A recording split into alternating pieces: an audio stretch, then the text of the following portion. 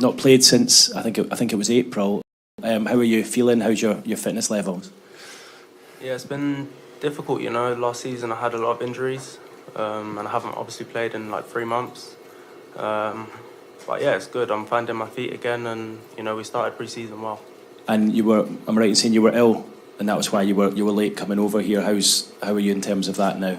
Are you back into full training? Yeah, I'm back into full training. I'm over illness now. So yeah, I had to stay behind a few days in Cobham, but now I'm back here training with the team, and I feel good. The squad that you rejoin right now is obviously very different to the one that ended last season. 12 players sold. There's another 3 back at home. You probably at the end of last season were one of the younger players. You're now one of the more experienced ones. Do you think you'll take on a different role this season? I think there's a lot of different roles for the players that are still here. There's lots of young players now, so it's time for the ones that have been here longer to step up and try and show the younger ones the ways. Yeah, and your manager was saying to us a couple of days ago that the captaincy is up for grabs and he wants people to impress him before the start of the season. Is that something that you would potentially like to do, whether it be this season or in the future? No, of course. I've been at Chelsea my whole life, and it's something that I've always dreamt of. But yeah, I'm sure when the time's right, hopefully it happens. How much of a challenge do you think this season is going to be with the amount of changes that we see to the squad? It's definitely going to be a tough season. There's no easy season in the Premier League. Last season was probably the toughest I've experienced. But no, I think we're moving in the right direction. It was very difficult last season because there was lots of change. Some players probably didn't want to be there because they wasn't playing and stuff, so it was difficult. But no, we're on to a new page, and we're looking forward to this season. Does it feel like that? Does it feel like a clean slate and starting again, obviously with the new manager here as well? Yeah, definitely. Since the new staff and the managers come in, the energy's changed, and it's been very good atmosphere, and I think you could see that in our recent performances. Thank you.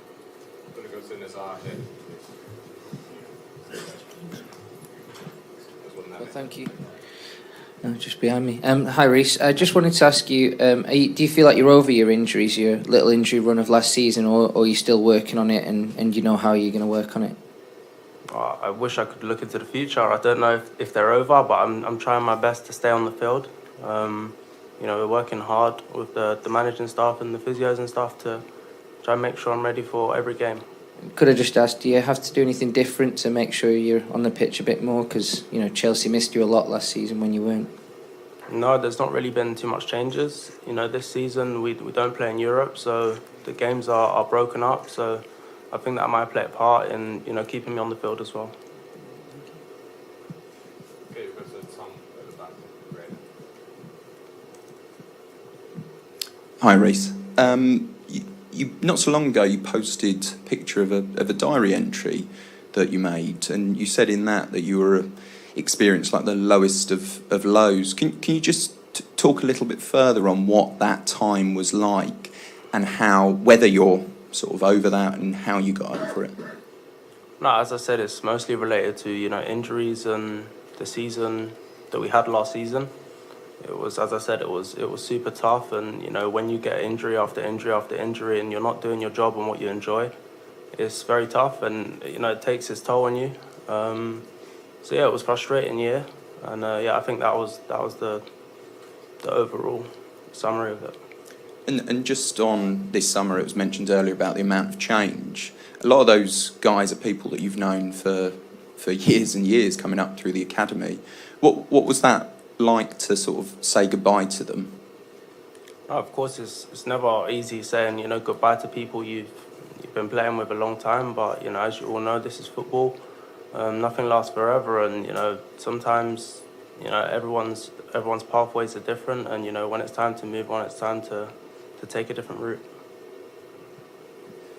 Hi, Reece. Speaking about how tough it was having that time out, did you have to do anything in that time mentally to deal with not playing, or did you take anything new on? No, I didn't really take anything new on. I was just focused on my injury and recovery and trying to get back to full fitness and supporting the team where I can. Hi, Reece. You said that the energy had changed in the club. Can you explain how and why that's happened and how it contrasts to last season, maybe? No, I think last season we had a lot of bad results, and bad results, they have an effect, and when they're continuous as well, it's not the best to be around. And obviously this season, it's a lot of fresh faces, new staff, and I think it's had a big impact on the players so far, and everyone's excited and can't wait to get started. Yeah, of course. Very positive. What is he going to say? In front of me. Liam? Hi, Reece. There's obviously been a lot of new faces in the squad this summer. There were other guys who arrived in January, and this is their first pre-season. So what are you seeing day to day with this group as you're getting to know them, and what do you think you can achieve together? No, I think it's early to say what we can achieve together, but we're Chelsea Football Club at the end of the day, and, we're ambitious. We don't enter anything not to win, and I don't see why us winning this season is not possible. I think we have a strong group, and, we're only going to get stronger the longer we play together, and, the more we understand each other and how the manager wants us to play. Have the new signings made an impression on you as people as well as players? There's some good personalities coming into the group now. Yeah, of course, a lot of them are young, so they're still finding themselves as players. But no, it definitely seems like a good crop. Okay, thank you. Three more. I'm going to do Ben, then the two gents at the back. Hi, Reece. You said that you've always dreamed of being Chelsea captain at least one day. Can you just explain what kind of leader you'd be and what qualities are necessary this season in terms of the more senior players being vocal?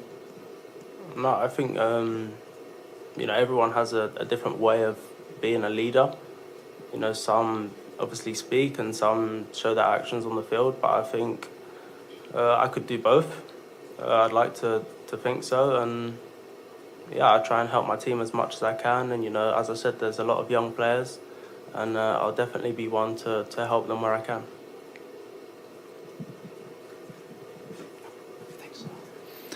Hey, Reece, here from NBC locally in Atlanta. Just curious as to what you know about the city of Atlanta and if you've heard anything about the fan base here, just the soccer fan base here in the city.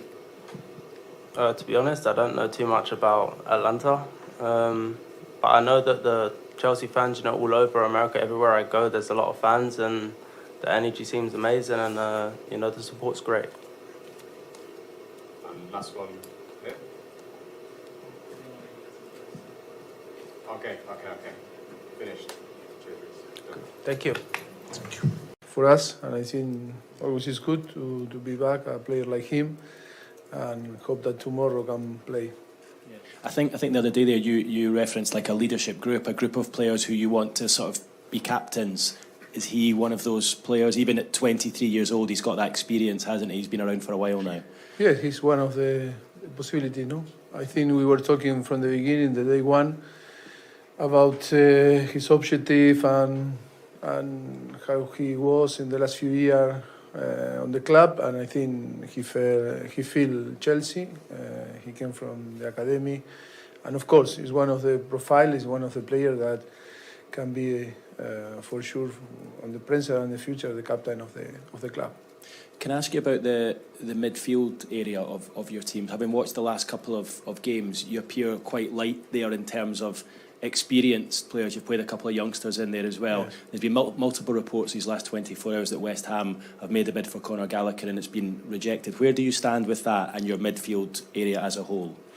At the moment we are working, trying to reinforce that area, I think, and other areas also.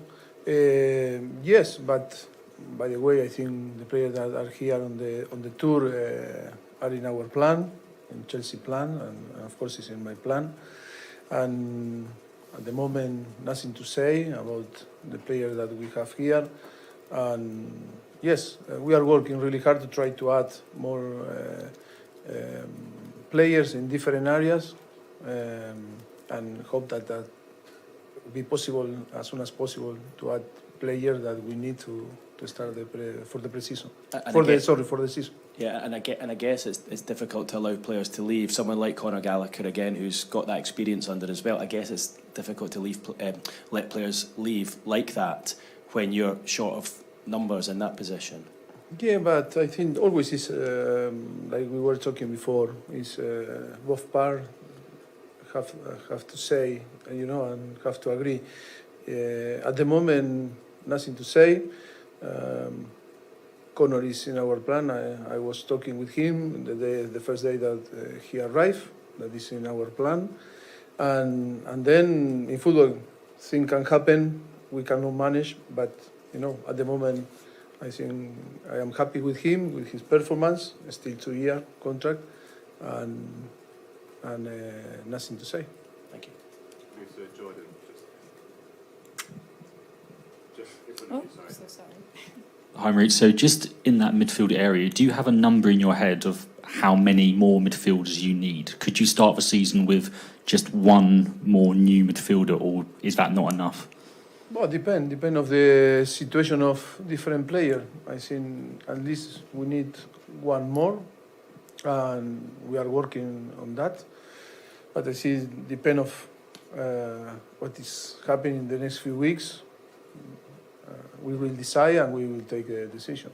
So if no one else leaves, just one more is fine? Yes, at least I think, yes, but this is, yes, that is the idea. That is the idea that we are working, the club is working on that, and I think at least we need to add some player there because I think we need one more, at least with more experience. Hi, Maurizio. Hi. We're halfway through the pre-season tour now. Is it a concern that you haven't got one of those new players in yet in that midfield position? No, I am not. I think it's a good opportunity for the young guys that have the possibility to play. Still three games to play here, but I think it's good. It's good because I think it's not a problem. We are going to arrive in a good condition to start the season. But in the same way, I think we are testing different players that can play there and can be important maybe for this, for the present and for the future. In some different things, but it's important because to have the possibility to play with these guys in games like it was Brighton and now Newcastle and Fulham and Dortmund, I think it's important for them because it's a real competition. Is to see the equality, and I think it's important. Any more questions from Liam? Hi, Mauricio. Given how badly Chelsea struggled for goals last season, how encouraging has it been for you to see Christopher Nkunku, Nicholas Jackson, the way they've taken their chances in games? We saw Mykhailo Mudryk take his chance really well against Brighton as well. Are you seeing a level of confidence among your attacking players? Well, I think it's a new start. We cannot think in the past. It's a new start. Like I was talking, Reece. New energy, new atmosphere, new dynamic also. No, I think we have players that can score goals. At the moment, in 2 games, we score. Keep going there with building the confidence. The offensive players need to score to build their confidence, and yes, we need to support them. We're going to go Ben, then Nazar, then the back to finish. Hi, Maurizio. We've always spoken about a big 6 in the Premier League and historically a big 4 before that. Now that Newcastle are in the Champions League, is it fair to be referring to a big 7? And more broadly, what do you make of Newcastle and their chances this season? Big 20, Premier League is big 20. I've seen all the Premier team on the Premier League are really strong. I think it's very competitive. The Premier is very competitive. Yes, now it's changing a little bit the perception also. It's true in the past was different team that were, there, like Newcastle now. But yes, I think it's the most competitive league in the world. That is why I think sometimes it's unfair now to say top 7, top 6, which team you put there. Depend of the table. The last season, Chelsea was out, Tottenham was out of the top 6. And I think I think it's a very competitive league, and of course now I think we need to stop to talk about the top 4, top 6, or top 7.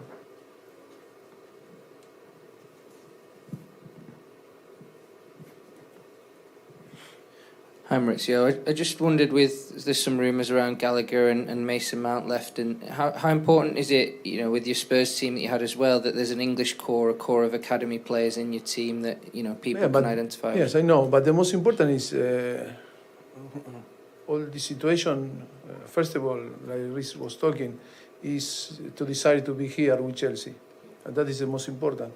And then if you came from outside or came from through the academy, it's the same. You need to feel that your desire is to be here and be commitment with Chelsea. If you are no commitment with the project, and we will find the solution for both sides, the best solution. But at the moment, I think all the players that we have here are commitment to help the team, to help the club, to be on the same. Historically on the same position that was, and of course if things happen, don't worry, the club will inform, but at the moment nothing to say, and all the players that are here, I am happy with the attitude and the commitment. Last one back here, please. Hi Mauricio. Hi.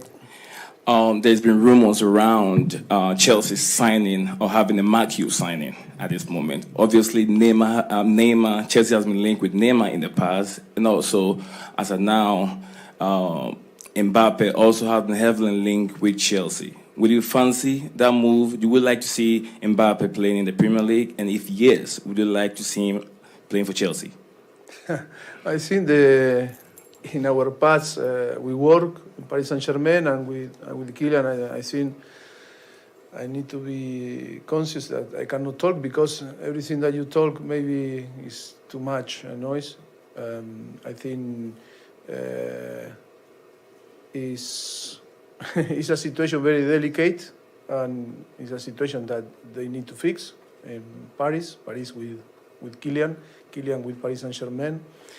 And yes, but from our side, nothing to say. I think we are working in our reality. Our reality is different, and of course, they for sure they have another reality. And from my side, nothing to say. Only to support them. Hope that find the best solution for both sides, because it's a club that I love, Paris, because I was a player, was a captain, and was a coach. And of course, with Kylian, we create a very good relationship, and we have a big affection for him. Hope that they can find the best solution.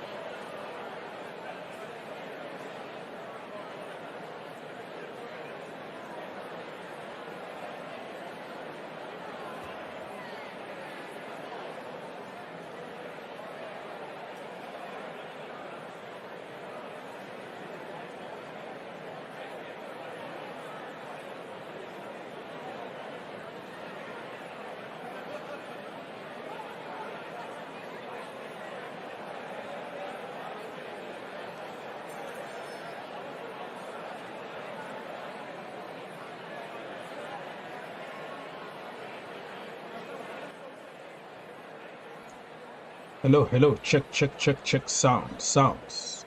Anybody home? Hello there, people. Welcome.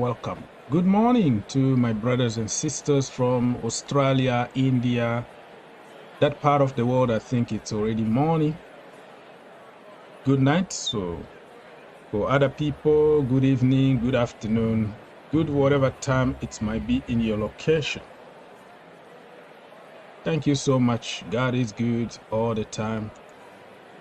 Smile, say hi to people. That's the most important. So we are really ahead of time. Like 2 hours and 10 minutes to go until the game starts. So we're gonna take it easy, slowly and surely, and see how it goes. Way ahead of time. We have some links. Let me just fix this chair a little bit. We have some links of some players that will start the game, but we're gonna come into that. Olamide, I see you. I will take you right now. Let me fix something on the screen.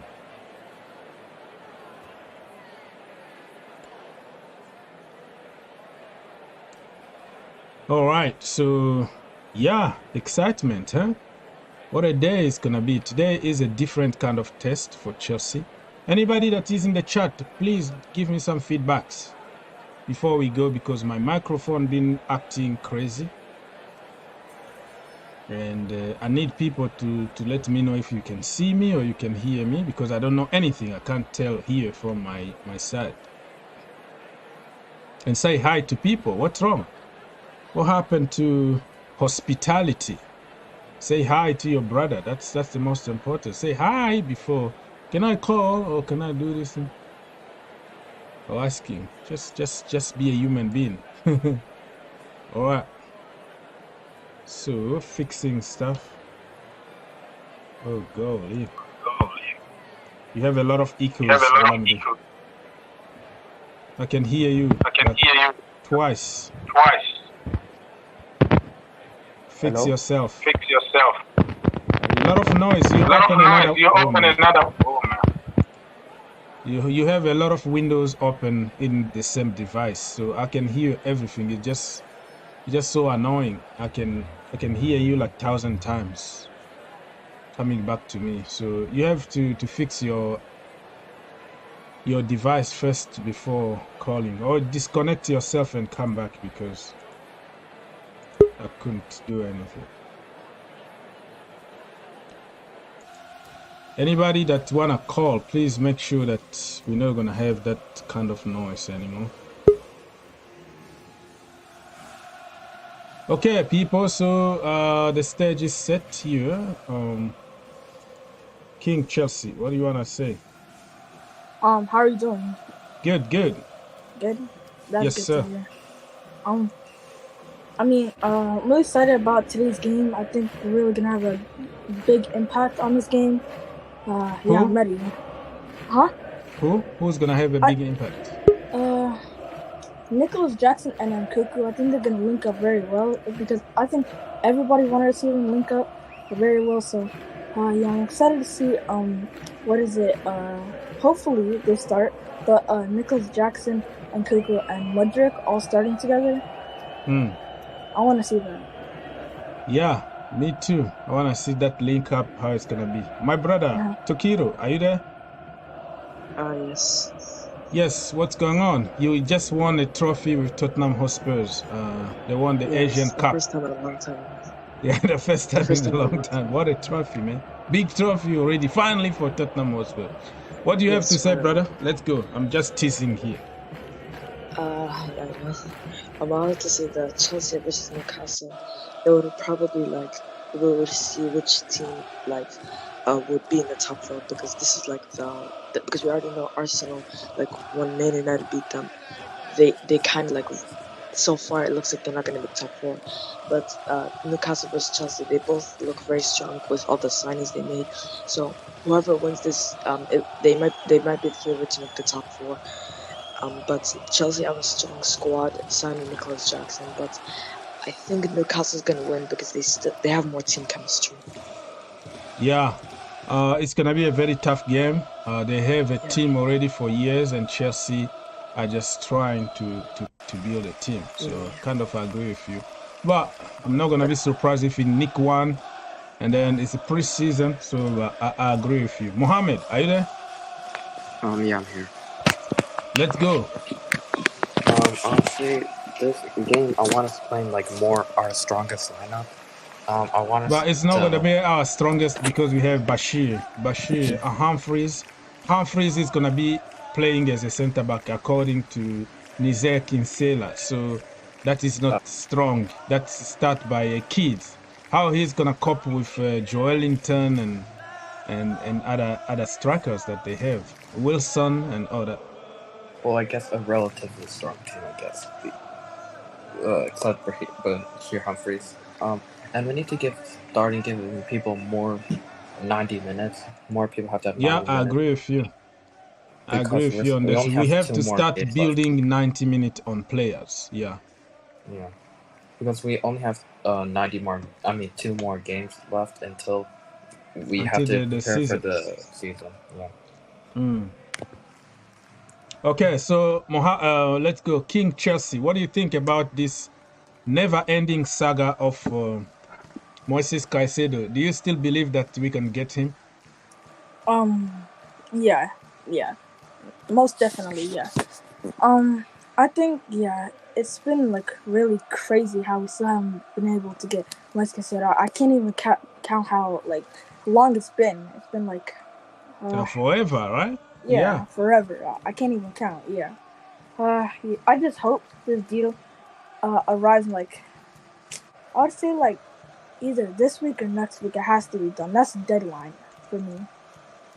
Yeah. So what is your alternatives? Just in case, you never know. This is football. Sometimes you don't get what you want. So what is in your list to replace Caicedo if we don't get him?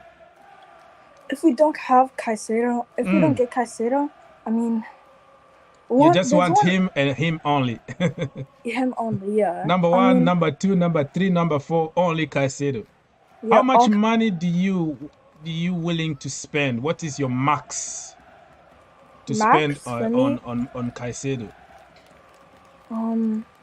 Max probably 100 million, 80 million, 75. What I'm thinking like 90 million. 90 million is your max. All right. That's my max. Yeah. All right. Let's ask somebody who supports another team.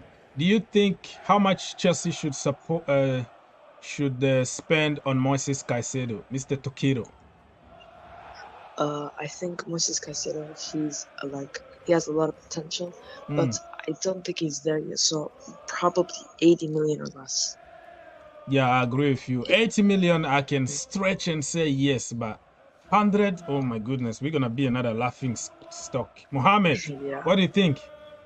I think we go to the 80 million, 85 million mark, and we add add-ons. I guarantee they'll accept it. Yeah, 80 million. And do you have any idea if we don't get him, what is your number two? Your plan B?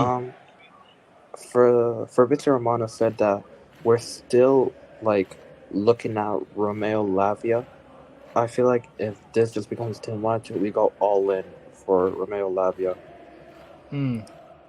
But Lavia also, I heard that Liverpool are actually pushing because they don't want to get into like the bidding war.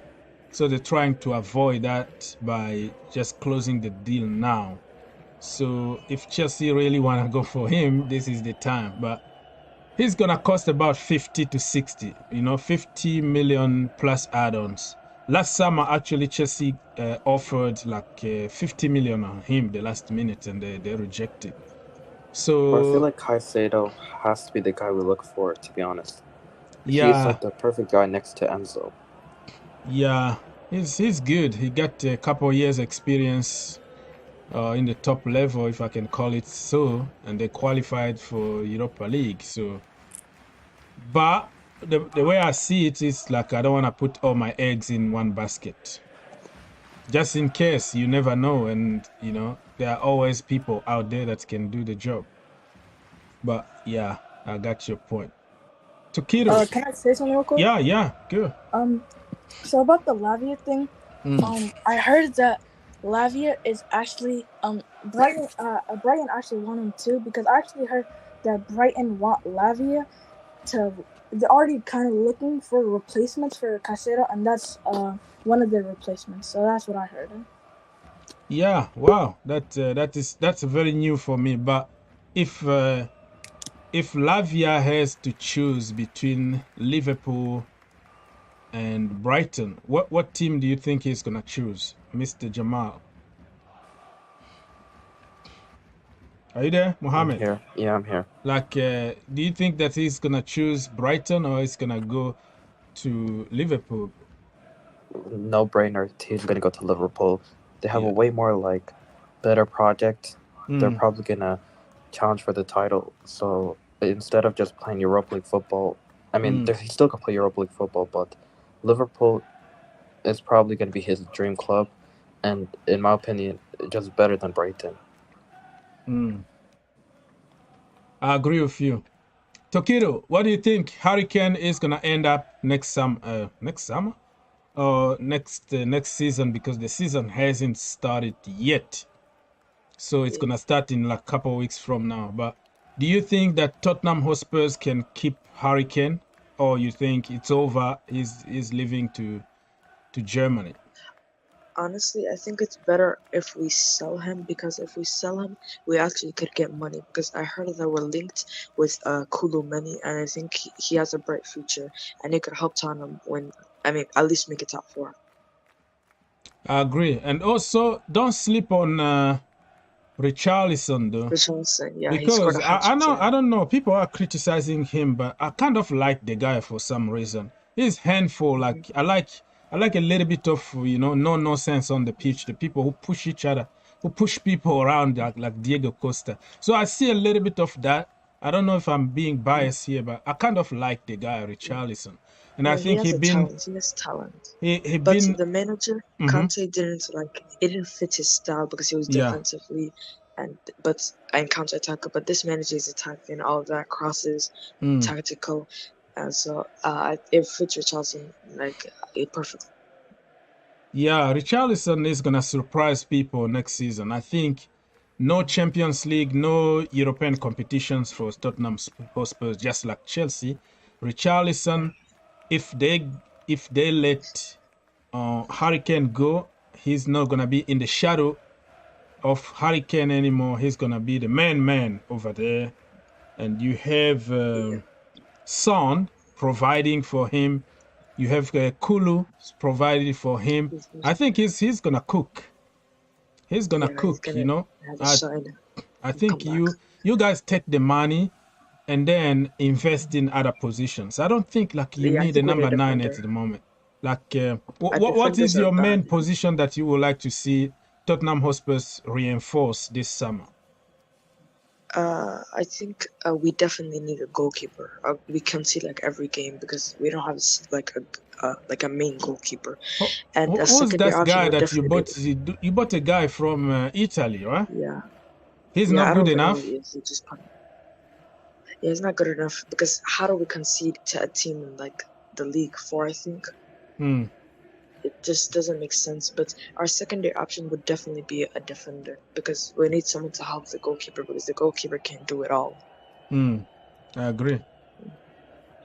Yeah, so Mr. King, Chelsea, other people are complaining about their goalkeepers. Do you think Kepa Arrizabalaga is the man to take us to the promised land? No. The reason why I say no is because you see every single game, Kepa just likes clearing. Like, he doesn't even try to pass it short, which is honestly the dumbest thing I've ever seen. Every time he like clears the ball or does a long ball, we always lose possession of the ball, and it always makes me so angry. I agree, and to add to what you're saying, I'm not trying to cut you here, but like passing from the back for Kepa is like a myth for me, because every time he kick long, it's just like we lose possession. Yeah. But if somebody like Edison or Allison or some ball-playing goalkeepers, when they kick it long, we start a counter attack.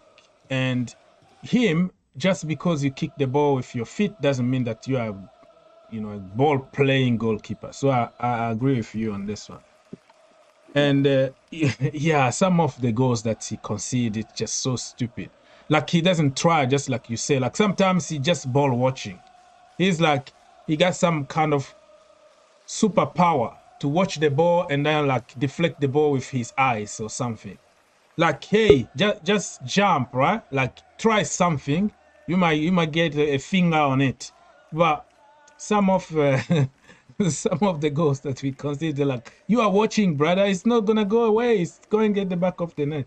So Jamal, what is your solution in the goalkeeping department? You think like we can cop one season with Kepa Abragadabra, or you think it's time to go and bring somebody else? I think right now it's time we get a new goalkeeper. Even though I know we're not gonna do it, this is why I wanted Onana so much. Like we really needed a ball playing goalkeeper because he always Kappa just ruins our attack so easily. He just kicks it long and Kuku isn't the tallest, so he ain't gonna win every header. Exactly. That is a good point. You don't have like Didier Drogba or Diego Costa who are very good with their head that can jump and chest it and put it down. And every time he kicks long, it's just like we lose possession. That is a good point. Yeah, and also Kepa, to be honest, he's too short to be a goalkeeper. Every team are encouraged when they see Kepa in that goal. They're encouraged to just take a long shot. Yeah, that's true. As much long shots as they can. Just try it. Just try it. One of them might go at the back of the net. You're spot on, my brother. Spot just on. Get it on target. Yeah, get it on target. Yeah, or top corner. And that's why Liverpool, every time we play Liverpool, watch it, Trent, Alexander-Arnold. We are safe now because Hendo is gone. And Hendo also knows exactly how to aim those top bins. And man, he's gone now to Saudi, and we have less less danger from Liverpool, but still Trent less, still Mo Salah, still Gakpo, still Diaz. The Klopp is gonna encourage them to shoot and shoot and shoot, and you will see what is gonna happen. And the first day of the Premier League season, excuse me. Le Français Dave. Are you there? Hello tout le monde. Hello tout le monde. Bonsoir. Hello, bonsoir. Good afternoon to Let's everyone. go. Yes. Happy to be here. Can't wait to watch this match. And yes, a very good test for us. Yep. I've been trying to follow up with what the conversation is about, and so far I'm hearing we talking about Kepa Arrizabalaga. Oh my goodness. Well, the way things is looking like, because of I think somebody already mentioned it earlier. There's no goalkeepers in the market available right now. I mean, I will say I would like to trade Kepa with the PSG's goalkeeper, but that one also he can't play with his feet though. That's the problem. Yeah, that's another thing. I was just about to say that. And on top of that, him coming into the Premier League. The Premier League likes to challenge your position. If you claim to be the best midfielder or the best goalkeeper, they will challenge you. And I've seen goalkeepers in Liverpool concede some world screamer goals and so much left to right. Except if you're in a good team, that's going to stop you from taking a good shot. But as for Kepa, long range shot on a good day, I trust he can stop it. But the most thing that stresses me out is corner kicks.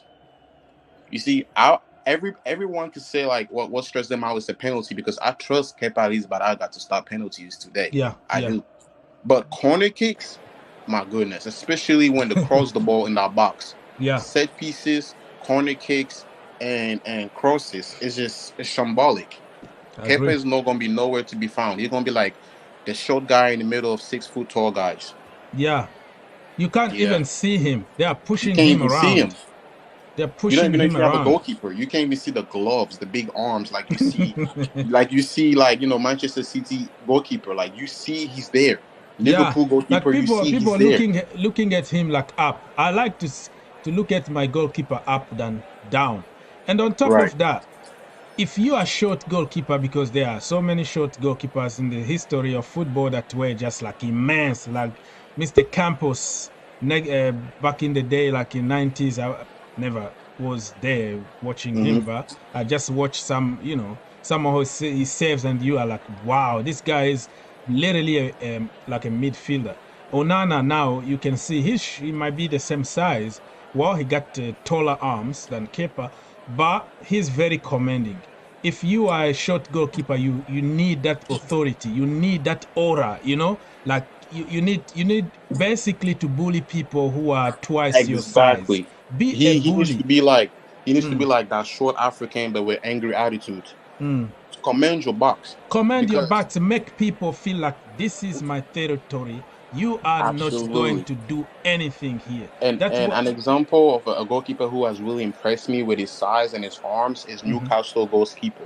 The Newcastle goalkeeper, like the amount of shots that he saved from Newcastle this season, Mhm. and you looking at him, he is tall, he got arms, and he makes it very, very useful. I do not know if it's good with his feet, but seeing goalkeepers like this succeed in City, Liverpool, and now you're starting to put Pope, I believe that's his name, Pope something, into the goalkeeper. When we're looking at Kepa Arrizabalaga, he is not like a 2 out of 10 goalkeeper, like a terrible goalkeeper, but it's been made so clear that his weaknesses is set pieces. And now, even though I believe he might be aware of it, because 2 seasons ago when there was a set pieces, you heard everybody scream his name, Kepa, help!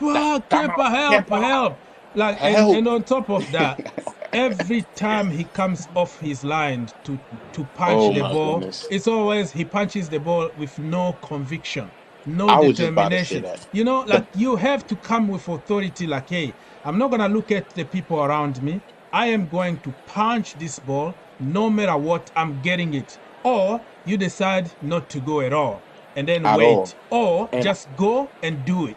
But him is gonna be like 50-50. Should I go? Should I stay? Or What should can I I stay? do? And in the middle of confusing, come off the line, not come off the line, it's gonna be bam, a goal, and then Bam, that's a it. goal. I'm like, oh my goodness, this brother. And when he punches the ball, instead of seeing the ball go forward, like outside the box, Yeah. it always goes, instead it goes upwards for a second rebound or something.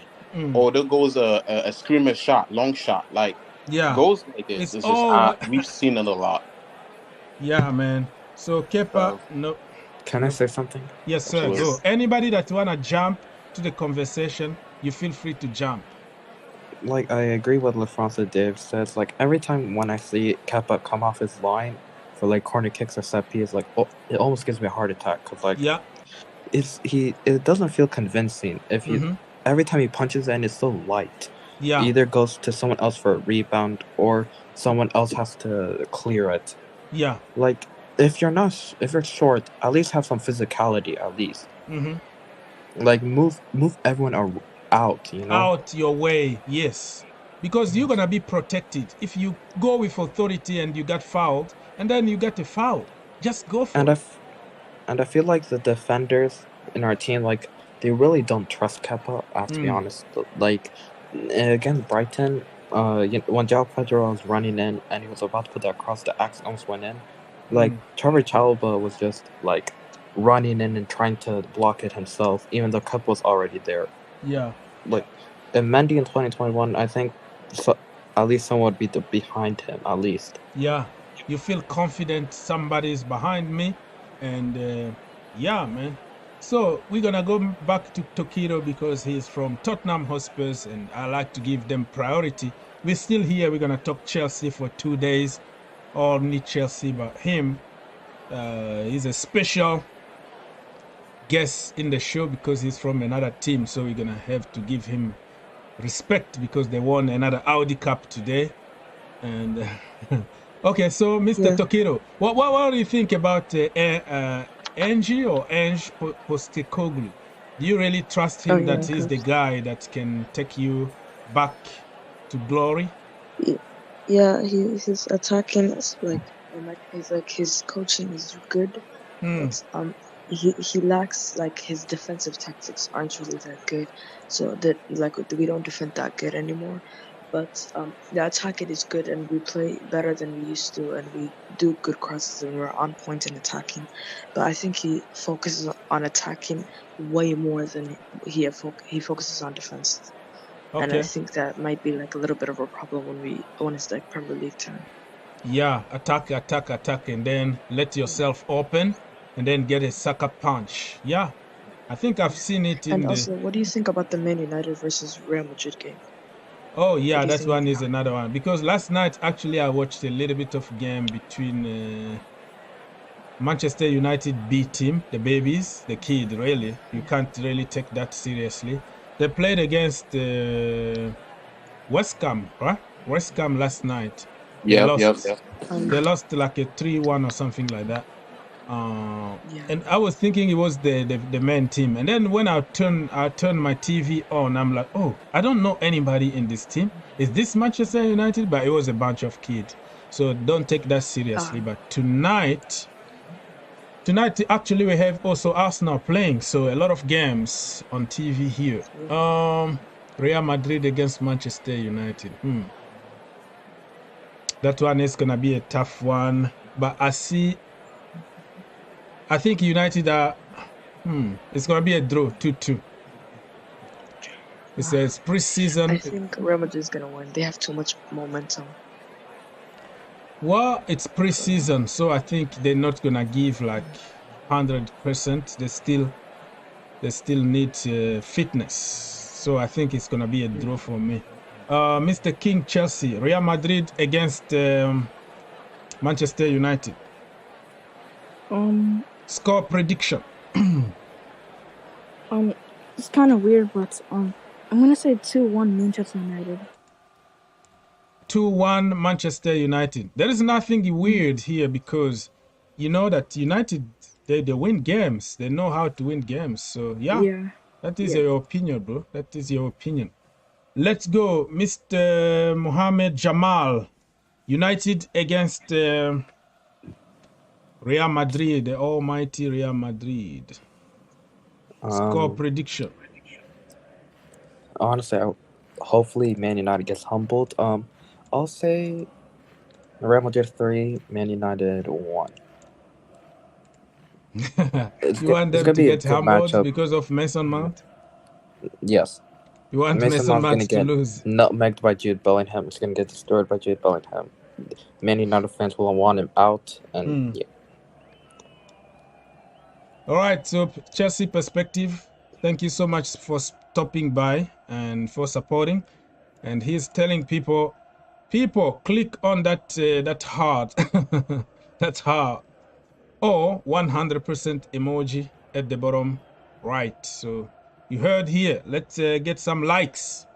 We're gonna be for a long night here because the game is not even going to start for the next couple hours. So click that like button, people. Thank you so much for stopping by, Mr. Perspective. Anybody that wanna bring any topic here? I just want you to talk because I'm gonna be talking here for 3 hours. Absolutely. I just wanted to clarify. Was it here that I mentioned that Dutra Fofana's legs was giving me a little bit worries because of how they were shaped a little bit? Yes. Yeah. It's been a long time, but yeah, I remember saying something like that because I saw him not somebody who was standing really like with straight feet, and now currently he's injured, I believe, for the rest of the season. It said maybe. Yeah, I didn't know that. You didn't know? No. Oh man, he's injured for almost the rest of the season. It's close to what's the word? What's the name of that injury? ACL or something. ACL or something like that. ACL injury. Wow, that's over. Wow. And that's the reason why we're being linked with another center back, and we're trying to get our ex-Chelsea not player. Datro. You're talking about Datro. That is not Datro. You said no, Datro, no Datro. Wesley Fofana. Fofana. I thought Nah, you were talking about Datro because Datro actually no. is on loan. So I He's was on like, loan. what? They both call for Fofana. It confuses me too when I speak. Yeah, so Wesley Fofana, yeah, he's yeah, this is it's over, man. Me, when I see somebody with an ACL injury, I'm sorry, but it's over. Like in my little head, I always think that it's over. You know, like your career is gonna be in a certain level. You're not gonna get to that world class level anymore. I've seen Kurt Zuma, one of the best youngsters. When he was 19, we bought him from Saint Etienne. Wow. And then when he got that ACL injury, it took him at least 3 years even to come to a good level. Imagine if he didn't get that ACL injury. Zuma was going to be in another level. You look at Van Dijk, you look at so many players that went through that horrible injury, they never came back, man. And Yeah. Wesley Fofana, I'm afraid he might come back after 1 year. And then he need playing time. And then he's going to have little niggles here and there. When you have those big injuries, right? You still have, your knee is not stable the way it used to be. I have a Sometimes they put question. some Absolutely. artificial tissues over there to protect it, but it's not natural anymore. So yeah, man, it's over for Wesley. We have to find somebody else. And this is the reason why last summer, if you were watching me here, I was telling people, let's not put all our eggs in one basket. One injury, and then 75 million is I down the remember. drain. Oh, I'm your witness. I remember. Yeah. You was speaking. I was Why pay 80 something mil on a player who just had an ACL for how many months from exactly. He was out for the I was your entire witness. season. I You was remember there. that? Yeah. I remember. See, and then people called, oh, you have an agenda. You have no. It's just being realistic and thinking outside the box. It's not like I am against a player, but I have to bring another side, you know, of the reality. And now we lost him. It's over for him. I think we're gonna start loaning him out here and there, and then until Yep. you know. His career phase a little bit. Yeah, And I've heard a little it bit. pains me. Yeah. It pains me to see that we have an injury for Fana and we plan on selling Trevor Chalobah. It is not justice, man. Oh Yeah, my goodness. I feel for this guy. That Every time that we depended on him to step up, he came there and gave us a good performance. So why is it all of a sudden we always still considering selling him? It was last year he was having some streaks of no conceding goals. And to be honest, we didn't even have a coach. Yeah. And yet he was having streaks at the back. Yeah. And if you put him as a center back, he's on tax. I see him as an old school defender, no nonsense. Exactly. I mean, now the game has changed. Now he's being forced to play with his feet, so he looks a little bit shaky. But if you give him time, he will get there. But it is not fair for we to sell him, and then when he gets his talent somewhere else, and all of a sudden we want to buy him back. Especially if you're going to play him as a right back. He's not a right back. Yeah, Mr. King, Chelsea, what do you think, Chalobah? Should we cash on him, get the money and run? Or you think we should keep him around because we have a lot of injuries? What is your honest opinion about Trevor Chalobah? Chalobah, he's been honestly great for us in the first preseason game against Wrexham. And I don't think we should bail on him that easily. He's young. We have injuries as well. I think we should just keep him. All right, Mohammed Jamal, the same question. Keep, or if you get some good money on him, you think, let's get the money and let's go on the market to buy somebody else who is better than him. What is your choice in case you choose to go for another center back? For me, when I heard this news, for me it was a big no. Like, let's say hypothetically, we sell Trevor Chalobah, we get a world-class center back, then everyone's good enough to get to be starting. So then we literally have a dilemma now. Instead, now Trevor Chalobah, he's happy just being that guy that if someone gets injured, he'll come in and do a job. Not saying he'll put in a world-class performance, but not every player everyone has to be world-class, you know? Yeah. As for me, right? Yeah. I remember, was it against Liverpool or we brought Trevor Chalobah in the game? The only mistake that he did was it on the FA Cup or something when he did a bad pass and someone a Liverpool player scored the goal. I haven't seen a lot of Trevor Chalobah's bad play or mistakes from the back or anything so far. But it's my favorite style about him is when there's pressure, he gets the ball out of there, nice and simple when he's playing center back. And a lot of players have had their time to shine and be at that peak. And I feel like Trevor Chalobah has been that low key player who's been there in the shadow because we haven't given him the proper long term project for him to play. And then he's been in the mix of too many changes, especially when we had Graham Potter.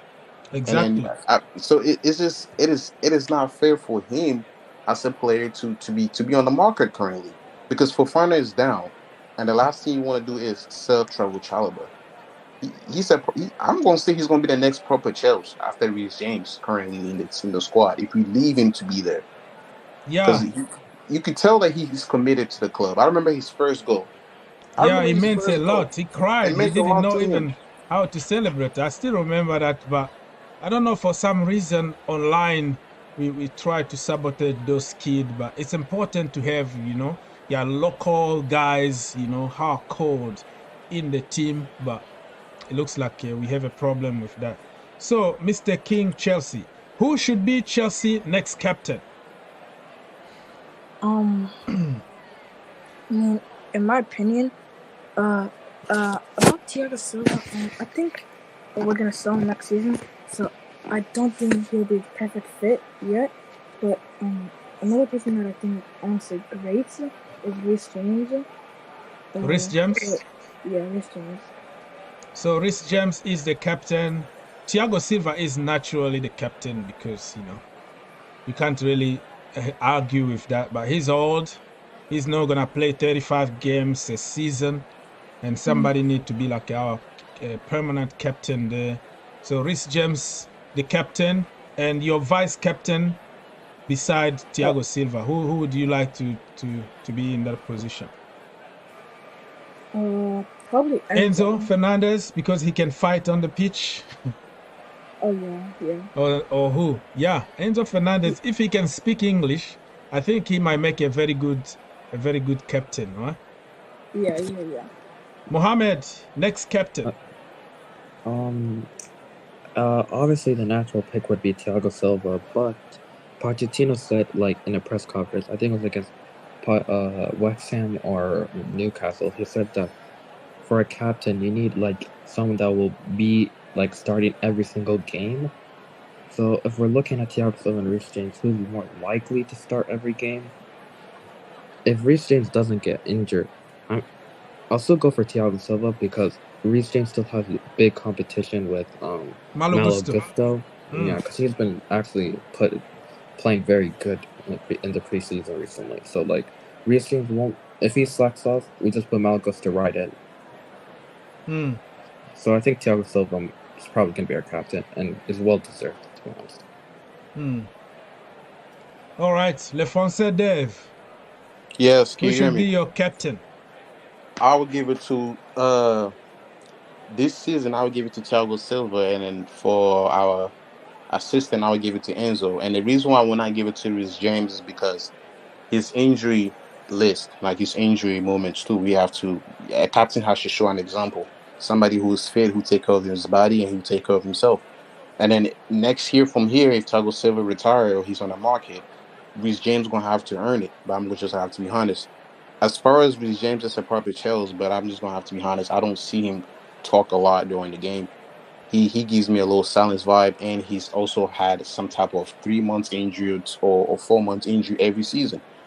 So to keep the standards high at Chelsea and to be a real proper Chelsea and be a proper captain, you must show leadership and examples of how to earn it, not just because you're from the academy and you solid and you the best right back. If you're injured, no, you're not showing a good example. Yeah. So I will give it to somebody who is being in the field back to back.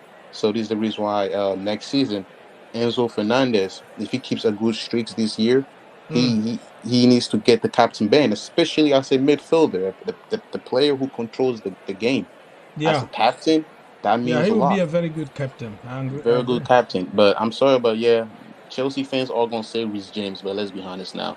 Let's put the love to the side and let's put the realistic hard work of life. Reece James have to earn it if he gets in shape. Yeah, so I'm a little bit off the topic now because I just saw the goal from Brighton against Bradford, and we were talking about goalkeepers, like ball-playing goalkeepers, and that is a proper, that guy Still, whatever his name is, he just had an assist, like bam, from his box, right? He saw the position of defenders, bam, long range pass to the other guy, Adingra. It's just this guy, bam. So goalkeeper to an attacker, and then what a goal. So this is the kind of pass that I want to see at Chelsea. Somebody who knows, and not just because you can kick it long and you are a ball-playing goalkeeper. No, you have to be intelligent to kick the ball to who? Just not give to the opposition and they start countering immediately. So, yeah, if you watch that goal, oh my goodness, goalkeeper, and I've seen it time and time and time again for Edison, Alisson Becker. Like they have assist or pre-assist. Like they know exactly where to put the ball. So Kepa is just a myth that he can play from the back. All right, let's go back to our captain. For me also, I kind of agree a little bit with Le Francais Dave. I don't feel it. I don't see Reece James as a captain. But last night, in the press conference, he said that there are many ways of being a captain. Some are like vocal, and some are just leading by example, and he can do both. But I just don't see him like talking to people, pushing them, having a nice speech, motivation in the dressing room to push people. I don't know if he can do that. He can really, like push the table around and kick the can and get mad at his colleagues and say, let's go for it. I don't know. Probably I am underestimating him, but he looks very, very soft. Even in the press conference, he's always cool, calm, collected, kind of short answer, very articulate short answers, and that's it. Like, he looks like a quiet guy who just does. Absolutely, he is so humble. Like, yeah, he is. Even his voice, yes, we're gonna be the best. No, put some bass in that. Yeah, there's no bass, like that beat, like a little bit of lion on your voice. And all the herd that he's doing online and taking pictures, like, come on. Like, things like this gonna have to change. And I would like him to be a captain, but like, to be the captain means now you are a statue to how do you call it? To improve others, to show an example, how to speak, how to present yourself, and you represented Chelsea. And that's been your dream. You need to earn that. You need to learn how to, because captain is for real men, not for, people who's not for yes men. If you get what I'm saying. Yeah. Not always gonna be yes and be no. Sometimes you need to keep the high standards. Like as Filikerta said, like he's done it a lot of times. Like John Terry. He's done it all the time. John Terry will be willing to fight his own teammates. And I think I've seen him yell at one of his own players before for making mistakes, for making bad decisions, and he's on his own player's case. Like, is James going to do that? Like, those I don't think so. I don't think he's going to have that courage. But I know Enzo Fernandez could do something like that. Yeah, Enzo Fernandez, I've seen him fighting. The guy can't even speak English, but you can see him pushing referees, getting into a fight. In Spanish, Look, of course. He can't speak English, but you know what he's trying to say. Yeah, you know what he's trying to say. And also Andrew Santos. The other day, I saw the referee try to give, I think, a yellow card to Nkunku, and he ran from where he was, and he was like, "What are you doing?" Like, he You could tell what he's trying to Yeah, tell you to the can. ref. You know, he's speaking like a Portuguese, but I think in few years from now, those Portuguese, well, slash Brazilians Brazilians, yeah. and you know, they will learn. They will learn They how will to learn, speak English, a absolutely. good English. You know, just struggling like me, but just good enough for people to understand you. So I think they're still young, but some people just they don't learn the language. Like when you go to a country, the first thing you do is just try to learn the language. So don't be like Aguero, please. You know, Enzo Fernandez, don't be like Aguero. 10 years in the Premier League, can't speak a word of English. So it is what it is. Okay, Jamal or King Chelsea, anybody that have a topic or a question that you want to bring on the table, let's go.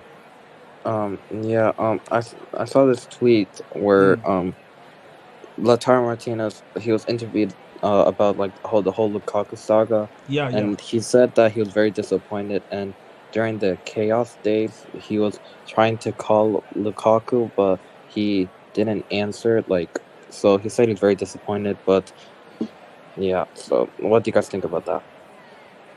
Yeah, it looks like it's a Lukaku thing, right? Like, Yeah, how it's can you Lukaku. not pick up the phone from your colleague? Like, now, it's yeah, I see it. I put it on the screen if you are watching on YouTube, but people from stream, yeah, won't see it. So I put the tweet here. So Lautaro Martinez says, Lukaku, that is a question. I was disappointed. It's the truth.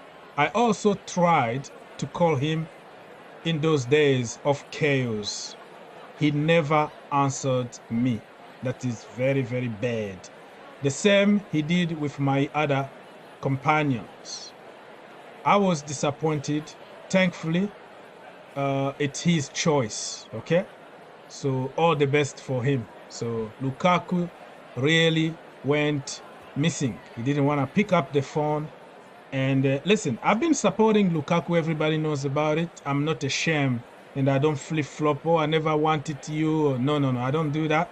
I take the L, okay? I take it in the chin. I don't deny it.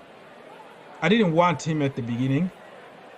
In the same channel here, I was saying, give Tammy Abraham one more season. And then we can wait for Haaland. Let's fight for Haaland or Hurricane or something, because I don't see Lukaku work good with Thomas Tuchel. Back then, everybody said he's a missing piece. He was the best in Europe by that time. Let's go for him. You have an agenda, blah, blah, blah, blah. You know how it goes. Okay. And then when you sign for Chelsea, I'm going to have to support you. Even if I didn't like you, I will be your boy. I will support you until the last day. So I supported Lukaku based on he's playing for my team. And the interview, people made all kind of versions and all.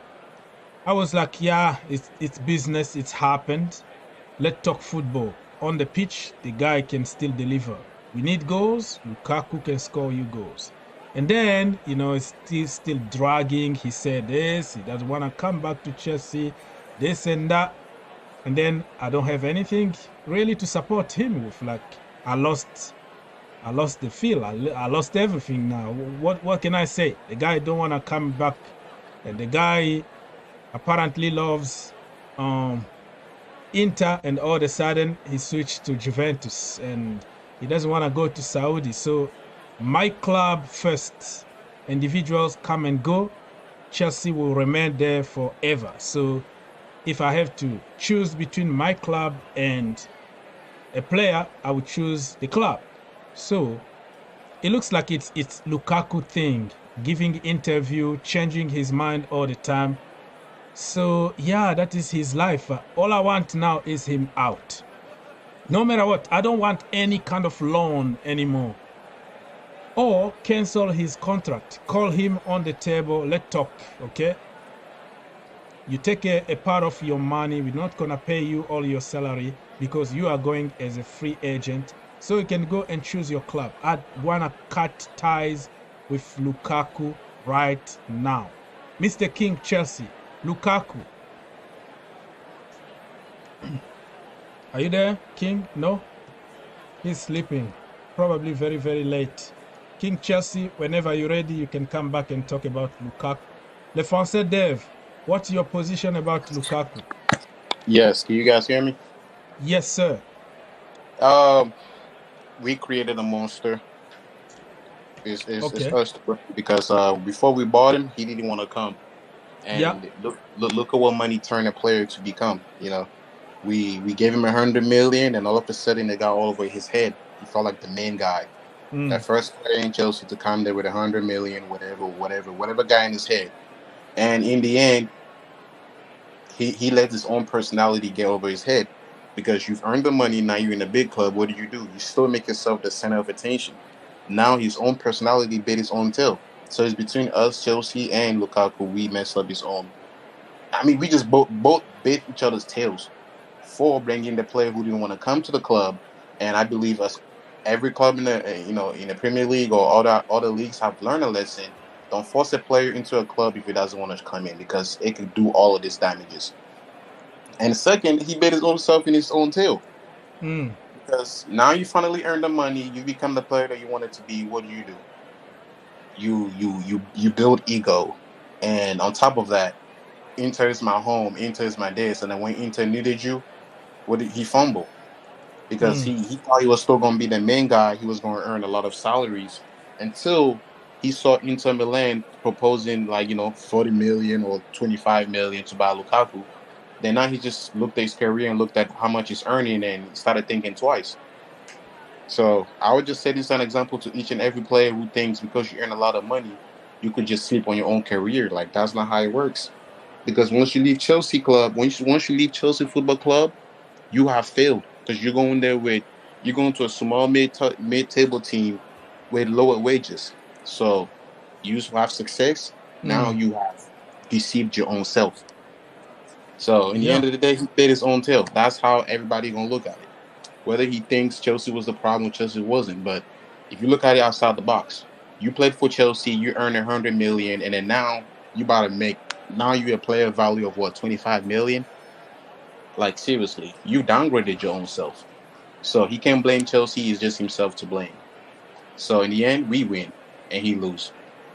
Yeah, but we still lose money though. We still pay him the money, but I know what you mean. So, people, what I wanted to say, I even forgot I lost it, but there are some, we're waiting for 19 more minutes or 18 more minutes for the official lineup to come out, but Nizer Kinsella already said that Bashir Humphreys is going to start today as a center back. What a test for a young man. He's need to deal with Callum Wilson and Joelinton and other guys like Bruno Guimaraes. It's going to be a very, very tough test today. If we can beat Newcastle tonight, it's going to be something. It's going to build more confidence on us. And we might win a trophy during this this preseason. And this trophy is let's say it's some kind of legit, it's a good trophy. It's an official trophy because the tournament is organized by the Premier League, so the first edition of Summer Series. So we might win a trophy, who knows. So Poch first. So after this, we have to play one more game for the Summer Series, and then the last game is going to be just a friendly against Dortmund, and that one you had to take our revenge. Enzo Fernandez need to take his revenge against Karim Adeyemi. Remember when Karim destroyed him with that solo goal? So yeah, Karim Adeyemi, we are watching you, and Enzo is is waiting for you. So Mr. Machoka said that Reece James, Kepa Arrizabalaga and Enzo are candidate for captain, and even Wesley Fofana. Well, I respect your opinion, but I don't like goalkeepers to be captain. I want my captain to be a center back or a midfielder.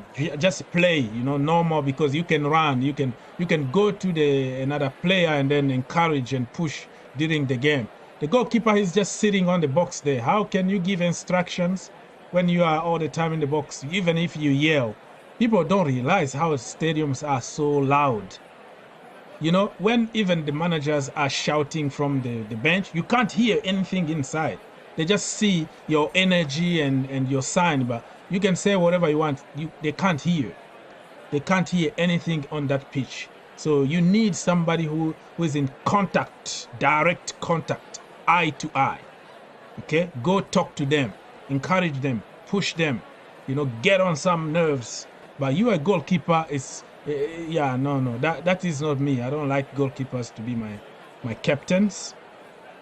Wesley Fofana, injury prone, he's gonna be out for 1 season. I don't think this guy is gonna have a good level anymore after the injury. So talking about Wesley Fofana is about next season at some point or in the future.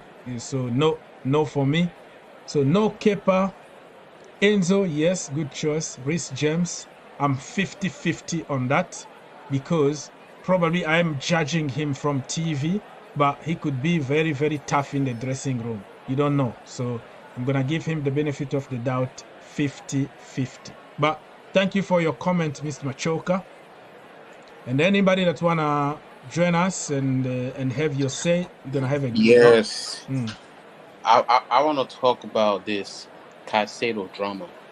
Caicedo drama, let's go. Yes, man. I just seen this guy come inside the game, and it's I'm not gonna lie, right? I see what Brighton is doing. Brighton is that one quiet kid in class, all of a sudden who has attention, and he's trying to overdo things. He's trying to, he's trying to come out the closet or something. He wants the whole school to know his name now, all of a sudden. And who he decided to pick on? Chelsea Football Club. Absolutely. This is what I'm looking at. And I like the way we are handling the situation by being the biggest club and not entertaining what they're doing. Because if we spend 100 million on this Caicedo guy, that makes us look like, I'm not gonna say like a small club, but that makes us look like a club that, you could easily just name your prize, and we're gonna pay for whatever we want. You know what I'm saying? But if we decide to keep our own prize of where we at, and we replace Caicedo with a different player, and then we end up having a good season, then Chelsea becomes successful. Because this Brighton team, what they're doing with Chelsea right now, I will say, if we entertain these guys, we making Brighton look good. As far as how I look at it, and I mean, he's a great player, true, but we cannot let this small club who's never won the Champions League disrespect Chelsea like that. Never. Because if we entertain Brighton, imagine what Southampton could do next year, even though they're not now in the Premier League, and all these small clubs. I mean, we are building their team. Like, we gave them 60 million on Cucurella. Manchester City didn't want to even give 40 million. And then we gave them Billy Gilmour almost on free. And then we sent somebody on loan, and they want to just use the situation to just derail the kid. They want to keep Levi Colwill. They are playing so much dirty games. I hate that. Like, I believe 3 years ago, there used to be 5 great clubs that will always be in that position. Fighting for relegation, yo-yo team, and then all of a sudden, they just became somehow another level, and then all of a sudden they wanna bully Chelsea. You pay them 80 million, and all of a sudden they're gonna take the same money and buy like 5 quality players and develop them, and come next season and sell you for 200 million. That's King Chelsea. Your mic is unmuted. Yeah, King, you are back. I was. Yeah, you can talk I'm back. if you have Sorry something. about that. I had to do something real quick. Sorry about that. No problem. You wanted to say something Oh no, about Lukaku or something? Do you know? What'd you say? Sorry. No, about Lukaku. Do you have an idea what we should do with Lukaku? Nobody wants him at the moment. What are we gonna do with him? I mean, he did disrespect the club in 2021. 2021, right, or 2022. One of those years. But honestly, I think we should give him a chance. He's still a world-class striker. He doesn't want to be there, so forget about giving him a chance because he doesn't want to give himself a chance. He's getting in trouble with everybody. He said that he loves Inter, and now he denied he doesn't love them anymore. He's moving to Juventus and others. So what the point here? What we should do with him? Force Um, him to play or just let him go? let him go. We're not. Yeah, he's a fraud. Honestly, he should just leave. Honestly, we really don't care about you, Lukaku. I'm sorry to say this, but like we really don't care about you. Okay. But yeah, we should just let him leave. Can I say something? Yes, Mohammed, go. About the Lukaku thing, it's gone to a point that we're actually begging Juventus to buy him because like he's just that bad of a player. To be honest, I feel like Nicholas Jackson is better than him right now. Just get him out of my club. If Juventus seriously just like Nabra, we sign him, Juventus fans are gonna protest or something like that. Then let's just go to court and like terminate his contract. We'll pay maybe 2 million or 1 million for a fine, but I honestly don't care. Just get this guy out of my club. Like we made this like Pochettino doesn't want people that don't want to be in our club. So if Lukaku doesn't want to be in our club and he doesn't want to fight, even though he's probably not going to start for like Nicholas Jackson, just get off our club. Yeah. Somebody. Yes. I wanted to add, Lukaku is an example to there's no loyalty in football no more. Like, this guy is just he's just chasing money right now at this point. He's just glad that he could play football. Like, I'm going to say, it's true he's a terrible player, right? But he's not that bad. If he would have kept his mouth shut, let's go to an imaginary world that the interview that he did at Chelsea Football Club never happened, right? Today, the situation would have been different. He would have maybe be given a chance. Inter Milan would have wanted him. If he would have stayed away from social media and the interviews, that's what has caused him today in his own career. Because now he's finding himself with people looking at him like he got a big mouth. Like, how do you speak big and you can score a goal? Now you're putting a lot of pressure on your own self. This is the reason why players today are going to look at Lukaku's example and learn to be quiet and get off social media. I hope Modric is watching this, huh? He needs to learn from that. Don't put that too much pressure on your own self, saying things like, this is my relationship between Jackson. Imagine again from here. Because when you invite this kind of pressure on your own self, now expectations become higher. Now on your shoulders, but people put this on your shoulders. And all of a sudden you get pressure. So let that example of Lukaku be, sometimes you just need to be quiet. Just and when zip you're it quiet, off, man. you get given There a are chance. certain things that you have to reveal on your memoir or something after. Absolutely. Keep it to after your yourself. career is over, and then you write a book or you do your own podcast and you start telling the truth. When you are in the industry, just zip it off. You guys remember Cristiano Ronaldo's interview on Manchester United? Yeah. I don't know if he spoke negatively on the coach or his teammates or whatever, but I kind of find that funny that after Cristiano Ronaldo's interview, Lukaku's interview came second, or which one was first. So, it's things like this. Lukaku, who told you was that guy? Like, I don't understand. You came to Chelsea Football Club with 100 million, you make an interview, and your mouth is big. You screwed your own World Cup. You screwed the UEFA Champions League finals. Now you find yourself, stranded because of your own big mouth. Stay away from interviews, players. Don't say things against your own teammate because it will bite you in the end of the day. Yeah, and Lukaku, his little brother, for people who don't know, Jordan Lukaku also completely destroyed his career with the national team and with Lazio, and I don't even know what team he plays for at the moment because nobody wanted him because of big mouth. Talk. He gave an interview where he destroyed Michy Batshuayi, Kevin De Bruyne, Courtois. Courtois is okay because he's a snake, but I didn't like what he said about he completely destroyed the national team, called them names, mention even their physique and how they tried to be this and that, and then he just was kicked out the national team. The team, we don't even know where he plays at the moment. So I think it's just it's just like a family thing for them. Right. Like why are you gonna go in the media and start talking about your colleagues, start talking about your teammates, your teammate and your team? Even Messi don't do that. Yeah, don't do that. But they're Like, gonna do it one day when it's memory now. I don't play football anymore. You're going to TVs and podcasts and you're revealing something. So Even look, if I was Reece James' team player, I mm, heard he exposed the players who didn't want to stay in Chelsea Football Club.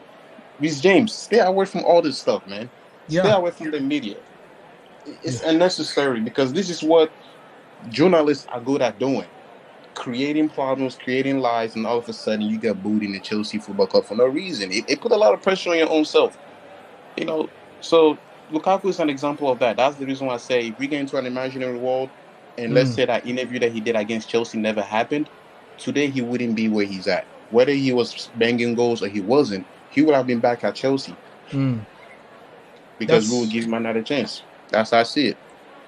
That's true. So, people, the lineup is coming out in like 5 minutes from now.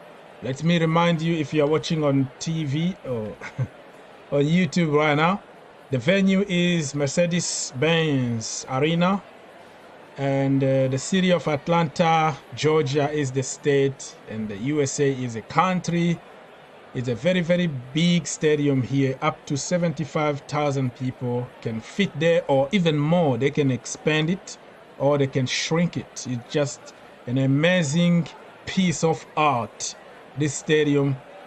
If the people don't show up that much, they can close certain stands and make it even more beautiful. And oh man, what a stadium that is gone is there. So Atlanta Falcons played over there football, and Atlanta United is the soccer team that played there.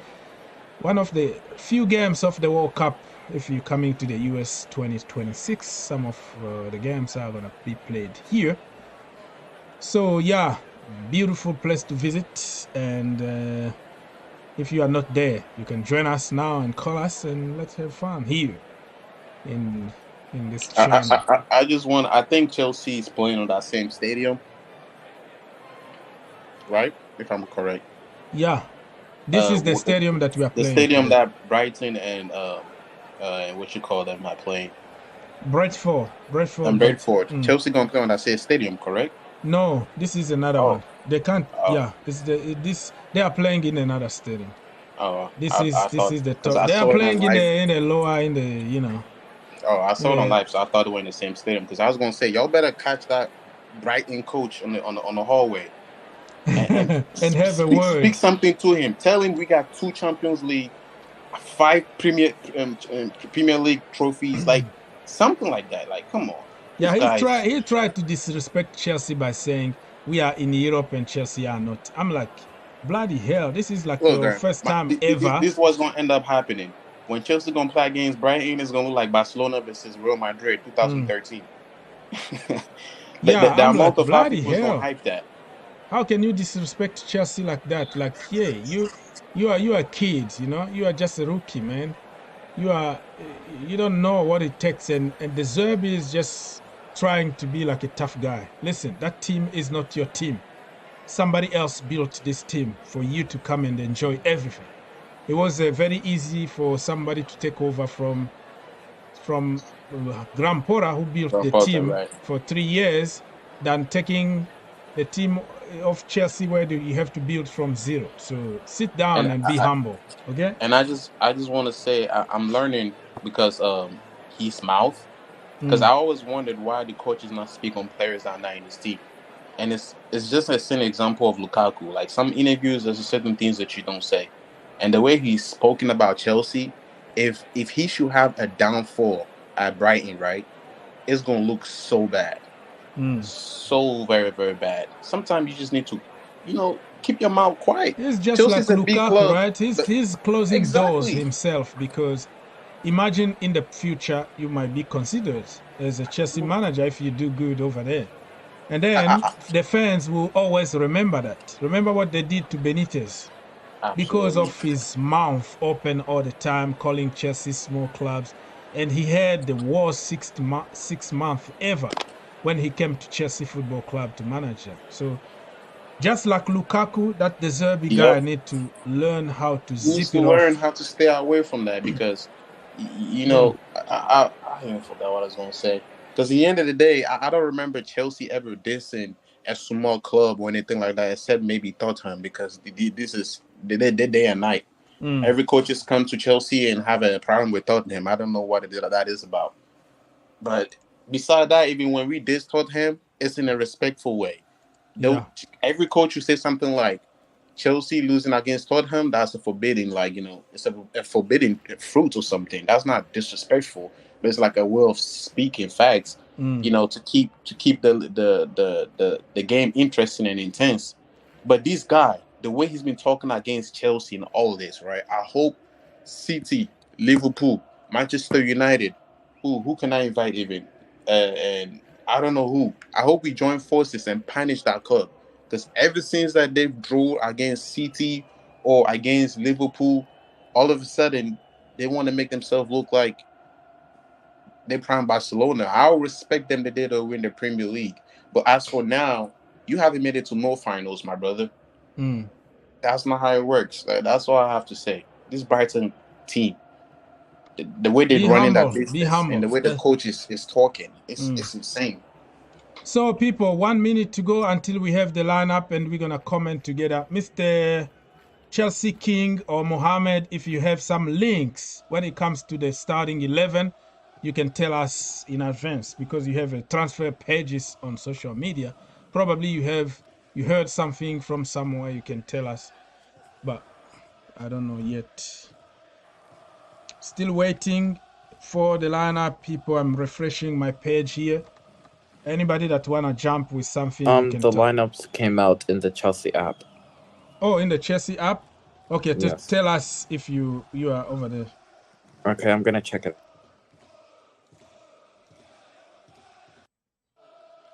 All right, I'm refreshing, but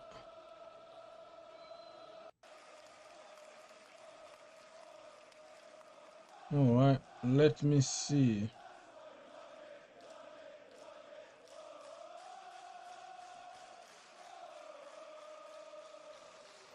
All right, I'm checking, but I haven't seen yet. Chelsea app. Let me go to Chelsea app very quickly. It just came out on Twitter. I just saw it. Oh, came up on Twitter.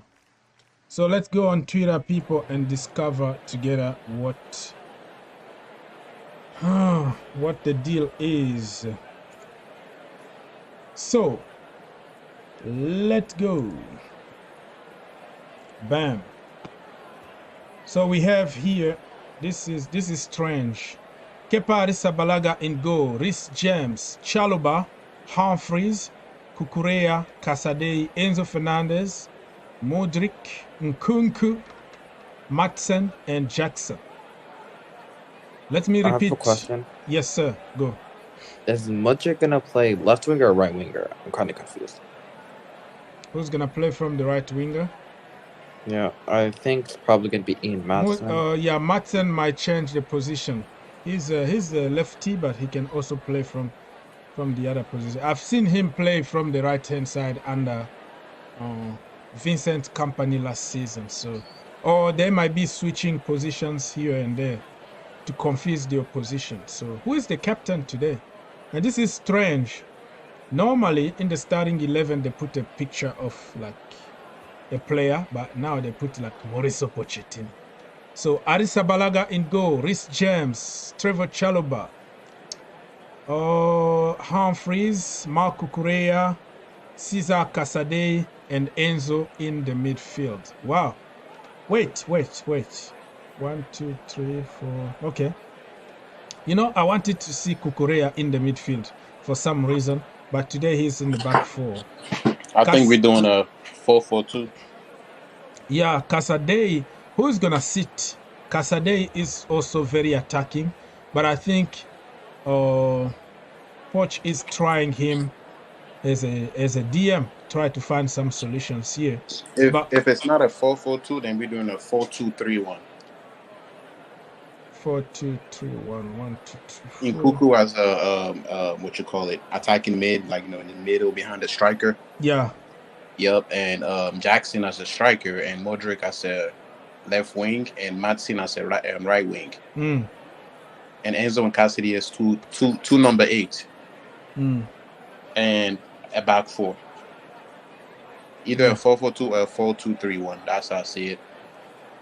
Yeah. I think that Cucurella, like the last when Bryson got a red card, we tried Cucurella in the inverted fullback position. Oh man, you saw that too? Yeah. So I think we might try it against Newcastle. Yeah, let's wait. I liked it. I liked it when because out of nowhere I saw Cucurella run into the midfield, touching the ball, and it confused Brighton. For putting in pressure. That's what I've been asking. Like, we have to start thinking outside the box, and not every solution go by. Sometimes, probably just be a Pep Guardiola or Mourinho. Change a little bit, twist things a little bit. It might confuse people, and you might get a very good return. Mr. King, Chelsea, what do you think about the starting 11? Happy? Yeah, I'm pretty happy and confused at the same time. Okay, yeah. But yeah, I'm liking the players. My prediction was Malo Gusto was gonna start, and then Reece James was gonna come off the bench. But I guess Reece James is gonna. He's start. a little bit tired. Even the last game, he played a lot of football lately, and in a preseason like this, you have to build your fitness slowly and surely, because you might just get a very bad injury. So I understand. In my preview, I said I don't want to see him start. Probably the second half, but give him some rest. Yeah. So that's the way it is. Yeah, I just wanted to say great players as a starting 11. For me, what matters is what we're going to do in the field with the ball. Because this is an entire new team with all these youngsters. And then I don't know if how many of you guys have seen it already, but there was a report saying that our coach is concerned about lack of signings because he wants people with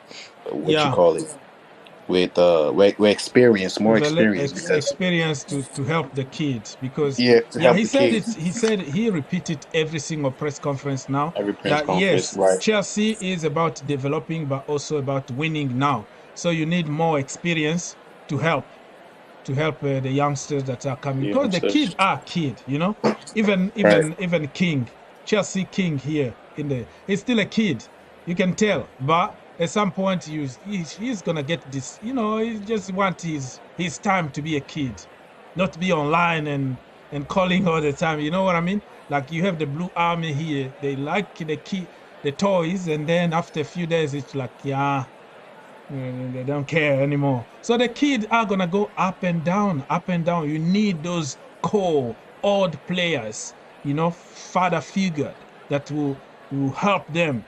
Will help them grow to become really men. So I understand what Pochettino been saying. So let me, people, remind you what the lineup for Newcastle: Dubraska in goal, Trippier, Shaw, Botman, Byrne, Joelinton, Tonali, Miley, Amiron, Gordon, Isaac. So I'm telling you right now, they are like full all gun blazing. Their starting 11 is there beside Nick Pope. Nick Pope is on the bench, but Duvraska is a very, very good goalkeeper who can also play from the back. So they are testing already. They are starting 11 for the season. So they have their strongest team. And Chelsea got a bunch of kids that need to understand each other. So this game is I have a question. Yes, sir. What happened to Bruno Guimaraes? Say it again? Bruno Guimaraes. Bruno Guimaraes, he's not there. Wait, let me down.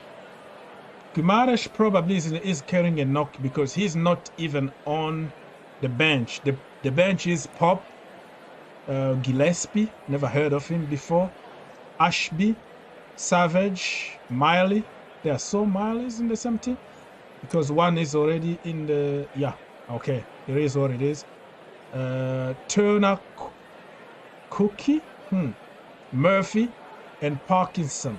So Bruno Guimaraes probably is not ready for some reason. Probably he's carrying a knock or something. But I don't really care, but it looks like they are going for it. We have to be careful. If we beat this team today, it's going to build a lot of confidence. But this been together. This is a team that's been together for almost 2 years of hard work under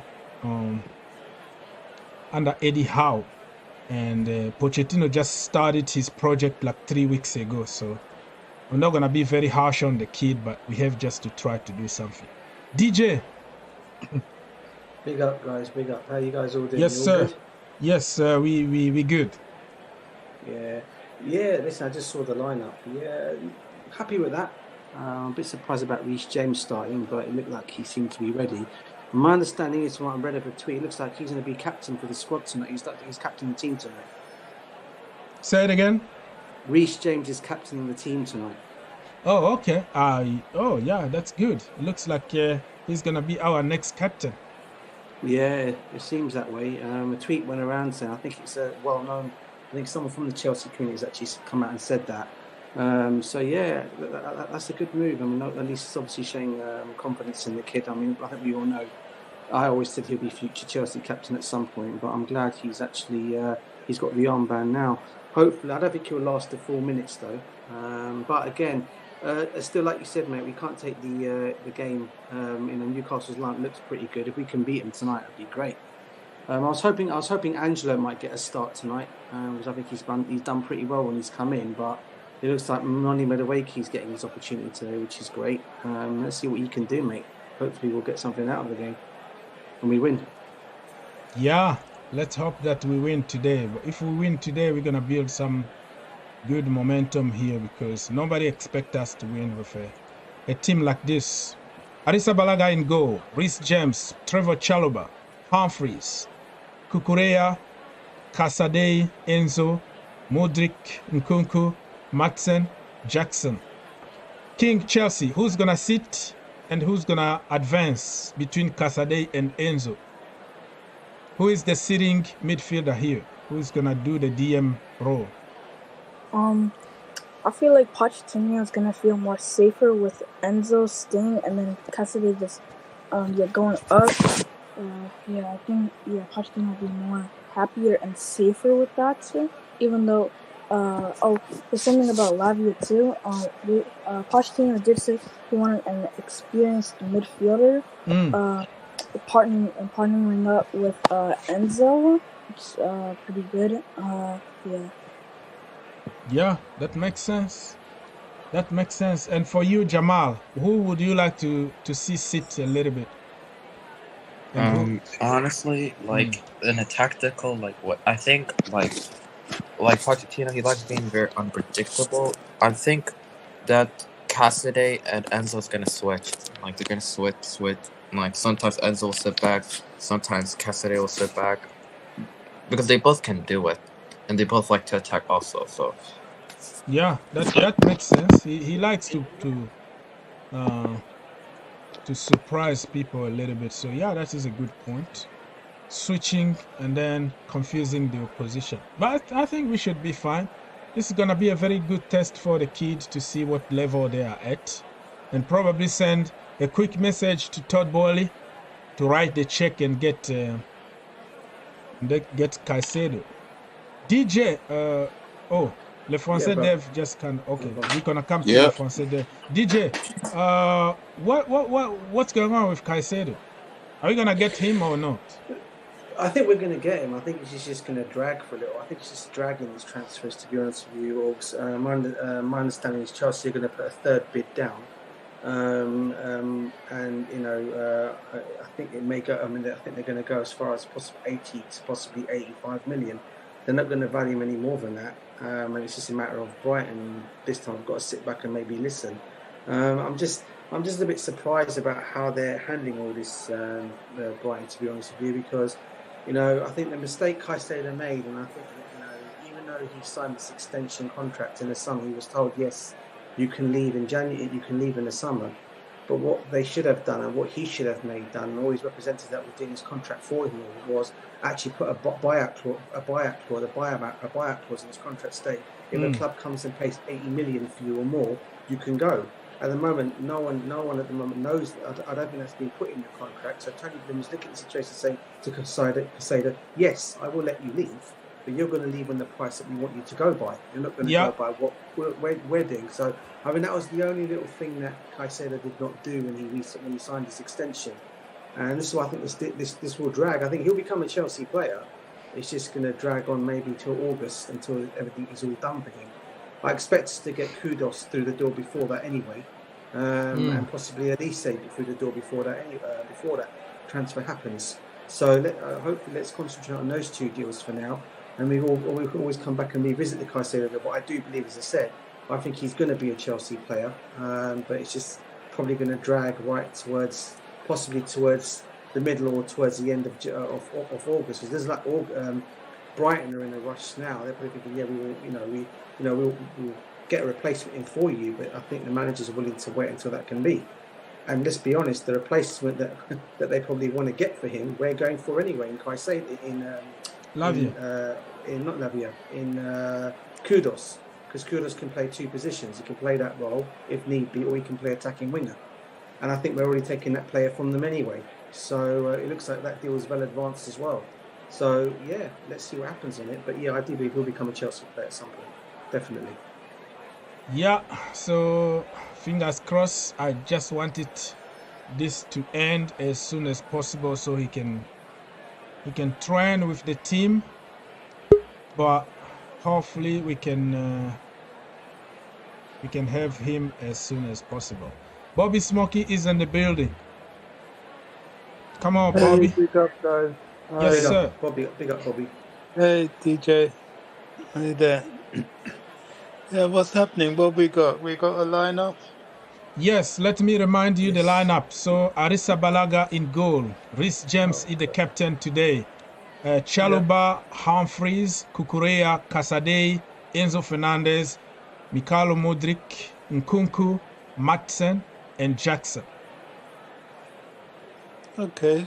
I mean, its forward line is quite strong. Playing Nkunku and Jackson.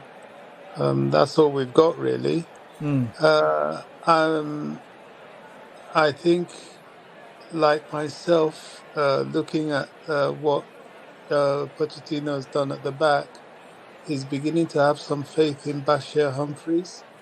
People aren't reckoning with that guy, but I've watched him and he's not put a foot wrong yet. He's been very good. I want to know what the bench looks like.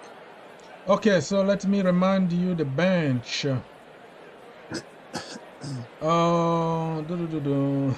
Same old, really. I kind of lost my feel here, but hold on. Give me a little bit of time to pull out on the screen if I can. I think they did not post the bench on Chelsea's page. They already did, like Nizer Kinsella and stuff. Oh, so I didn't see that. Yeah, so they always journalists that will post the entire thing. So, Saab, we have Slonina Gaga, Bergstrom, Malo Gusto, Thiago Silva, Colwell, Gil Christ, Chilwell, Conor Gallagher, Chukwuemeka, Andrew Santos, Lewis Hall, Raheem Sterling, Angelo Gabriel, Diego Moreira, and Bastro. Okay, so we're well stocked. That's what we got anyways. You're not gonna hear Haaland here, so that's what we got. No big names, but it seems competitive. It's just the fact that we haven't been rehearsed like everybody else. And they've done well with the tactics that they've had to play so far. Look, I don't know. Let's wait and see. You know, their application is going to be very important. Yeah. I mean, I heard somebody talking about Kudus and. Yes, you can bring whatever topic you want. Let's go. Yeah, no, Chelsea are not going to go more than 80 for Caicedo, and I don't know. I've just got to a point where I just want to start seeing these players come in. You know, I'm tired of all the talk. Let Yeah. these deals land. Let them come in. By the way, where is this Chelsea match to be watched? What Oh, it's channel? on the Chelsea Fifth app, which always gives people trouble. So Yeah. website, you try the browser one. The browser one, I heard that it's better instead of like the proper app. So you go No, it's from not. Google and you go Is on it the, on Peacock? huh? Yeah, Yes, it is. USA it's in on the Peacock. So that is us here. Oh, Or if you have um, like a VPN or something. So yeah, it's on Peacock. well, I'm looking at Peacock now. I can't see. Oh, Well, it it's going. hasn't started. Yeah, not yet. It's still we still have like a minute to go. It's not done. Wait, still like a Actually, 41 minute to go. I can see it on mine. Maybe you need to swipe. You need to Or swipe the to dots or something. refresh. I don't know, but Yeah. because Bobby is in UK, Oh, so oh. sometimes I don't know if your location is blocked or you have a subscription or something because you have to pay. So It has to be that. I don't know if that.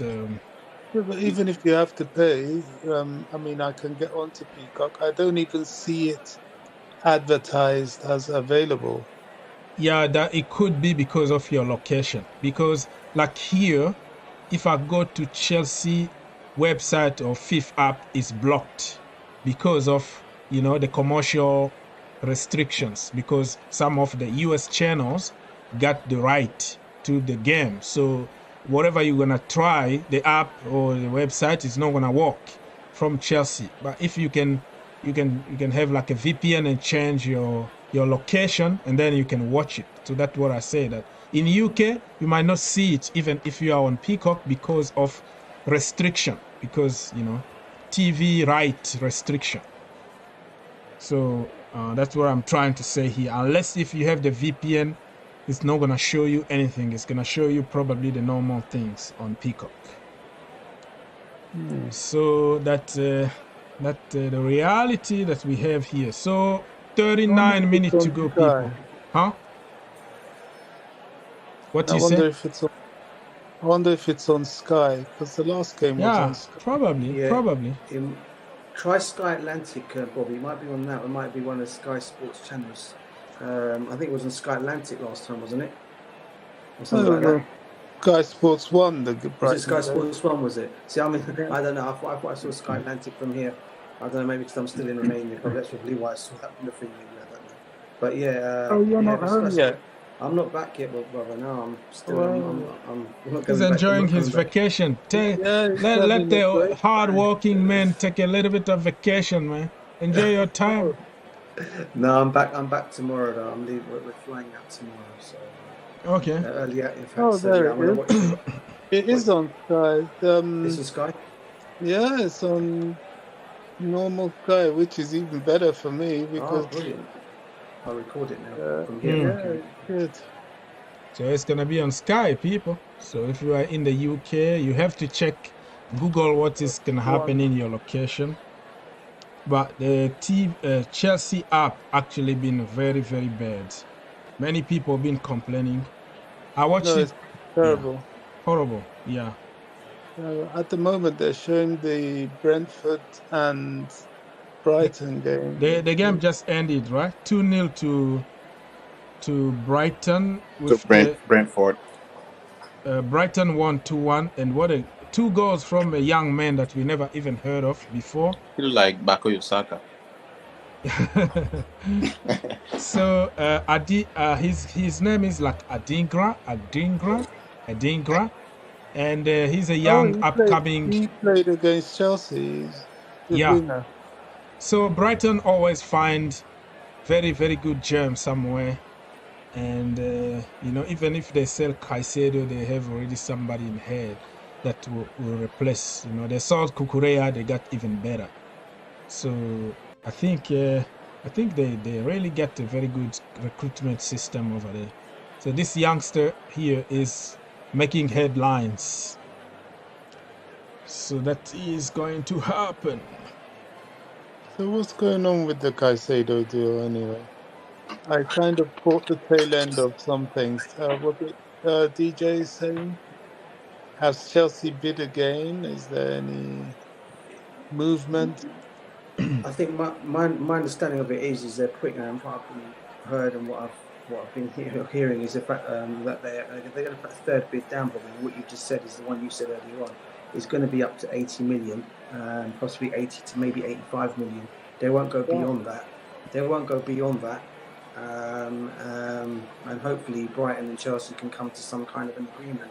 But as I said to the guys already on the panel, I think it's going to take a bit of time. I think this is going to drag, Bobby. I think it's going to drag possibly till August, maybe to the end of August, maybe to the window shuts, until this all happens. I expect, though, Chelsea still to do business, and I'm probably expecting Kudos and probably Elise and even a goalkeeper to come through the door before this Caicedo deal is wrapped up. So, but as far as I know, he hopefully should still be a Chelsea player. It's just going to take a bit more. It's just taking a bit more time for it to all be done. So, yeah, let's see what happens on it, mate. Even on the goalkeeping front, I don't really know. There's nothing that seems to be moving there. That doesn't mean to say nothing is happening, but it's just so... For me, I think it could be a type of mind games transfer between Chelsea and Brighton with this Caicedo thing. Because we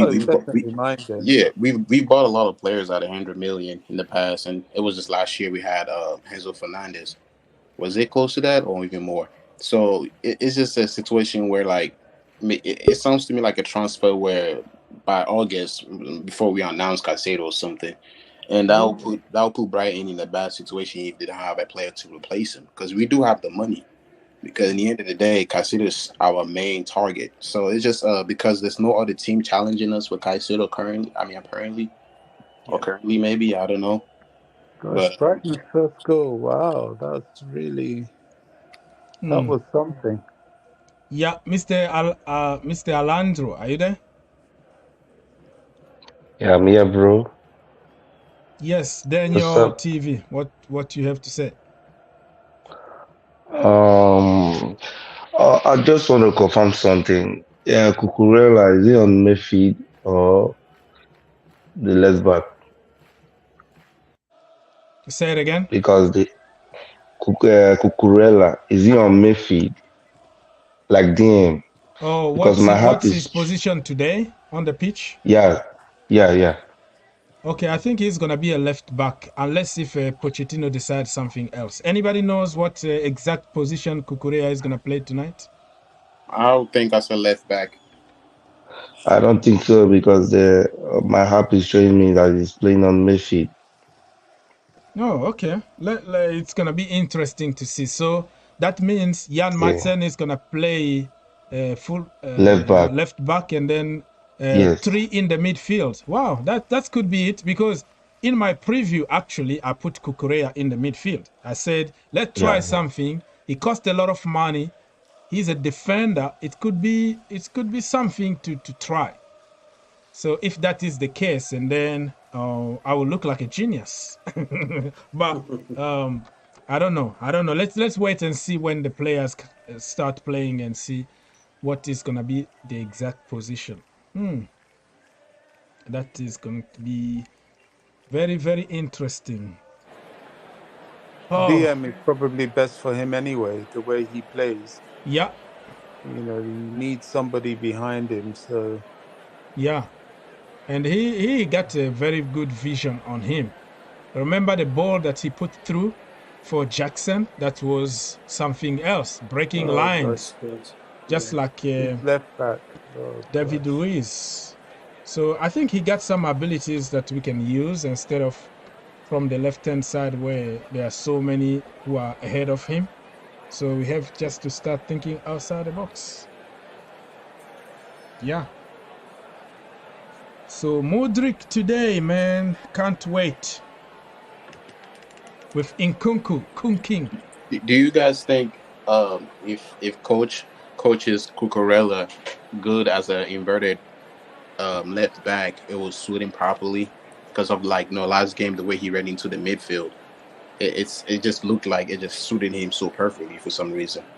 Do you guys think that coach might consider that? keep playing that a lot?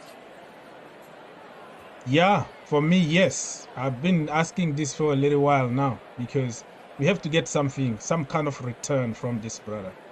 So any position that will fit him and give us something without being too suspect and running like a headless chicken, anything from him. It just reminds me a little bit of David Luiz under Mourinho. So, no, Luis was a class act. He wasn't running around like a headless chicken. In terms of changing positions, that's what I say. Luis was immense in the back three. There's a sweeper, but back four he was a little bit of defensively questionable, and Mourinho put him in the midfield and was like a genius over there. That in that term, but I'm not gonna compare ever David Luiz with Cucurella. No, this is day and light. No. Is Maatsen actually starting? Yes, Maatsen starting. Yes. As in what position though? And that's why this brother here, Alejandro said it could be Maatsen playing from the back, like left back, and Cucurella actually in the midfield. It could be that. So let me remind everybody that's watching the starting 11. Kepa Abracadabra. I'm sick and tired of talking about this brother because it looks like I have an agenda. No, I like the guy. He's Moment FC. He won us all kind of trophies. Thank you so much, but he got a lot of limits on him, and I have to tell the truth. I feel now like heart attack every time I see a set piece, something, or him playing from the back. I am really feeling like throwing up because I know what he can do. But, wow, so he's there. Reece James is the captain today. Trevor Chalobah. Why won't Pochettino play Slonina? He's on the bench. He's on the bench, but he just joined the team like a few days ago. He actually played a lot of games with the US national team, so he was given a little bit extended holiday. He just came like 3 days ago, so I understand the situation. So in the second half, probably he's gonna play. So I'm not really worried for now. But Kepa Abracadabra, my goodness me. We continue. Cucurella is there. Caicedo, Enzo, Modric, Nkunku, Maatsen, Jackson. Very, very good test for the kids. Very, very good test. And Caicedo, oh my goodness. I don't know if he's going to sit back a little bit. But if he sit back, and then we're going to lose a little bit of that flair in the attacking phases. But let's wait and see how Pochettino is going to deploy him. So Caicedo, you might be surprised to see him stay in the club next season, instead of going on loan. What do you think, Mr. DJ? Do you think we should loan him out when we buy Caicedo, or you think we should just give him a chance because we have a lot of injuries? Anything can happen. Keep Caicedo, keep Andrew Santos. What is your position? Personally, I would like to keep them, but I know one of them is probably going to go out on loan. Borgs, to be honest with you, mate. I would have thought it probably would be at the two. Probably will be Caicedo because I understand he's at Leicester. Are very much firm interested in him, and there could be something that could happen with this after we get all our signings and the pre-season's done. Because possibly he may go on loan. I would like to personally keep both of them because, as I said, you just never know. You can never go short. You just never know. You could get any kind of bad injuries, and you just need to make sure you've got a squad that's actually, players that's actually come in and do it. And what I've seen of Caicedo and also Santos so far this season and pre-season, they've looked excellent. They've looked immense, and obviously look at it and say, okay, for him benefiting because obviously he goes away, gets more game time, but he had that loan last season. So do we then look at the situation and say, look, maybe give these guys a chance in the midfield, as well as bringing a Caicedo in? But then having said all that, if we end up getting Caicedo and we get Kudus, then definitely for sure it would probably be Caicedo that would probably go out on loan, mate. But I would love to keep him. Yeah, okay, so I'm going to move the same question to somebody else, but before, let me answer something from YouTube here. What is Noni Madueke? Madueke is carrying some kind of knock. Hey, don't panic. It's not that big. It's just a precaution. I think he took that knock from England last game of the tournament where they won. So he's been given extended, rest. Not a big deal, but he's carrying a knock. You don't want to take any kind of risk. But I just wanted him really to have some rhythm and see what's going to happen in the regular season. Mr. Alendro, do you think who is going on loan here between Andrew Santos and Cesar Caicedo? Before they send anyone on loan, you need to sign player first. If you sign Caicedo, you don't mean you loan Santos or Caicedo because they are not playing the same wing. Okay. So if Enzo, only Enzo in that midfield, sometimes he needs support. We are only playing Premier League, but not only Premier League. Also, Cali Cup, you understand? Yeah, So the we need to Carabao bring Cup the and FA Cup. Yeah, I got you what you mean. yeah. So Santos can play that one. We don't have midfield. To tell the truth, we don't have any midfield. So for me, just keep them with the team. Sign any of the DM you want to sign, but keep Casade and Santos. Okay. Le Français Dev, what is your position? Keep, send on loan, or sell? Well, send on loan. I will send on loan, and if I had to say who will go on loan, I think Santos will go on loan. Santos, yeah, Santos and I don't know if you guys know him a little bit, but Santos and excuse me. What about was it this guy? Chuku. No, not T. Who? What about that? Who? Say it again, please. Chukwuemeka. Oh, Chuku. Is it not Chukwuemeka? How about Kani Chukwuemeka? What is your question? Si.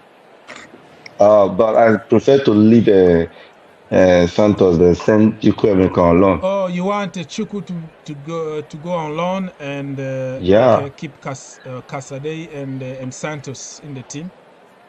Oh. Yes. Okay, that is your opinion. I just respect your opinion.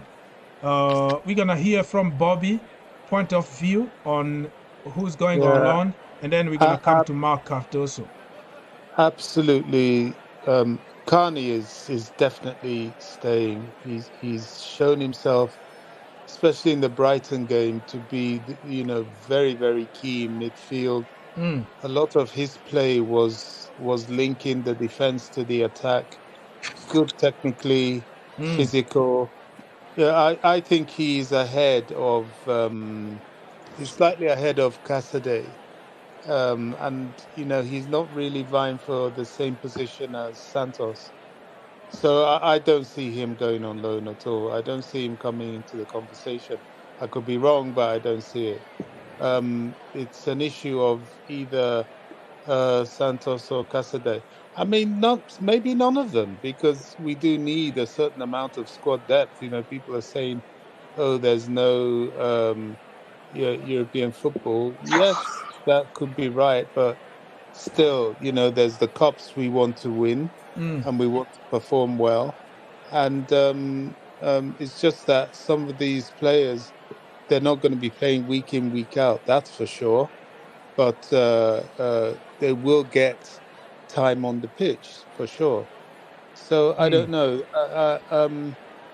As I don't know who spoke earlier, it really depends. If Kudus comes in and Caicedo come in, then definitely one of either I believe either Santos or Caicedo will go on loan. Okay. That's what I think. Yeah, and also we've got to talk about Angelo as well. Is he well, they've said he's going to Strasbourg. So. Yeah, and we're gonna also talk about Conor Gallagher in a little while. But let me say hi to another brother. Sorry, all. Yes. Just quickly, Strasbourg is going to be one strong team, really. I think they're gonna challenge, bro. They might challenge. That Russian guy. Yeah, Arsene Zakarian is going there. Yeah, and the new Mughal, whatever. but gosh, they're gonna have some players, that's for sure. They even broke their records. They are signing so far, like the first time ever that they bought a 20 million player. So that tells you Bloco, you know, Chelsea, whatever group is called, Bloco. What Bloco mean? Bloco company that we put together in order to take care of our international business, and the multi club model is doing a great job. That is, before they used to have like 15 million budget all together for the season, and now you have 20 million player one time. So yeah, you're right. That Strasbourg are gonna be very, very good. And say, if they got the Russian guy Arsene Zakarian, and they have another guy that his name is Abib Diallo. We were linked with him like years ago. He's a very, very good number 9, and we might have Eli Wahi might join them there. So man, it's gonna be a team to watch in the French league next season. Mark, you just came late as per usual, so I'm gonna fine you $5 again. What's going on, bro? Nothing much. We haven't talked for a while, so I said let me pass by. Well, today I guess you guys are talking more about the team and the upcoming match. And a lot of Chelsea fans have raised a lot of concerns about how we're going to solve the midfield situation, since it seems Brighton are still playing games with us and they don't want to release Caicedo for us to have a successful preseason. You are breaking, bro. Or probably it's my fault or something. Are you there? Yeah, I'm here. Okay. I've been talking about this thing for a very long time as to how the whole transfer market is going. And I was also expecting the sporting directors to put something in place for the team, because what happens is if you concentrate on one particular player and at the end of the day you don't get your target, it's a bit worrying. So what they could have done, I don't know what they are doing behind the scenes, but at least we should be hearing another DM coming to Chelsea. At least we should be linked with other players. But it seems everybody is talking about Caicedo. And it's really dangerous.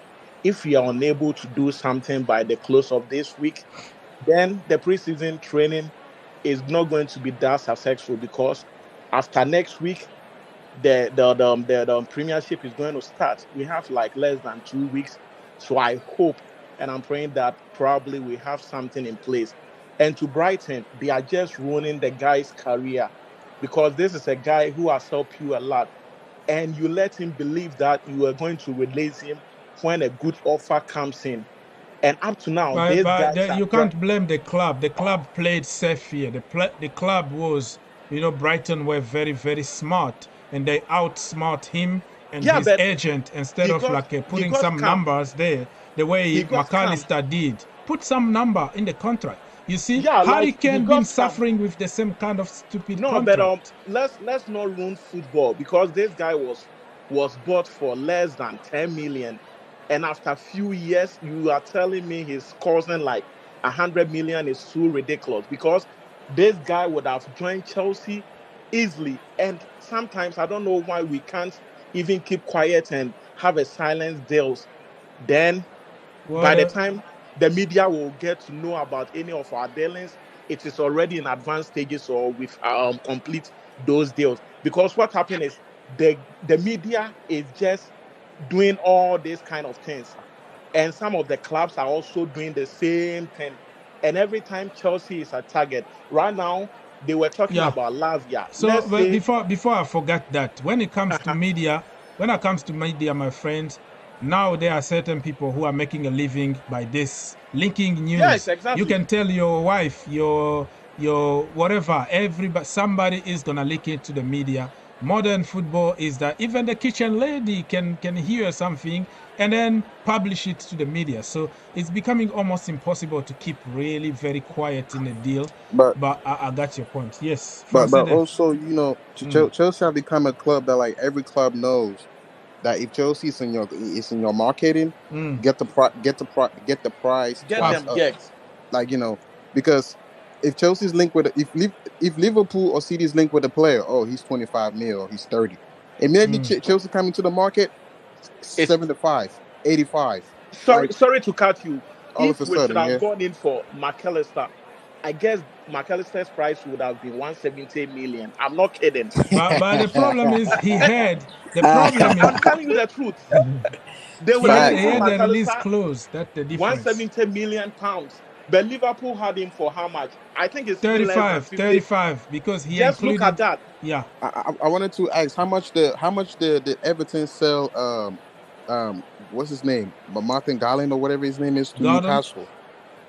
Anthony Gordon. Yes. Yeah, it was less than it was about 40 or 45. But at Chelsea, do you guys remember how much they tried to sell him to us? They started 80 million, so we can debate. Yeah, I know. Wow. You know, so I don't know what they have against Chelsea, and they feel like Abramovich was spending. Chelsea is a club who is ready to like splash the money. So whenever everybody, right now we are linked with Kudus. If we don't sign Kudus as soon as possible by next week, Kudus' price tag is going to go to 80 million. And you guys will tell me what I'm saying is true or not. They said Kudus is right now less than 50 million. We need to start concluding deals. You know, when when Jackson situation came, it was like out of the blue. Boom, boom, boom. After a week, the deal is done, signed, and done. Now we are dragging deals like too much negotiations, and also the club can link the news to the media in order to try to create that bidding war, so they can get as much money as possible. That's why it's becoming even impossible to keep it inside the door, inside the room, because the club themselves want much money, and they're gonna tell Fabrizio Romano, they're gonna tell somebody, and then they're gonna link even other clubs with that player, fake clubs, to say, hey, you have to rush, okay? This is a bidding war. They create some kind of artificial bidding war. So like we don't want to start the season and struggle like the way we did last season. Somebody needs to activate play. Somebody really has to activate the guy's play. And we can't be struggling. We need somebody like the Caicedo deal. If they said it's 100 million, just go ahead and pay. Very soon they will even no way. Don't pay that kind of money for Caicedo, eh? Okay. I know people would disagree with me, but for right Caicedo, now, why? Right now, okay, so I was talking to my friend and I said, well, if at the end of the day we don't get Caicedo, who should we bring in? And I told my friend that DePaul in Sevilla playing with Enzo in Chelsea team will be delight to watch, because these guys were in the Argentina team and you could see how they were very strong in the middle. So if you really want to bring in somebody, you can bring somebody who is very familiar with Enzo, who understands Enzo very well. And we could get DePaul for a very cheap price. Oh, you're talking about DePaul, who is like Leo Messi personal bodyguard. Yeah, exactly. That guy fights. That guy. Oh, DePaul. Ah, man. That guy, you don't touch Messi, okay? Like he will come for you. He will break your leg. If you want to bring him here, you need to give him. If you want to bring him here, you need to give him a purpose to who to protect. Yeah. We got a lot of players. Give him. He'll be checking on probably Nkunku, like don't touch Nkunku or Modric.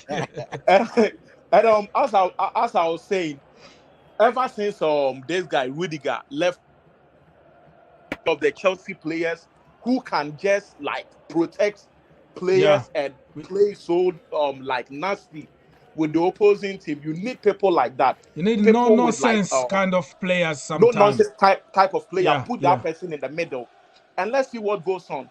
But right now, I think we have some young players.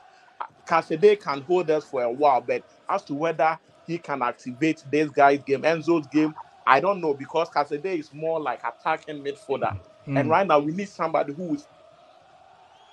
I agree. You are breaking a little bit, so let's. Please.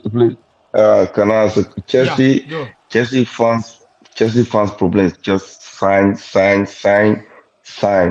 Even though we have thousands of players in that position, but Chelsea will insist we must sign.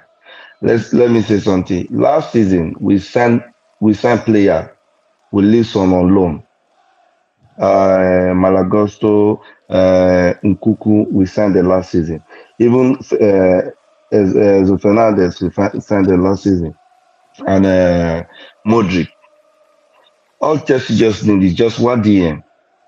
We can succeed to next season. And I believe with this squad, if they give this squad a chance, we will qualify for top 4.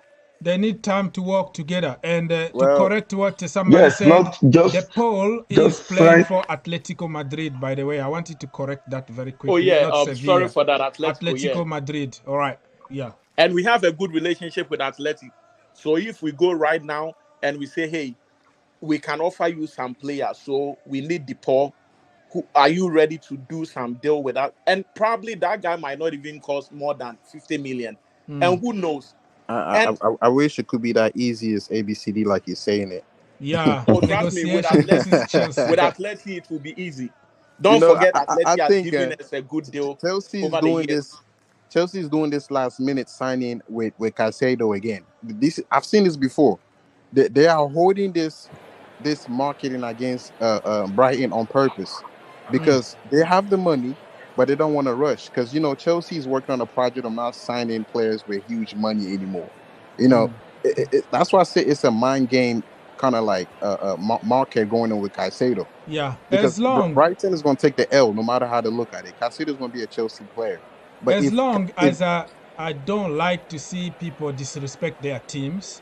It's always good when it's benefit your team though, because when Courtois the snake ditched training and forced his way out, we didn't feel good about it, right? We hate him for that. And now I think at some point Caicedo need to stand for himself and say, here the transfer request. I am leaving. Let me go. So probably he's gonna help Chelsea a little bit. Let me plug. Caicedo is too humble. Guy. Well, but last summer, last January, he went on social media and say how he's coming from a very poor family and this moving to Arsenal, he was going to help the entire country and stuff like that and let him go. Kind of saying goodbyes to Brighton, and they offered him even more money. They added more money on his salary because that guy was like on 4K a week. That was ridiculous. It's like less than minimum wage for a Premier League player. And then they gave him now like he's on like 10 to 15 K a week. And what a jump that is going to be if he signed for Chelsea Football Club. So I got it. He's a humble guy. But at the end of the day, you have to be selfish and you have to think about yourself.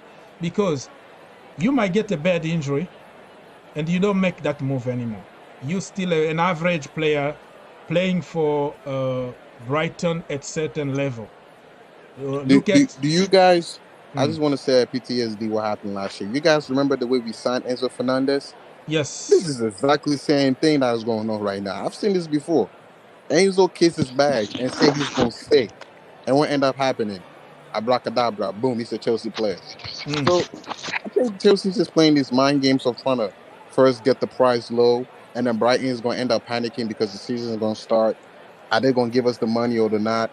And when Brighton is going to think we're not going to give them the money, and there it is, 80 million plus 5 something, I don't know. Take it or leave it. And if Brighton reject it, then we're going to put 90 million, and then we're going to take the player by force. And watch Brighton's going to end up taking the L for not having a backup. Yeah, but you know something. Can I say something before I come to you, Mr. Mark? Okay, so I've been here for almost 3 hours talking, and I haven't plugged myself yet. So if you want to help the channel, the only thing you can do is to click that like button. It's gonna take you just 1 second. Let me minimum at least 50 likes. What's going on? Your brother is gonna be here like for 5, 6 hours straight. So if you take 1 second to help, click that like button.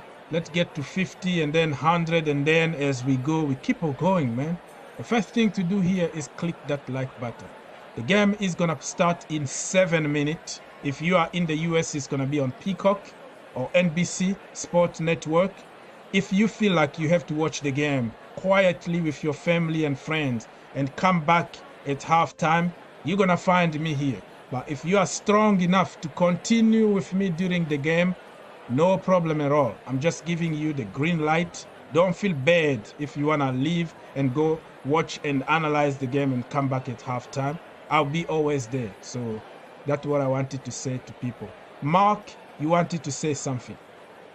Yes, as I was saying, if Brighton realize that we are seriously linked with another player who is equally good as Caicedo, trust me, they will come back on the table. Unless maybe they have their own agenda to keep the player for their European, competition. But apart from that, I still believe we should be linked with some player. We should be linked with some player after this week. We have to know where this thing is going because it seems like everything is all set except the middle. And also, we haven't done anything yet about the goalkeeping situation. I still think that keeper should have a competition with another player. We still need a very highly profiled, goalie who will come in and give keeper a lot of competition. And apart from that, I guess we are linked with Kudus. We are also linked with Olise. I will hope that these two players could be signed for Chelsea Football Club, but as it stands now, it doesn't look like both players could be signed for Chelsea. So either way, if we are able to get one of those players and they can help Jackson and Modric and all those guys, I believe the season will be very, very strong. Look at the results for Brighton tonight. They beat Brentford 2-0. And this is a team we destroyed. All the goals we conceded, I would say I can't blame the defenders too much. Probably that wasn't our first 5 defenders that will be defending our team. But this is a team we destroyed them 4-1. I can't quite say we destroyed Brighton. I mean, they went We were down a little bit lucky with 10 against 11. That's what you mean, Bobby? They were very much in control. They looked better than us in terms But of. but but that's also because we the really coach did well. subbed. The coach subbed our good players out to give the chance to youngsters. Because Thiago Silva was out, if I remember. Yeah. And At we the time, put the coach Cucurella in the started coming. defense, and we changed so much after we scored like 4-0, 4-1, and then that's how they were able to catch up. So it tells me that this team is very, sharpened now, and the next season or this upcoming season, they are really going to do well. People are expecting that the bad performance from last season will still continue, but people have to be very careful. This team scores a lot. 2 matches, they've been able to score 9 goals. I haven't seen it for a very long time. I'm so happy about it that I mean, I was surprised. I'm like, wow, we actually scoring goals. Can you believe it? Chelsea you know what's the best part? I was crying. Exactly. I'm like, oh my goodness, we scored a goal. It's the best part listen, was and these in the goals last did not come from defenders. It came from our forwards. Yes. A striker. A striker listen, scored. we had 5 shots on target, 5 goals. The first game we had 4 shots on target, 4 goals. Like we just scoring every single shot on target at the moment. Long might continue, and tonight Jackson. I hope I'm gonna go around and ask you about the. We're gonna continue. I'm here for hours, but we're gonna try to structure a little bit because it's still 3 minutes to go until the game starts. So I'm gonna go ahead and ask you guys to tell me your score prediction. So stay there. Let me say hi to brother Aziz, who just joined us. Hey Aziz, what's up? Hello, brothers. How y'all doing? How's the little girl? Oh, she's doing great. She's doing great. She's grown. She's 2 pounds 13. Good to hear. Yeah, I just left the hospital now. I'm home. All right, that's good. So, what do you have to say about the game today, bro? Oh man, Pochettino's boys. This is Pochettino, and we are beating anybody. Anybody. Okay. I've never, this is the first time in a while that I'm smiling that we're scoring goals. I've not seen that in a while. Yeah. I was like, wow.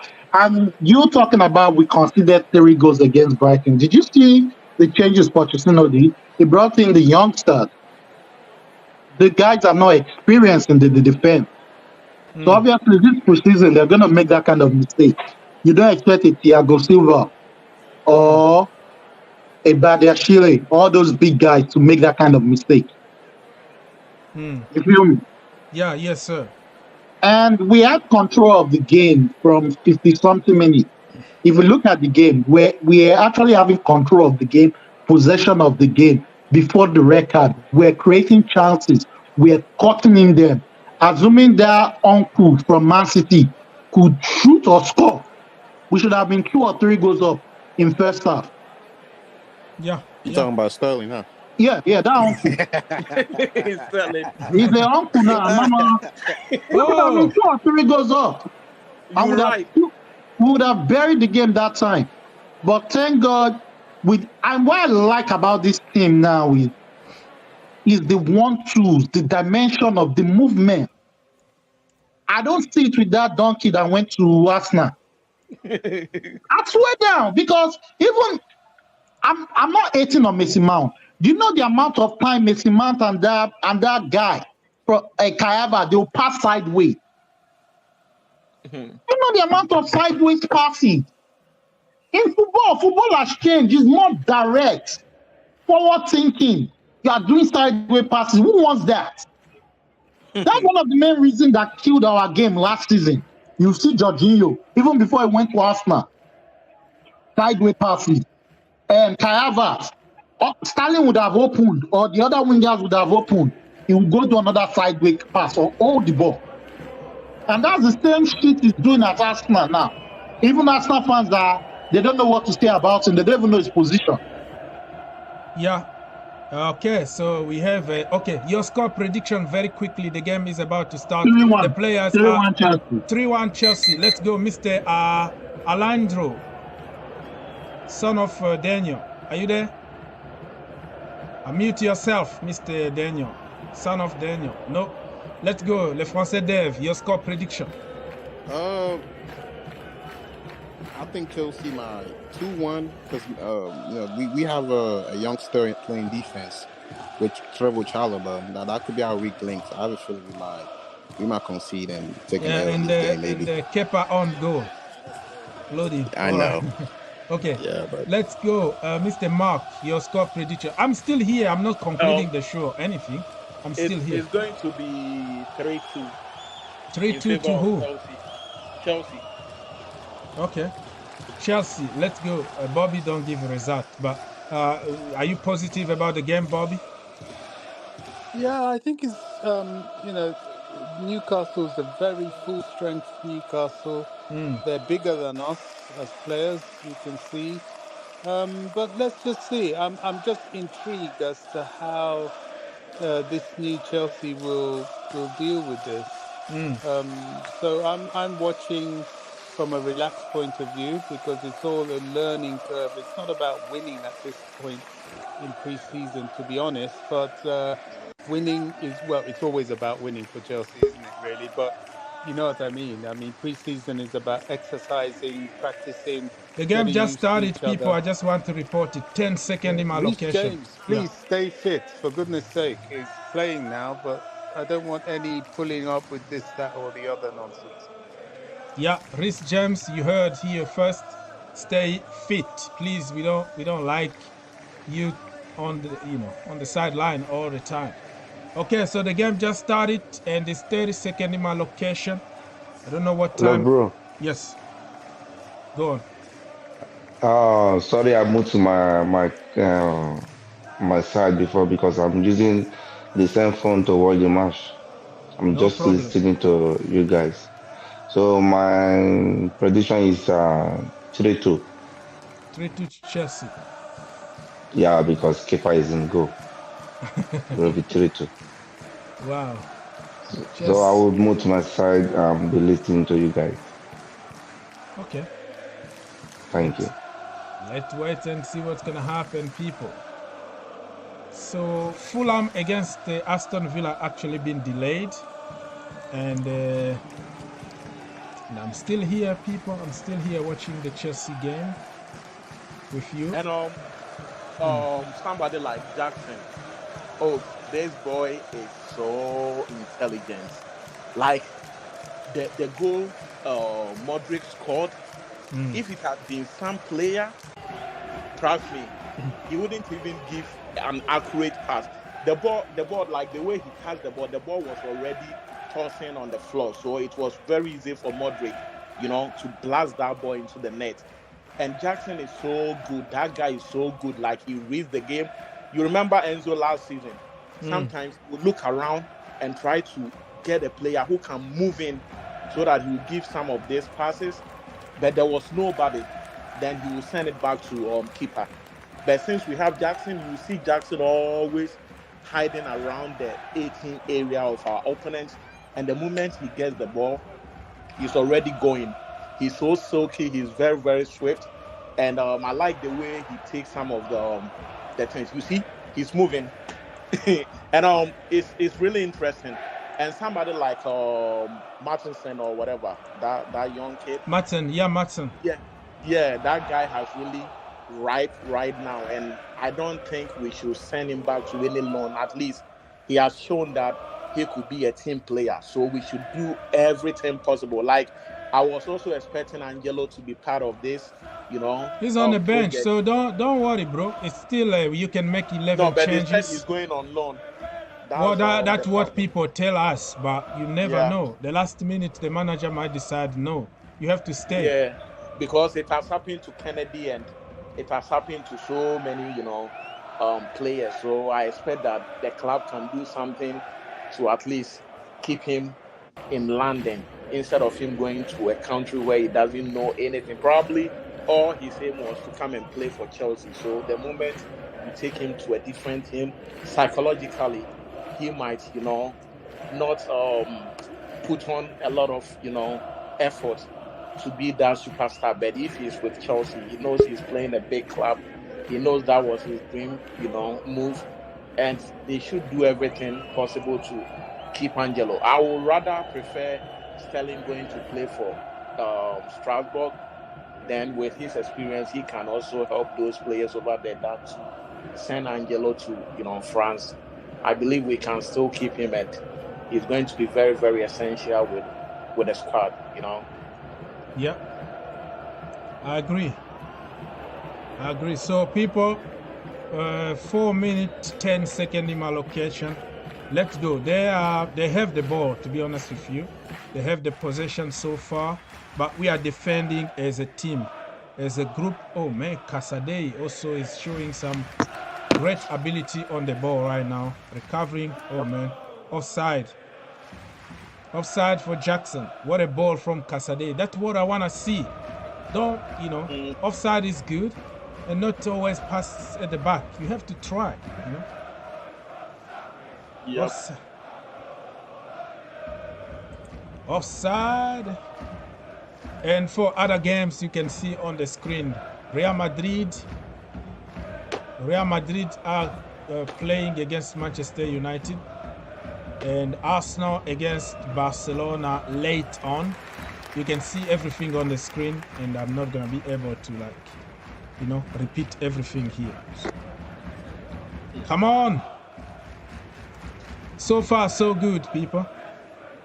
I think they got the ball. They are attacking. We are trying to counter, but that was expected from me.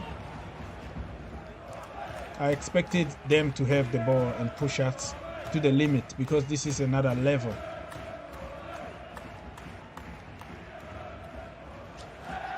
So do you think last season by now Chelsea would have, I guess by now Chelsea would have conceded a goal? Probably, yes. Oh, Chaluba, what a mistake against Gordon. But he managed to put some pressure and broke that action. Yeah, by now we were going to be conceding a goal already. Huh? Defensively, I see us a little bit solid.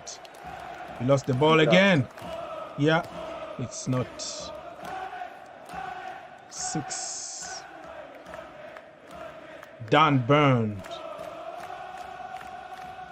This assistant, Newcastle assistant, he always stand with the coach.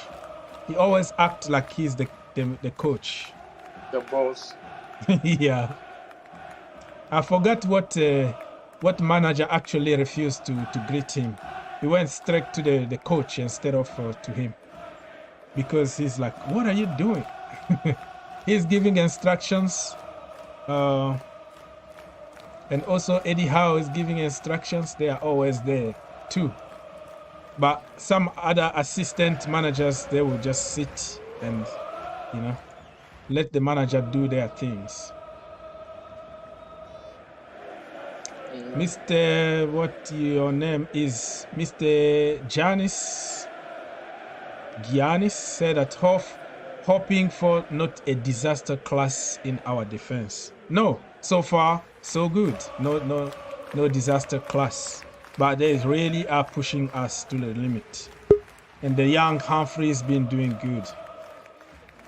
Yeah, that kid, like, he's really good. I expect him to, like, stay. Because everything shows that he has the confidence and he's not afraid to, like, tackle some of the situation. And he looks so confident, and I believe if they are able to give him the opportunity, that guy will, like, be a great player. You know, they have to give those young guys some game time so that they can blend very, very well. And in the near future, probably when Thiago Silva and all those guys are not around, he will probably take over from them. He has to learn from a player like Thiago Silva. We can't send this boy to all these loan deals, and at the end of the day, he might not even learn anything, or he might not even get game time. He has to be playing with Thiago Silva constantly. Let him, you know, mentor him, and when he's no more at the club, I guess he could be on his own and do a lot of stuff for, you know, Chelsea Football Club. Jackson almost got into the end of one. Wow, what a pass from Reece James. What a pass, man. But it was offside probably. No, or he controlled it. Yeah, he didn't control it nicely, Nicholas Jackson. But wow, Reece James, those crosses are gonna cause a lot of damage. Mr. Sammy, are you there? Sammy. Yes, I'm here. Yeah, I'm here, bro. How you doing? Oh, we're doing good. Well, seriously, I'm very surprised to see Reece James. I'm good. I'm very surprised to see Reece James. I don't know that Reece James is back. Are you surprised in the good term, or you are just you didn't want to see him? What do you mean by surprised? Like you didn't want to see him? No, I'm surprised in a good time. No, I mean, a good way of surprise. No. I love Reece James. I love him. I love him very well. He's the captain tonight, so I thought maybe the injury is for long. Yes, I thought maybe the injury is for a long time. Shaluba is doing a I don't good even job. know that he's Wow, back. I love Reece James. Yeah, he's taking care of Joelinton. Very good. He covered the ball very, very, very nicely. Wow. Reece James. People, if you're still in the house and you haven't subscribed yet, or you haven't given me some likes, do it. It doesn't cost anything. One click away. Let's try to get 100 likes if it's possible. Thank you so much. And you can still call us for free and join us just like other brothers. So they have a corner kick. Wow. How that is a corner? I mean, he was pushed. Let's see how we defend the corner kick. Look at Kepa. Behind you can't even tell. You can't see him. He's very short. Everybody is pushing him around. I can't even see Kepa. And I am panicking right now. I am panicking now. It could be a goal. What the hell? We'll be okay. Like those Jackson helped us. He held the ball. He put it. Oh Newcastle man! players have got some, you know, tall or lanky, you know. He lost the ball again in the box. No. Man, they are pushing us, and I wanna see this though. I don't want this game to be easy for us. I want it to be as complicated as possible. We're going to be fine.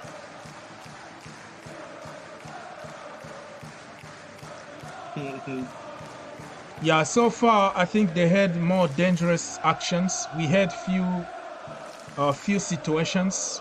One of them was offside. Caicedo pass to Jackson. Oh yeah, It's through a goal. ball. Come on. It's a goal. Yes. Goal. 1-0. 1-0, people. Oh, Nicholas Jackson, sit down, people. Sit down. 1-0. Golasso. Wow. Nicholas Jackson, this is what we're people. talking about, bro. You see the two pass?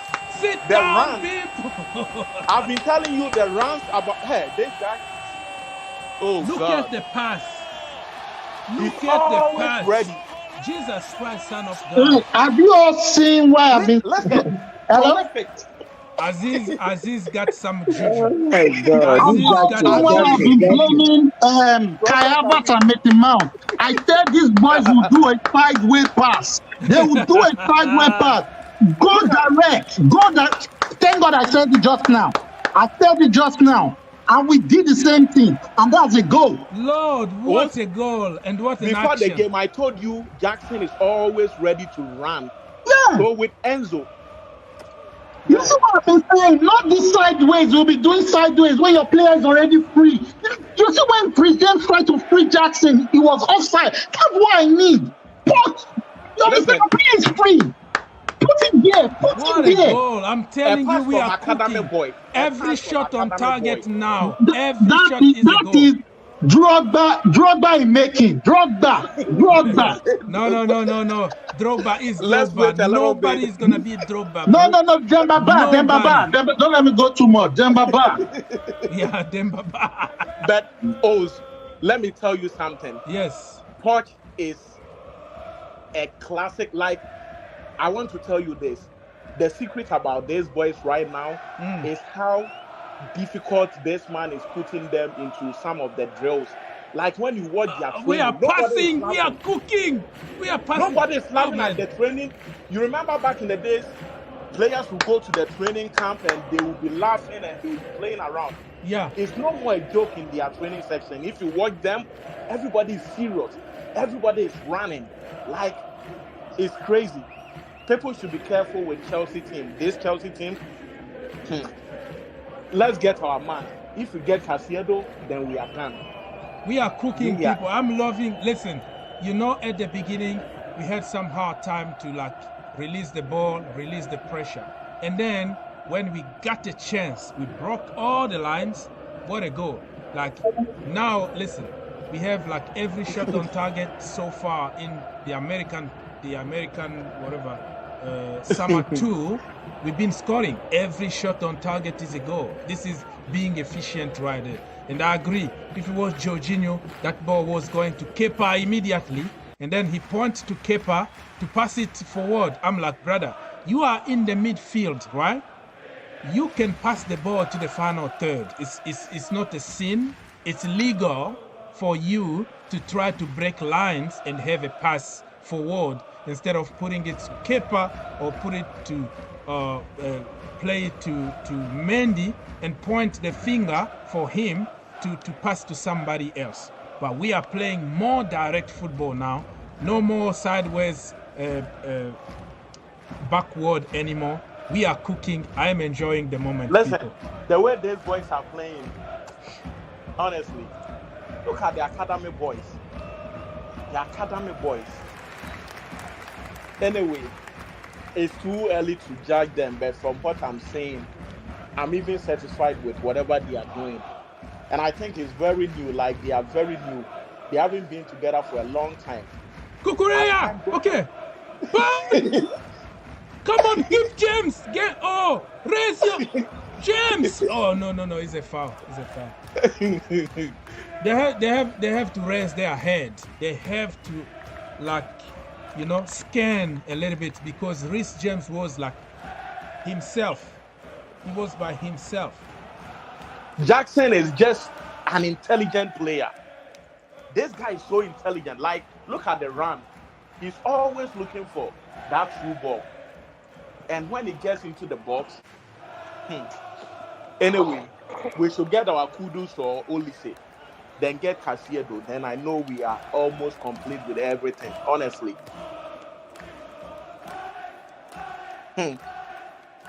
Wow.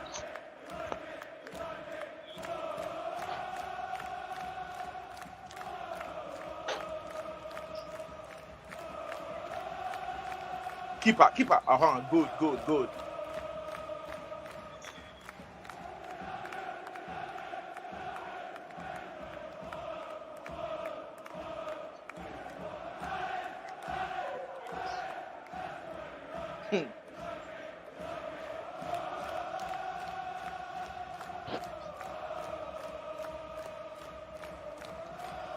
People, you can talk because I am doing something on social media right now. But if you wanna comment on something, you can continue. You know? I don't wanna, Everyone is concentrating on the game right now. Yeah. Wow. With a look of things, I think Cucurella is playing like that. Let's go, James. Let's go. All right, yeah. Oh, that pass was a little bit heavy. Come on, Caicedo, pass it. Break lines. James again, crossing the box, brother. No, we're taking a little bit of time. We're taking too much time on the ball. You're supposed to just do it first time, bam. I don't think Cucurella is playing the midfield. No, he's playing. Yeah, he's a fullback. It looks like we switched to back three and back four. He sometimes comes to the center though, but I think he's playing left back with the look of things. Yeah. 1, 2, 3. Yeah. Get him, Cucurella. Good ball. We are doing good in the defense. Like we are calm. I mean, they have a lot of opportunities, situations, but we are calm in the defense so far, of course, because it could be different, but.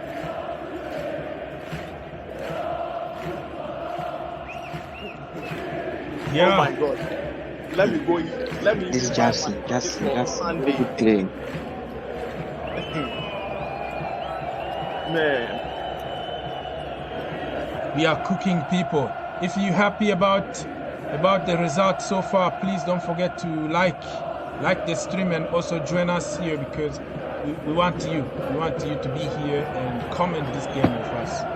Other games, we don't care at the moment. We just care about Chelsea games.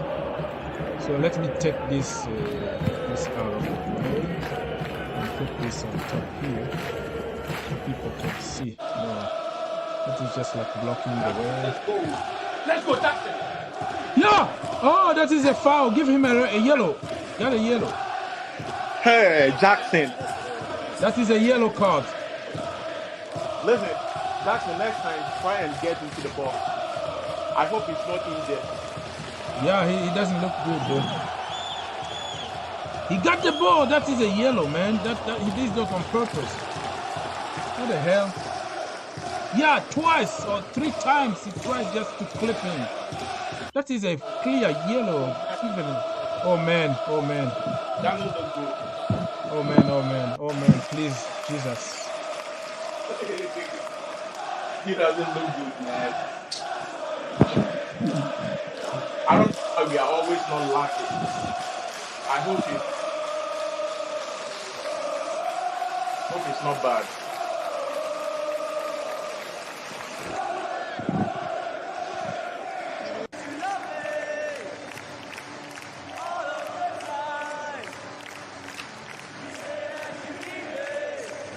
That is Jan Madsen who had that assist. I was a little bit confused. Yeah, Madsen. Madsen, one time, bam.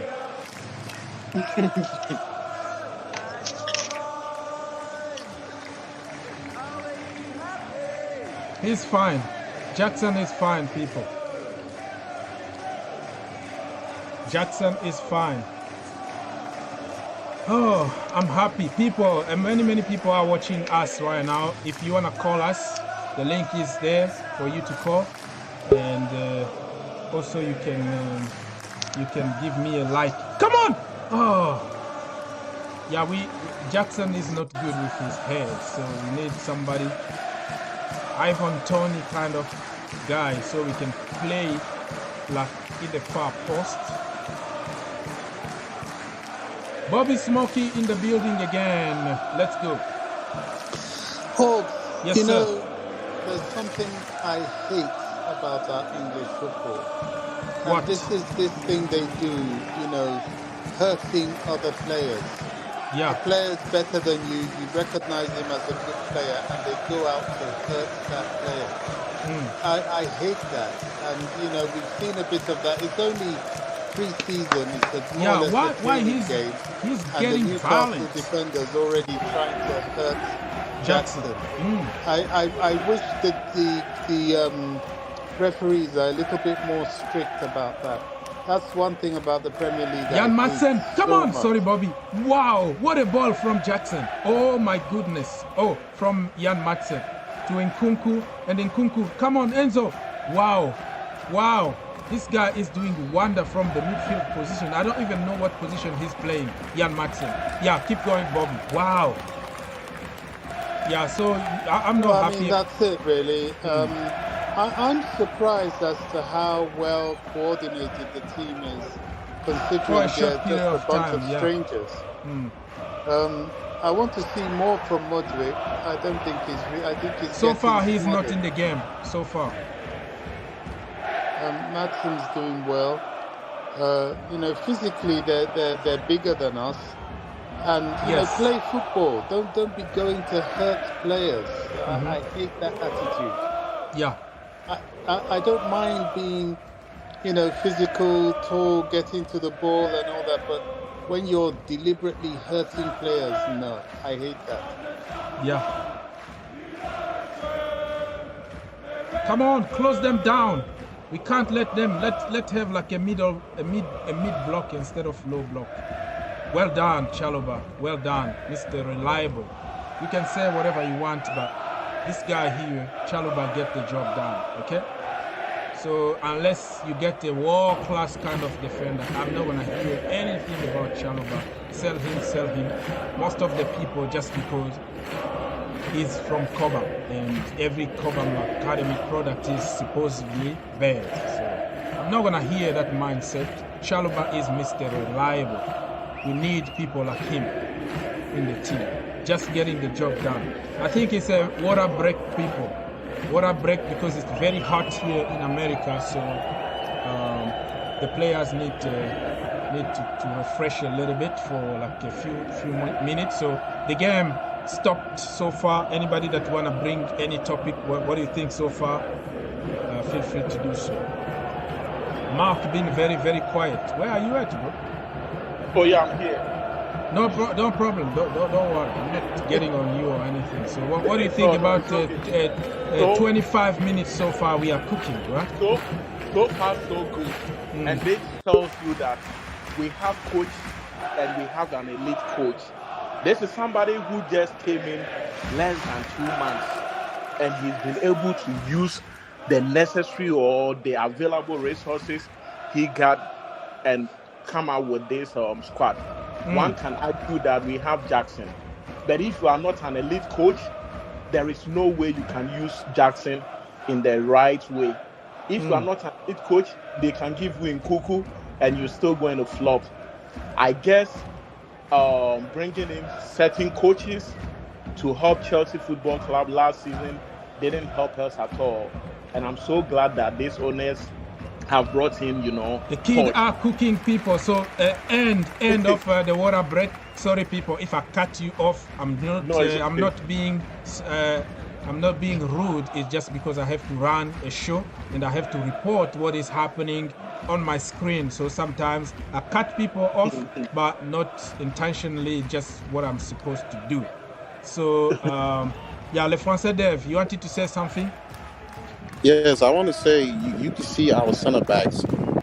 They need more experience there because he holds the ball for so long and it costs us a lot of possession and it costs us a lot of pressing. Give me a second. So this is exactly what I was talking about when the game began.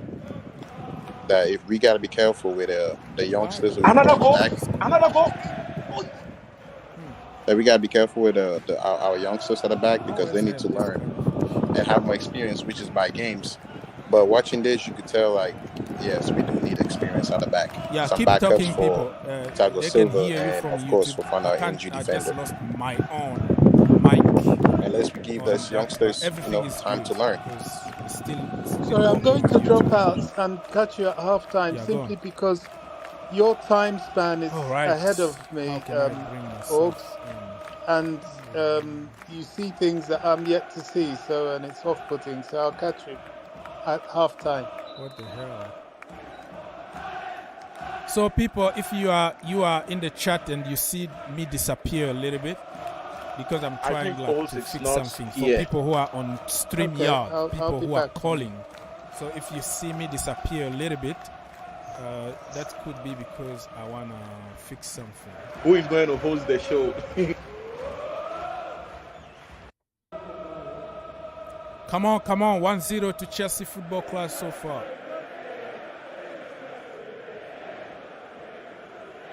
All right, we are back again. I think it's working. He's Hello? back. Can He's you hear back. me? He's back. He's back. He's back. Oh God! Anybody home? Where did you go?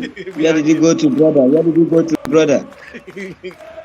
we're about to get to your replacement, and you just show up. So we are glad you are back. I'm back. Yeah, I was struggling with that side of StreamYard, but everything is working good. Wow, we almost scored, people. I like the 1-2s that I haven't seen this kind of football, man, for a little while. 1-2, one-touch football, Like 1-2 ball. These boys are solid. Look at Cucurella. Cucurella is playing for his place now. He's playing for his life because he knows that, I'm telling you, like, I haven't seen this performance in a long time. The football pattern has changed. The pattern of play, yeah, you're right. Look at James. James is dispossessing. He's like, sit down, kid. That's They've what changed. he just told. They've He just changed. told Anthony Gordon, like, sit down, kid. What do you think? You think that you're gonna take the ball away from me? Sit down. I wasn't going to watch the final game, like the Fulham game, but with all indication, I think I have to start looking for tickets and go for that game in Maryland. Do it, bro. Because, do it. Yeah. Because if they are really doing good, why don't you support them? Yeah, this arguably was going to be the hardest game. So if we win, still a big if here because they can still score. But we're doing good, man.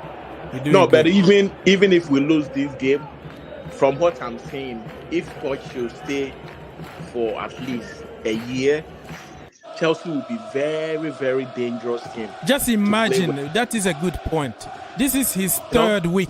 3 weeks in the job. People forgetting and Modric that. is about to go score. Modric. Come on, shoot! Oh!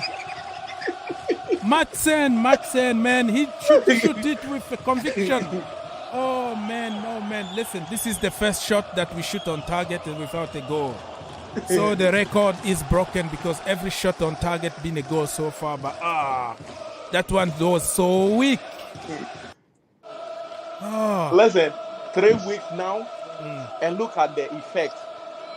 Yeah, it's insane. Like, as I told you, the players themselves are saying that the drills at training is so insane.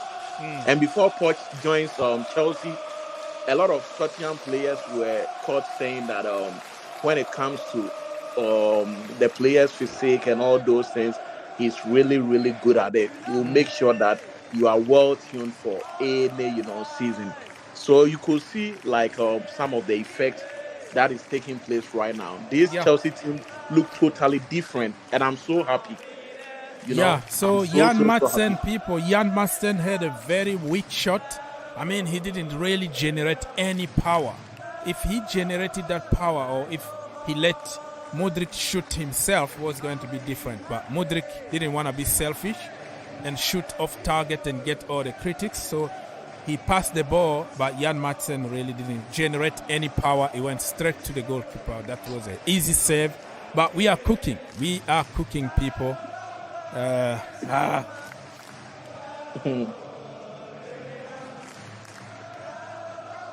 This is really, really interesting. Like, it's still 1-0 31 minutes played and 30 seconds. Somebody is down. Somebody is down from Newcastle United. He's on the floor. I don't know. Hopefully it's not bad. It's not bad. So, man, this team of Newcastle, and if you beat them. Oh, Amaron is playing at the stadium. Yeah, he came from Atlanta. He came from Atlanta. Yeah. This is his stadium. They won the title. They won the title with Atlanta and Tata Martino. So this is his own stadium. That's why some people put some banners like welcome home, welcome back and stuff. Amiro. I remember those time when he was playing for Atlanta. They were just killing all the teams in the MLS. Yeah. And what do you think about Leo Messi now in the MLS? This team is cooking right now. Miami with Alba, with Busquets and Messi, and also I heard, don't quote me on that, but I heard that Suarez is going to join them. Yeah, Suarez and Iniesta. I also heard Iniesta might join. So Iniesta, he's like 200 years old like me. How can me and him are the same age, like 200? How can you go back to play football? But this is MLS. Years. Yeah. You know this goalie? I've forgotten his name. Buffon. I can't even believe that Iniesta is playing football. Huh? This goalie was in the post for the opposing team last night. He used to catch for Aston Villa. What was the American goalie? Oh, not Brad Friedel. No, what's his name? Guzman, probably Guzman. Yeah, I think it's Guzman. Guzman, yeah. He's still playing. Yeah, he's still playing. I was even surprised. I'm like, oh my goodness, listen to him. I'm like, you are from the dinosaur time. You are. I saw you in the dinosaur time. You're still here. You know, the MLS is like laid back. So if you are even, but he's still good. He's still in good level, though. Yeah, Drogba was like almost 40 years when he came to the MLS. Yeah. Jermaine Defoe and even Pirlo, people like that. Yeah. I mean, the league is slower. It's getting better now, though. It's not that slow anymore. People are not taking MLS seriously now, but they're gonna be surprised of the level. The level is just going up and up every season. Yeah, we have to be honest. The Saudis are taking all the players. Right now, people are making fun that Henderson will call their friends in the PL. Hey, I'm going to Saudi. You want to join me? Then the next thing you know, El Hali is going in for Fabinho. Like the way players are moving to the Saudi league, I guess it's going to be like it's going to be very interesting. And I don't know the TV right that they have, whether it's going to be beIN Sports or who is ever going to show their matches. They are going to really have a lot of audience when it comes to their season, because a lot of players are moving down there and it's so insane. You know, they are really spending a lot of money. Close up! Yeah! Yeah, we conceded a corner. And Kepa Arrizabalaga won't help you from a corner kick. So just Lord serve us. It's kind of a praying moment. Those defenders, Newcastle defenders, the tall defenders, they are going to stand in front of him and push him around. That guy is a bully. What's his name? Batman or Botman? Yeah, like. Oh, they took it twice. They took it twice, and they crossed it. Take it out. Come on. Oh yeah, good, good from Caicedo. Caicedo even tall. He is still keen. Take it out. Very imposing. Chaloba, good. What a header. Let's go. Good. Let's go. Very good indeed. We are copying as good as we can, given the personnel that we got in the team, if that makes sense. You know, because we don't have like a more, like powerful, tall Van Dijk kind of in the defense, but we are coping with the situation. So far, so good. Caicedo is helping with his size, and Chaluba is doing a great job in the defense too. So people, listen, So where from this rumor that Modric, let's go. Hello. Modric, let's go. What is the rumor coming like this. Free kick for Chelsea. Yeah. What's rumor? Maguire is going to join Chelsea. Then that means. Oh, Mark Gueye. Okay. Yeah. So it doesn't make sense to me. You want to sell Chalobah, then bring in Maguire. I don't think this rumor is really accurate or is something that we have to take it serious. The problem is we have a list of players. Doesn't mean that if you are on the list that you're gonna. They are considering. Those are like option one, option two. Come on, in the box. Oh, who is there? We are horrible with our headers there. Oh, that is a head clash. Head clash. Yeah, Joelinton. Yeah. Joelinton. I believe and Caicedo. I believe those oh shoot. Caicedo is very, very, very tough boy. He is very good in the air. Listen, when that German guy shook this boy, that was a serious abuse. The one that resulted the red card. I thought he wasn't going to come. Like it happened in front of me. I thought this boy would not come back to play. But man, he was quick, and I realized that all this nasty, rough play in the Premiership, this guy is ready for it, because somebody would think that he looks so fragile and he's young, he can't handle it. Probably he might come in and be one of the best players out there. So Caicedo is ready for the Premier League. I think so. I'll be surprised if he's gonna get better and better. Yeah, I don't doubt you. Caicedo, what a player.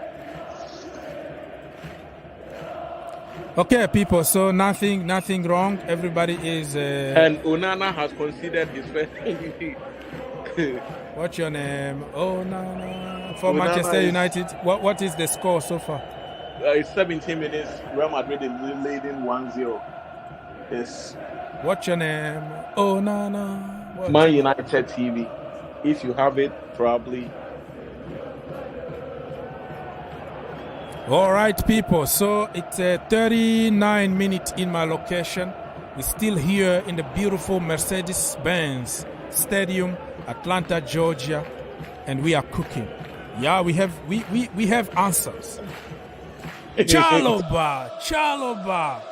Sit down, man. You can say whatever you want about Chalobah in the academy. Chalobah ain't going anywhere. He is getting the job done. That is the most important.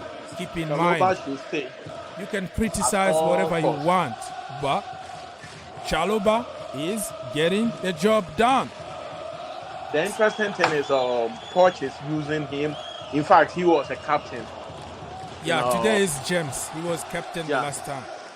So this shows that obviously Poch has like some, plans for this guy. We should just forget about sending him to Inter. We don't want to. It's a corner kick, so I'm always afraid of corners and set pieces. But wow, that was who? Nkunku? Watch out! Ah, second. Okay. Keeper.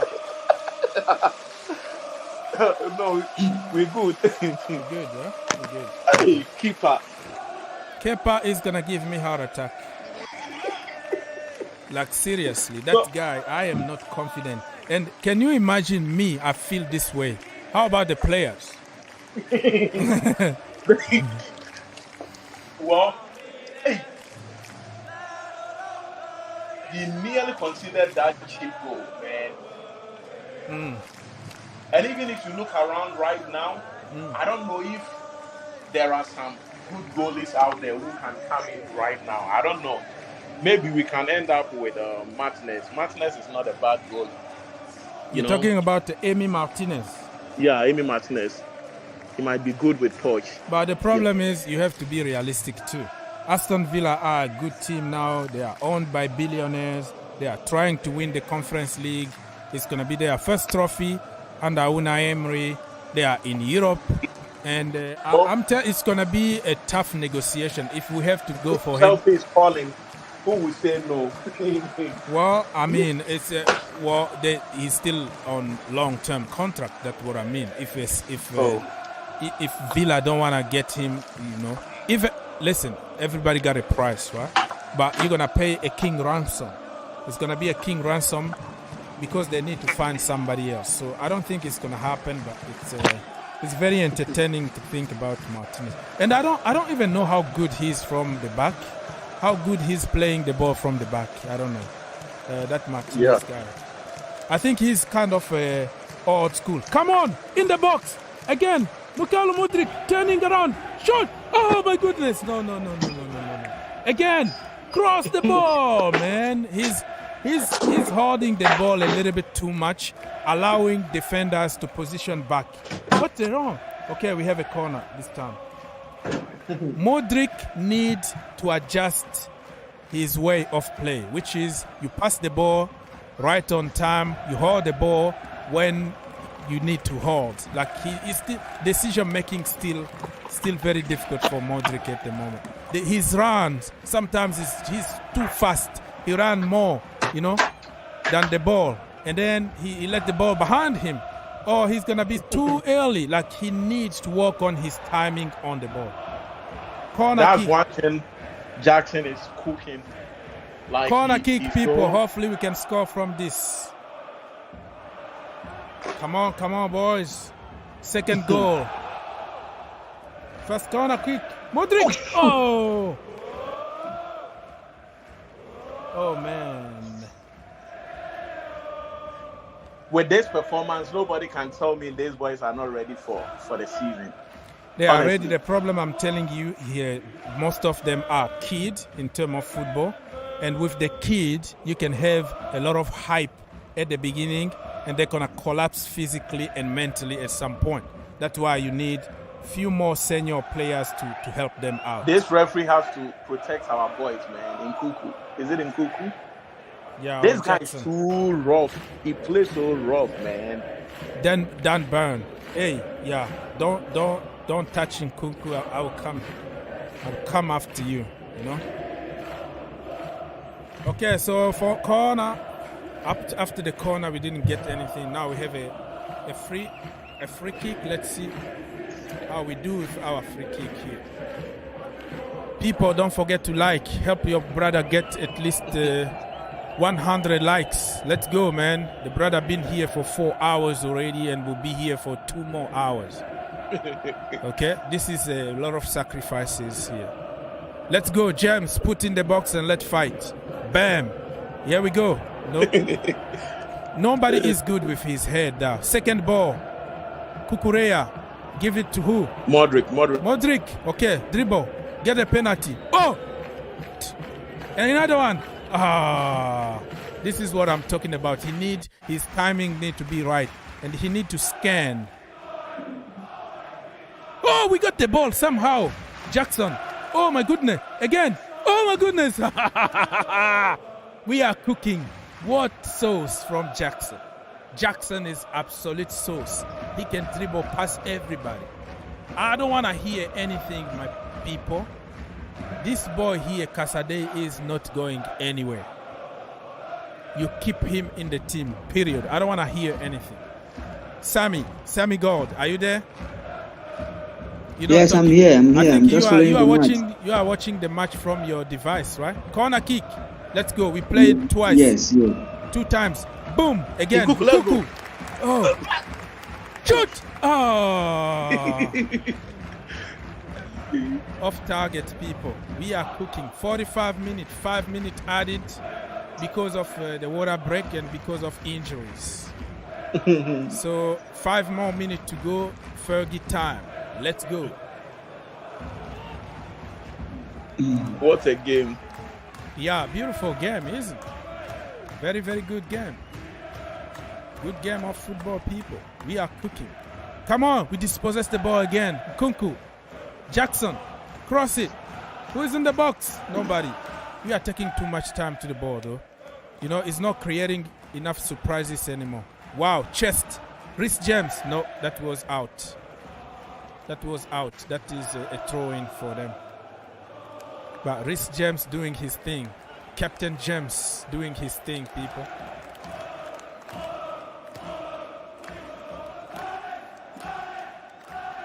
They look alike, though. James with Joelinton. They look really alike. They have some kind of a hairstyle the same. They're pushing each other. Oh, James is showing some character, some captain material here, people. Sit down. Let's go. All right, people. If you want to call us, the link is there. And if I'm not reading comments, you understand that I am focusing on the game. Defensively, come on. Wow, we turn. Who's that guy? Bashir Humphreys is a very good centre-back. We might not even need another centre-back, people. I'm telling you, our youngsters are doing their thing. They are cooking. Bashir, I'm so surprised about his calmness on the ball. Like, he doesn't panic. You know, when you are a young centre-back and somebody is putting pressure on you, somebody like Amron or somebody like... we almost conceded. Almost. That ball, if somebody was in there, if somebody was there, that lost ball, that cross keeper's goal was going to be something else. But I was talking about Humphreys. Humphreys, he's cool, calm, collected. He doesn't care about anybody. He's just taking care of business. I saw him like Joelinton putting pressure on him, Amron putting pressure on him, and he doesn't faze him. He just turned with the ball like nothing else, like if he was playing with the academy. Wow, this guy is something else. We might have another gem here as a centre back. Wow.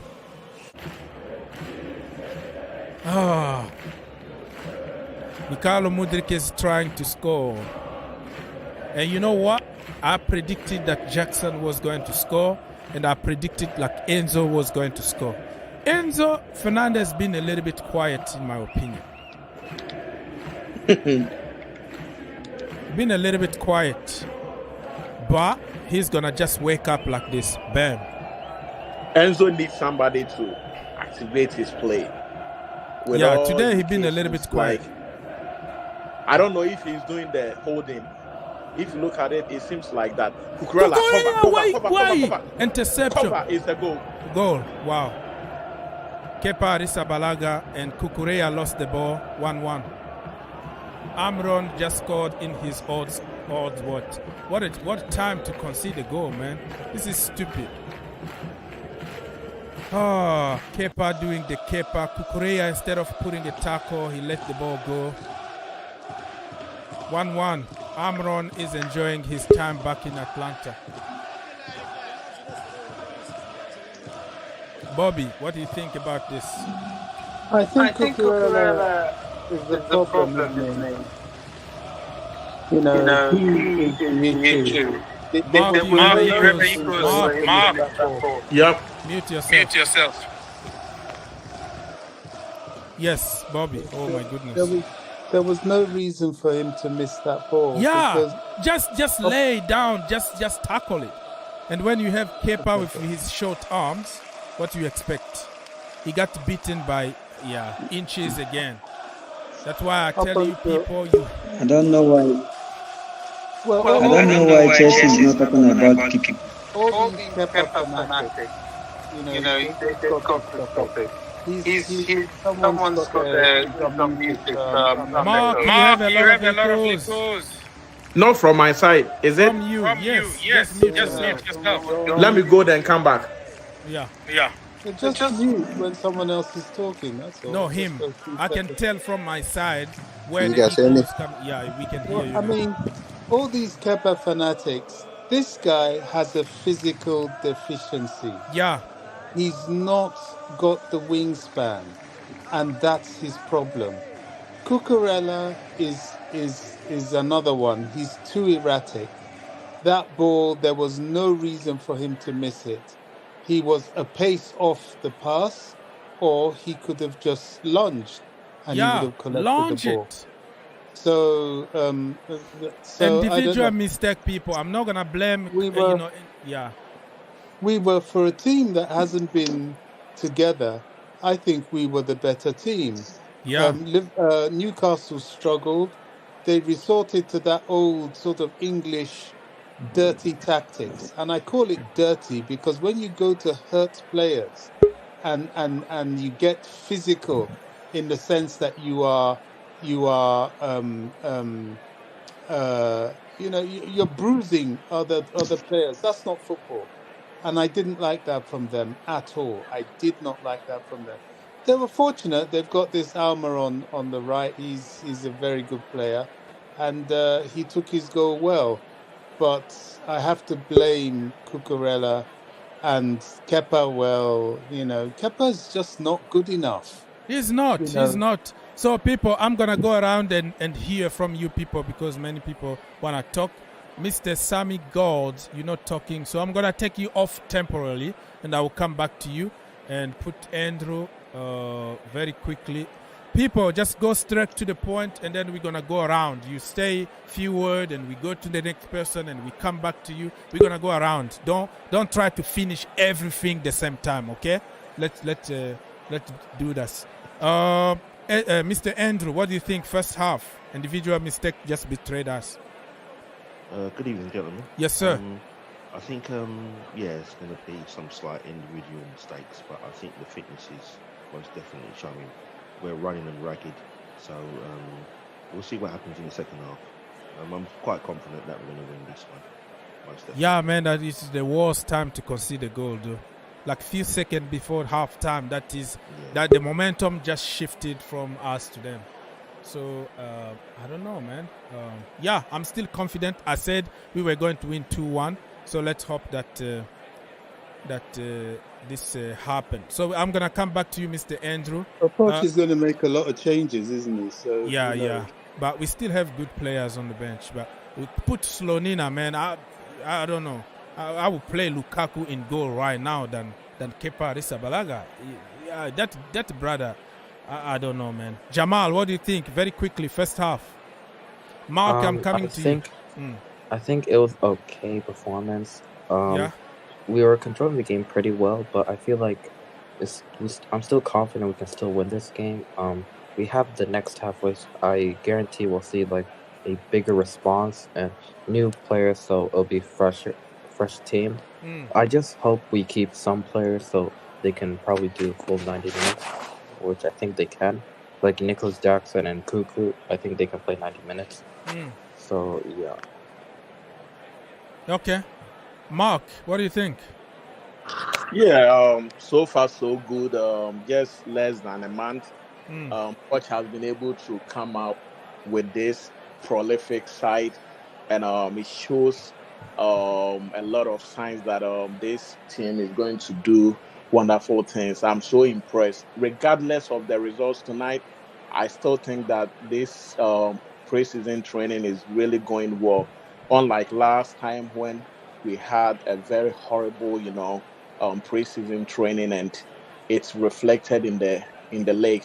This time around, it seems everything is going on. We need some few signings, and if those signings come in, I think this side is going to be very, very wonderful. And if you look at the average player, probably the average player will be 21 years, and it shows that it's a young team, and the project is really going on smoothly. And I hope Poch will correct some of the mistakes, and some players needs to be talked to and don't commit some of these errors in the future, because this could have been prevented. But I will just give them the benefit of the doubt, since it's just a training for the upcoming season. They can correct themselves, and hopefully we're going to have a wonderful season. Yeah. Come on, I guess. All right, we're going to come back to you, my brother. Let me go. Man, Le Français Dev, what should be done in the second half? Well, I think I'll say this for everyone when I say we all know there's going to be a lot of subs, maybe around. If he really wants to win this game, he's probably going to hold us subs for later, just to prioritize winning. Yeah. You Keep know, the but if, momentum a little bit. a little bit, because if he changes the whole team, Newcastle for sure with that pride, they get rich for the win. And with our coaches getting to know our players, like this is preseason, mistakes are going to be acceptable. So, yeah, the mistakes that we make, these players are exposing that weakness, and they're going to have to work hard on it, because now they're going to put themselves in the market. The market is still open, Cucurella. Yeah, who's going to spend 60 million, though? I mean, when I was screaming every single day here last summer, don't buy that guy because we have Jan Madsen and we have Lewis Hall, people called me crazy. Oh, listen, when somebody like Cucurella comes available, you have to go for it. Chelsea community, we are just programmed to thinking that if we spend money, we are getting the best in the world. It's always this way. We got carried away by big account on social media, bandwagon, copy paste, buy. We don't think about the consequence. We don't think outside the box. Do we really need this guy or we need something else? So it's going to be that way. Bobby, what we should do second half? Sorry? Second half, what do you think should be done here? Well, I think we're playing well. They're implementing Pochettino's tactics. Perhaps, Modric started coming to life a bit more, and the only difference between the two teams is the fouling of one team against the tactical brilliance of the other. I thought we were better than Newcastle, and considering the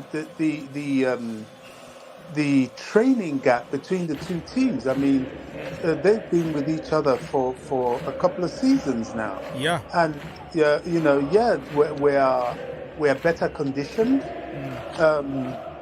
It's unfortunate, but you never know. The second half, I can see in the background people like Moreira. Yeah. He might come on. Colwell might come in. The one thing I have to say here, Bashir Humphreys. Yeah. Bashir Humphreys. Remember the name. He is the real deal, and people are not. They're underestimating this kid. I hear in some spaces, send him out on loan. I get so frustrated with some Chelsea fans. It's unbelievable. He's the real. Bobby, sometimes you don't have to listen to some of these guys. They know nothing about soccer, and they just talk anyhow. And it's so ridiculous that somebody has no idea of what is going on, and they will just throw in something. So you don't have to waste your time. How can you send Humphreys to another club? Meanwhile, he has shown everything that he can manage himself with the Chelsea Football Club. It doesn't make sense. It doesn't make sense. Mark, he you heard really a lot of can echoes, with West Fofana out, I believe, probably for the rest of the season. This guy could slot in. We don't need another centre back. Yeah, you don't need to spend another 100 million on a player that you don't know if he's gonna stay fit. But this kid still in a minimum wage in the academy level. Give him a new contract. Trust him. Help him grow. Learn from Thiago Silva slowly and surely, and allow him to be one of the best in the league. I saw him. He's so cold, like cool, collected in front of like Amron and Joelinton, like he doesn't care. Like he's taking care of his business nicely. I don't know who is it more from Nkunku. He's been okay, but I think he can impose himself a bit more on the game. Yeah, the people who've been really quiet in the first half, I think Nkunku been isolated a little bit, and also Enzo Fernandez is not providing those top balls that he knows how to do it. I'm not saying they were bad, but today it looks like they've been a little bit off. So let's hope that the second half, the change of personnel and the team talk is going to help them bring more energy in the second half. But we were good until the last minute of a bit before the half time that we really two individual mistakes. Kepa, you can't count on him. He's short, he can't reach there. And then Cucurella did the Cucurella instead of launch, man. Just launch. That ball was yours all day long. But the first mistake was from him. The second mistake is Kepa. You can't count on Kepa. That is the difference between good goalkeeper and average goalkeepers, because Kepa is going to just save you ordinary saves. If a shot from distance, people will tell you, oh, you can't save that. It's unsavable. Every shot in the world you can save. But Kepa, because of his size, sometimes he's gonna dive to the right, to the right side, but because he's short, he's not going to reach it. I've been saying this. You don't want to get to the same situation in the middle of the season and you have a crisis and you don't know who's your number one is. And you're going to have to sign a free agent freaking Robin Green, or let's say go to somebody who retired like 40 years ago. Anyways, people, anybody that want to jump, you can jump. Le Français Dev, yeah. I wanted to say, yes, it's true that we hear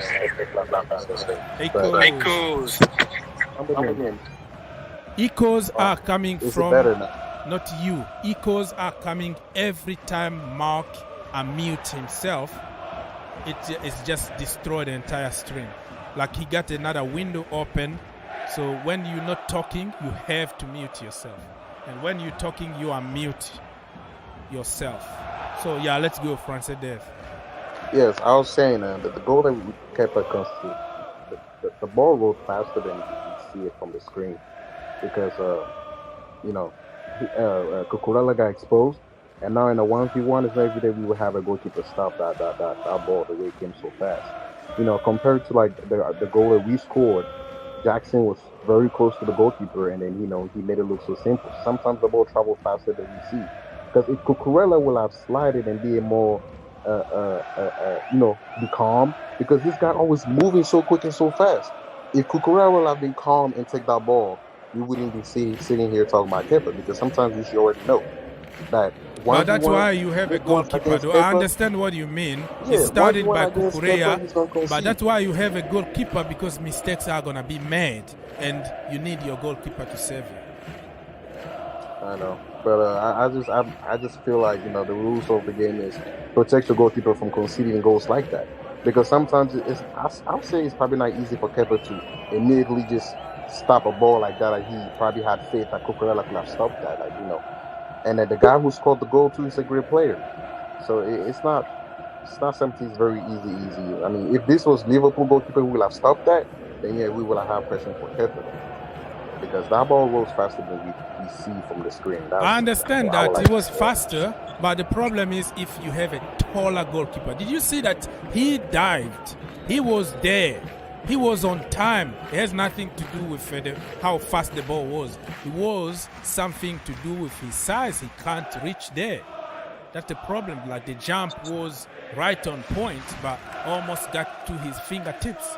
And that's what happened time and time again with Kepa. His size is bad, and his arms are really short. Okay, who is back again? Mark. So what I was saying is, if you are a Chelsea fan, you should be lucky, and you should be so grateful that this Poch is in charge right now. And with the look of things, he will probably turn most of these guys into world-class players. If you look at Poch's history with Tottenham, when he went there, Dele Alli was nowhere. Nobody knew him. He brought him from, I think, Milton Keynes or something like that. And FK Dons and Dele Alli, we all know what happened with him.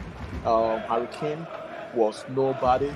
He just brought Harry Kane, and Harry Kane was doing a lot of stuff. So I'm so happy that he's coaching Jackson, Caicedo, Santos, Angelo, and all big boys. He's going to make them world-class players. And with keeper, what we are trying to say is he's really doing good, but I guess obviously he knows no one is right now there to compete with him. So even if he makes any error, he is still going to be the number one. That narrative should change.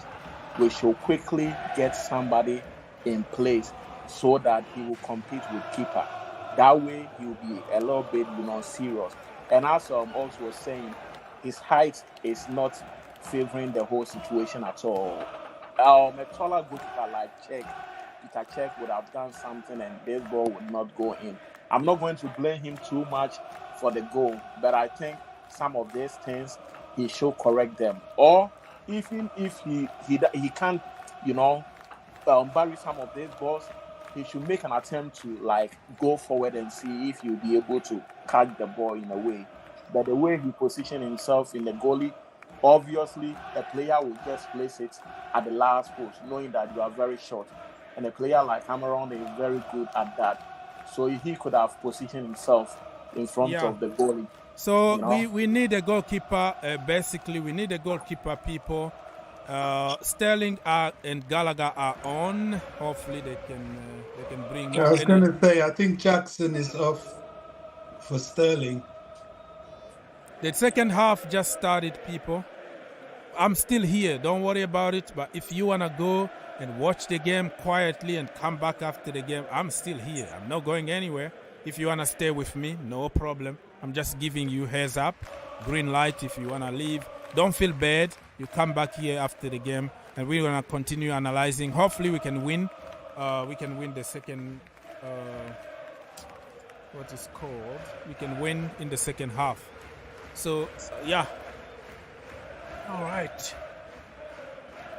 Second half, people. I'm refreshing my stream. There we go. Humphreys still there. Chaluba still there. James still there. Kukurea still there. Fernandez still there. Caicedo still there. Madsen still there. Sterling is on. Gallagher is on. So I think those are the two changes. Probably Probably those are the changes that. And Sterling. I think Jackson went out for Sterling or replacing Jackson or maybe somebody, I don't know. Oh, I think. Do you think Nkunku is gonna play in front, or they're gonna play together with Sterling? Is Nkunku still in the game? Oh yeah, he's still there. I think he's now playing in the middle. He's leading the attack right now. All right, let's see what's gonna happen, people. 47 minutes in my location, and here we go. Second half, man. I don't know. That was the worst moment to concede because the talk, the team talk was going to change if we were like 1-0 up. Was going to be completely different. Offside for Newcastle, Joelinton. People, don't forget to like, man. It doesn't matter, folks. It's good to have these different types of pressures and scenarios. This is the time to practice how we deal with it. Yeah, you're right. So we see our weaknesses. Keeper has to be very careful. Like, he can't continue to be doing some of these things. And this is good though, because Todd Bowley is there in the stadium, right? I saw him at the beginning exchanging some present with Amanda Stavely. What's her name again? At the Newcastle. She's there, Marina over there. So I saw them.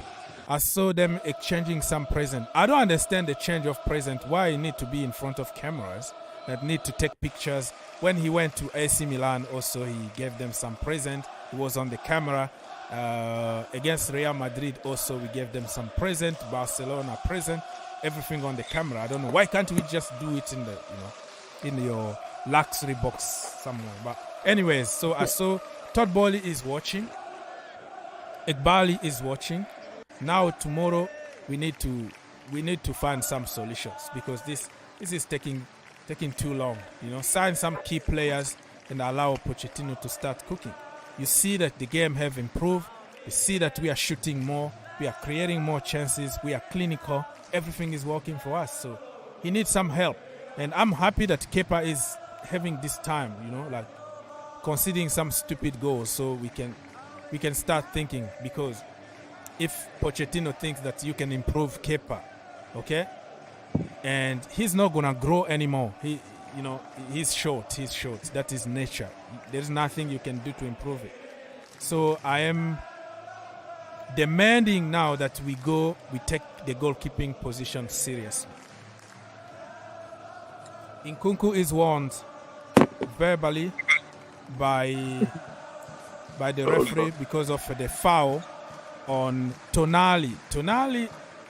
Tonali so far been very quiet, and many people have been saying that he's not happy being at Newcastle because the body language is not there and all that. I don't know how they will determine with a picture that he's not happy. Well, because it's not only picture, even videos, like his girlfriend complaining about the gym. It's too small and like AC Milan gym is bigger, and like body language, pretty much like he's not smiling. He's a happy boy, right? At Milan all the time, jokes and like smiling all the time. But now he's like, man, what I'm doing here? So he came for money. Let's be honest. Money is the reason why he came to Newcastle. And with the money they got, AC Milan, I think they built even a better team. They got Ruben, they got Pulisic, they got Chukwueze, they got a lot of players. I'm telling you, Milan are the team to watch next season. They have a hell of a team. Yeah. Chukwueze or something. That Chukwueze? Are you talking about Chukwueze? Yeah, Chukwueze just joined them. So yeah, that's what I said. Samuel Chukwueze from Nigeria. Yeah. Yeah. So obviously it's going to be crazy. Very crazy next season. Yeah, he's cooking from one side, Pulisic from the other side, and they have also Rafael Leao. So it just tells you that they will be fine. They will be cooking, really. So obviously, Pulisic should be careful. He might not get, first team selection. Yeah, Pulisic just left Chelsea bench for Milan bench. No, I don't think so. I think he's going to cook over there. You think so? Yeah. He's not going to play. How? He's there. I don't know. I don't know if he's going to be a first team player. At least he's going to have a chance to fight for his place and not... Yeah, like many times, listen, I'm not blaming He had the a team. chance to fight for his place at Chelsea, but he couldn't not fight. that much. His injuries, and let me explain. His injuries also part of that. But I still remember few games that he was good, like for 2 games, score a few goals, and then the next game he's benched for no reason at all. And even in his book, when he was struggling with Thomas Tuchel, like Thomas Tuchel would tell him not to make runs, stay where you are at, and he makes a run and score against Real Madrid, and the next game he's benched and punished because he didn't listen to the manager. So there are so many issues in Pulisic, and the people, you will see a different kind of narrative when he starts. You give him a chance to fight. At Chelsea, sometimes he was lacking that chance of fighting for his place. When he's given a chance, he got injured. When he's fit, he plays few good games. The next game, he's benched or 30 minutes. It was almost impossible to build in momentum. So it's a combination. Not like I'm blaming the club or I'm blaming Pulisic, but I'm using the context as a package here, not one person to blame here. And I believe that he's not going to sit on the bench. If he's fit at Milan, no, that brother is not staying on the bench at all. Number one, we are here. I'm going to be doing Watchalong, so I'll tell you I told you so. Let's go, people. 53 minutes in my location, still 1-1. And just like the first half, they are trying to push us. We are trying to find our rhythm so far. Kukurea, man, get him off. A lot of hair, okay? You had to put something like tie the hair. It's just making you look even crazier here. Bashir Humphries, what a player, man. What a player this brother is. Okay, that is an offside. Yeah. Offside, Reece James, the captain. And oh man, it's time to take Reece James off, in my opinion. What do you think? Take Reece James off.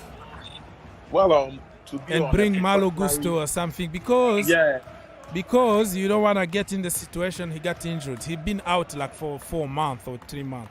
This is his first competitive kind of game. You don't want to play him 90 minutes. Come on. Yeah, obviously they can just let him rest. I don't know why. I mean, he's a top player, and I wanted him to start, but I don't want him to play 90 minutes. You know what I mean? We are cooking people. Wow, through ball. Nkunku, let's go. Kill him. Bam. Okay, find an angle. Again, dribble. Oh, too late. Pass the ball to somebody. All right, shoot. Mikalo. No. That was not even Mikalo. I'm talking about Gallagher here because they have the same kind of hair. So I'm confused a little bit. Let's go, boys. Come on, people.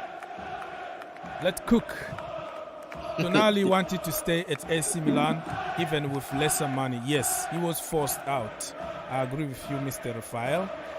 Mr. Football Man, number 007. Yeah, sub risk off. You don't want to risk him. This is a friendly game. Even if we lose, it's okay. We already see what Pochettino is trying to do.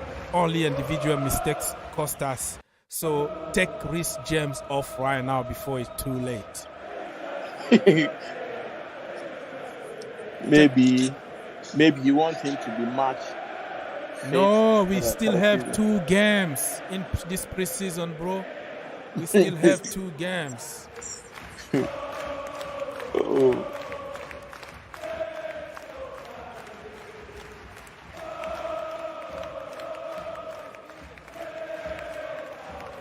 Close up Sterling. Honestly, they can loan Sterling to Strasbourg. That would be a good thing for now.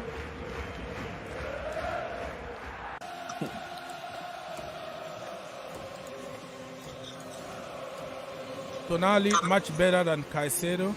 I don't know about that. Tonali need to confirm into the Premier League though. You can be good. I think Amron is coming off. No, he's still there. Oh, they are just they show him in a close range. Tonali, I don't think so. He's better than. He's more attacking though. Tonali is more direct than Caicedo. Caicedo is no nonsense. Break the play. Dirty. If we have to go dirty, we can go dirty. And he played already 2 seasons. Oh my goodness. Kepa. Yeah, thank you. But that was a very weak shot though. Shot on target and from Miley. And Kepa it was a very weak shot in the middle. So it didn't really count. So yeah, still 1-1 so far, people. We have to find a way to win this game, and I'm telling you, I don't see Raheem Sterling so far. The change kind of took our level a little bit down. The intensity kind of dropped a little bit. Wow, Casadei, man. Oh, who tried that shot? Enzo tried a shot, but he went to the moon.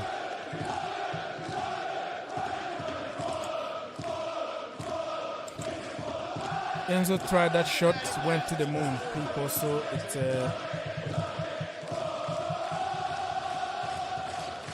Newcastle are trying to build from the back now. I think who is in goal in the second half? Nick Pop for them. Is it not the same goalie? No, I think this is Nick Pop or something. I didn't really pay attention to the subs. Okay, Nkunku. Oh my goodness. Whoa! Oh my goodness. Nick Pop, you see? If it was Kepa, that was going to be a goal because he's short. And people were going to say that was too fast to get there. Did you see that save from Nick Pop? Because of his size. Kepa would have dived and then let it go to the back of the net because he's short. Oh man, we almost scored. Bam, bam. That was a very good action from Chelsea. Come on. 1-1 so far, people. I'm really impressed with these boys, honestly. We've suffered a lot. Another one. Oh, the goalkeeper. That is Nick Pope, I think, because he's very tall. Everything from Nick Pop. Everything area, that he's gonna collect it. He's very commanding in the box. He's not good really with his feet. Last season, Newcastle's game, I think they won both home and away, if I'm not mistaken. Say it again. Newcastle against Chelsea last season, I think they won both games, home and away. No, we drew at home. The last game of the season, we played at Stamford Bridge. It was like, 1-1 or whatever. It was a draw. Oh. They beat us away, okay? 1-0. 3-1 or 1-0? They beat us 1-0 in the first leg at St. James Park under Graham Potter. This Humphrey guy, you know, I'll be so mad if they let him go. Yeah, Humphrey is the real deal. Humphrey, if they allow this boy to go on loan, I'll be so mad. Honestly. What a guy. And if you are Badia Shield, if you are Badia Shield or you are Chaloba or you are Thiago Silva will always be Thiago Silva. But those players, or Fofana, you should be very worried because this guy is coming in with a lot of, you know, how should I say, a lot of good displays. Nothing shows that he's lacking like any experience or like he's playing like a normal player. And this Newcastle, you know. Yep. All right, people, you can still join us by clicking that link, and don't forget to like. We are trying to get at least 100 likes. Okay? It doesn't cost anything, my friends. Your brother been here for more than 4 hours. If you want to help the channel, click on that like button. Okay? That's it. 1 second. That's all I'm asking from you. Thank you so much. And the game still 1-1. 61 Let's go, boys. 61 minutes in my location. We are watching a beautiful game here. I'm loving the 1-2s. The attack, the build-up is very good. Come on! Oh! We don't have anybody in the box that can head the ball. Besides, like Caicedo guy, he's good. He's good in heading, but so far he's been very unlucky. Did Santos come in yet or no? Not yet. Hit that like button, people. Let's go, man. Let's go. What are you waiting for? You want to help the channel? Do it. Let's go. I know it's very late in many countries, but I'm kind of happy that you have to suffer the way I've been suffering for years. Since I moved here, I have to watch the game like very early in the morning. So you feel it, right? When you have to wake up 3 o'clock, 4 o'clock in the morning. That's. So you are in Midwest. I've been all over the country. I'm between Indiana and Kentucky, which could be. Man. Which could I be. guess you guys are behind 2 hours Eastern time, or I'm not quite sure. It depends. Yeah. Come on, people, show me some energy. Show me some energy in the final third right now. My cousin in San Diego always Enzo, okay, top the ball. Kukureya, please cross one time. Oh. And Sterling backward again. Enzo. Sideways. Chaloba. Sideways, but good. In the good area. Come on, James. Cross it. In the box. Enzo, do something, bro. No. Sterling. It's going to be a goal. Gallagher. Oh, Nick Pop. Nick Pop again. Nick Pop. If it was Kepa, it was going to be a goal. Because look at Nick Pop, the difference that he's making. Reflex. Commanding the box. Look at that, man. Gallagher. Bam. If it was Kepa, he was not going to reach that ball. It was going to be a goal. And people said it was too fast. He couldn't get there. Look at Nick Pop. Strong hand. Kepa got some very weak hand. Like spaghetti riso. It's always bend. It's always bend and let the ball go to the back of the net. Look at his colleague here. Oh God! I think we should. Oh wow! That went to the moon. Bad. That went to the moon, and that's what people are gonna remember about Gallagher because he skied that. But they forgot that he almost scored before. They'll even forget that he scored. That's the problem. He almost scored. Okay, so we are making changes. Chile is coming in for Kukureya. Get out, man. Get out. Andrew Santos is coming. Chukwuemeka is coming in. And Sterling is coming out. I thought he. No, he just came on. Chukwuemeka and Malo Gusto to take Reece James' place. Yeah, that is good though. That is good. Sterling comes out. Kepa is going to be the captain or something. Why can't we just change a bloody goalkeeper? Put Slonina or something. But I think Pochettino is trying to build Enzo. Enzo is out. So it's going to be interesting. Caicedo is still in. And Jan Madsen is off. Man, I think this brother here, the manager, Mr. Pochettino, trusts Caicedo a lot. Enzo is not happy about the substitution. Well, happy or not, sometimes you have to protect the players against themselves. Yeah. No player in the world want to come off, even if he had an awful game, right? But you have to protect them because except yeah, that Kante is something. But that's why we man. killed Kante though, because we thought he was a Superman. He need to play 90 minutes every single minute, and we gave him injections and pen pills and all that, and we paid for it. He was out for almost a year, you know. So you might think that the players are Superman, but you are killing them. You remember Keeper's incident with Sarri when he was being substituted and he refused to come in. He refused to come out. Kepa? Yeah, Kepa. That incident that happened. And I said, if you do this with Gattuso, trust me, the game will come to an end. He was going to fight you physically. That's what you mean? Gattuso will come to the field and make sure he drags you out.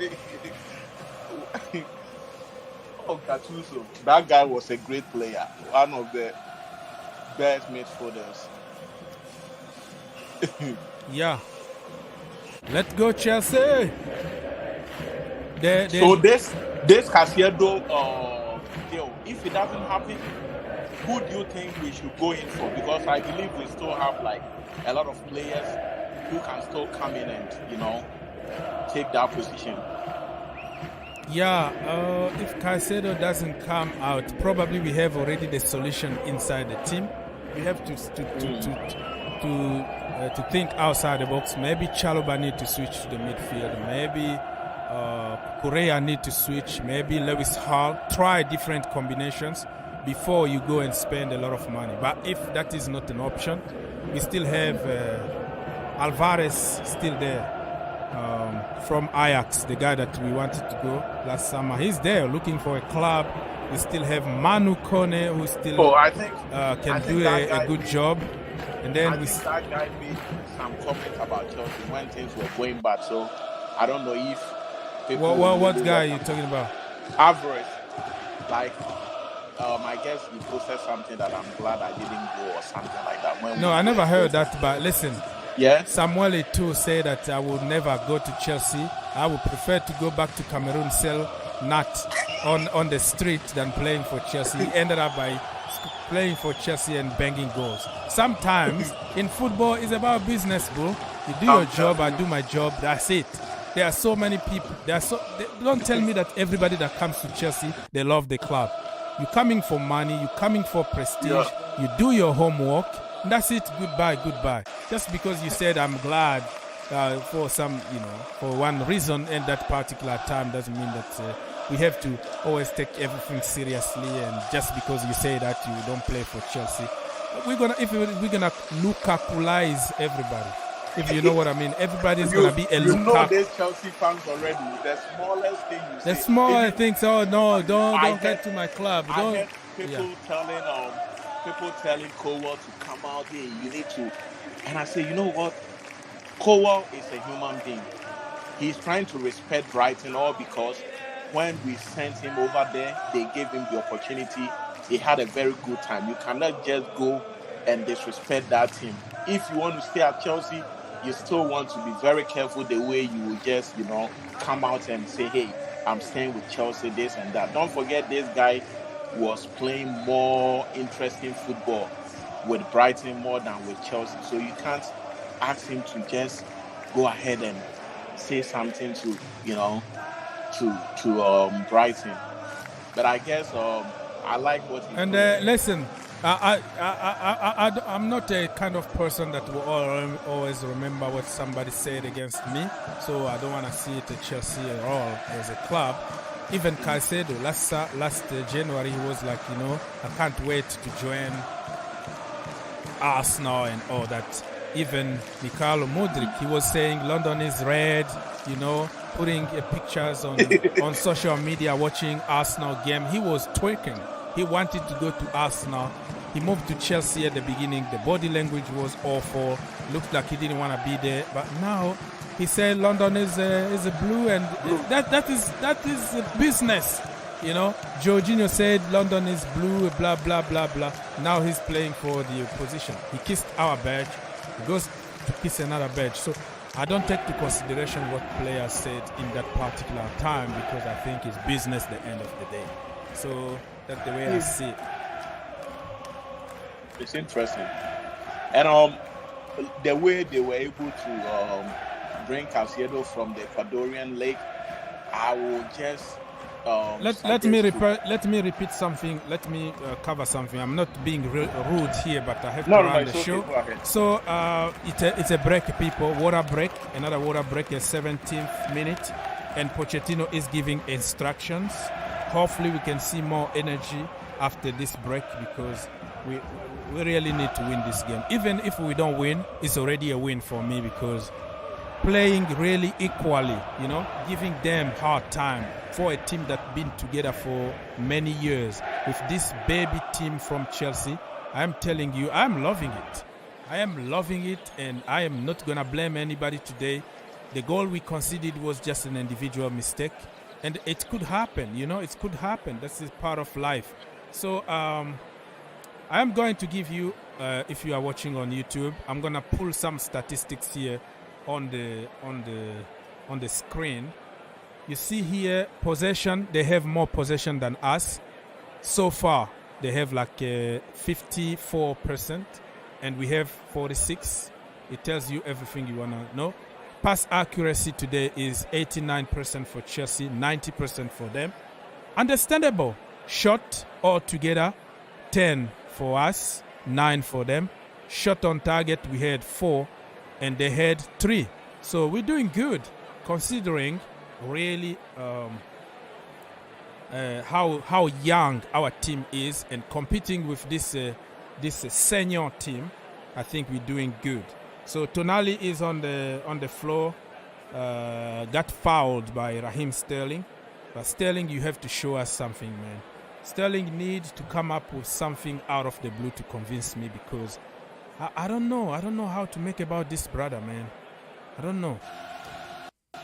He sometimes makes some runs, and when it matters most, Sterling will just have no clue as to what he want to do. And it bothers me a lot. He is a very experienced player, and sometimes he has to use his experience to capitalize on certain situations.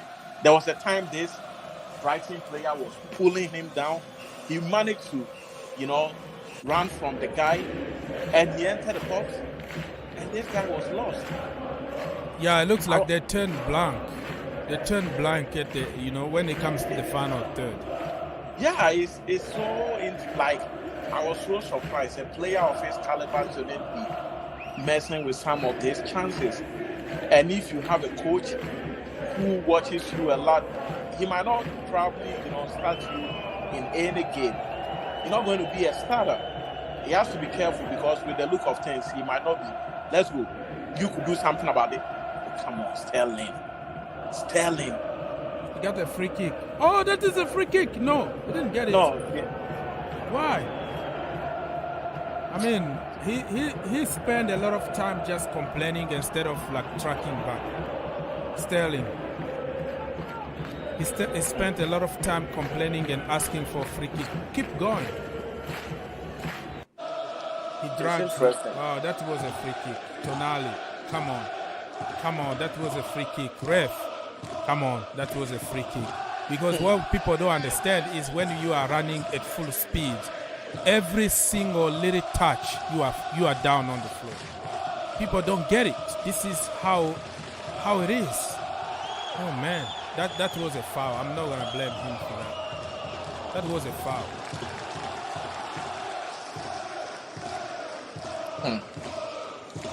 But listen, my brother, win or lose today is a win for me. The way we've been playing, I think nobody really expected us to give this kind is of a team that has been together for less than a month. Mm-hmm. Less than a month for them to put up this, performance shows that the future is still bright. Unlike last season. If it was last season, by now we'll be down by 3-0. But it seems everyone is well tuned and we're going to have an interesting, season. And let's not forget, one of the starters is yet to play a game, Madueke. And I don't know if this brother is going to play any game in this season. Like he hasn't played any game yet. He hasn't been cut, and it's very interesting. So let's see what happens. Maybe in the subsequent games he's going to play. Who knows? Or maybe they are just waiting for the Dortmund game and they will give him the opportunity to play.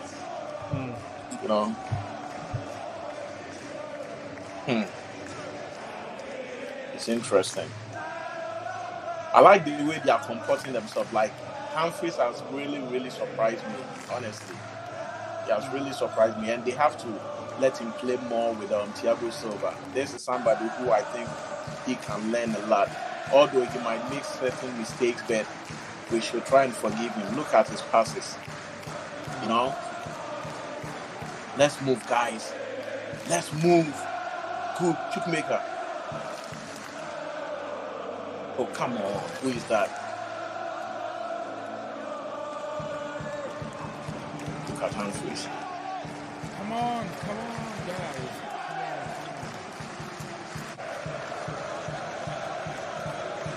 Okay, 77 minutes in allocation, people. We're still trying to lock the ball. We still need a goal. Come on, ref. Yeah, the referee is not doing us justice. Free kick. Who's gonna take it? Andrew Santos is.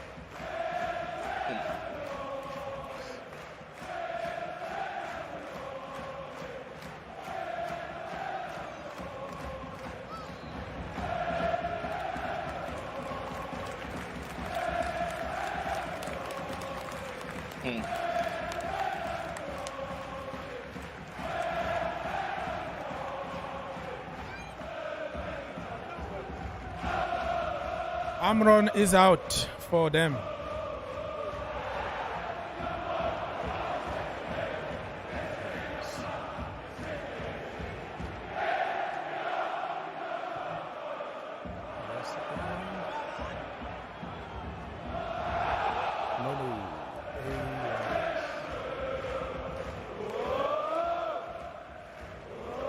And who is in? I think Nkunku is on. Today wasn't his day, but it's okay. And I think Diego Moreira is coming on. And also, I was distracted a little bit by somebody.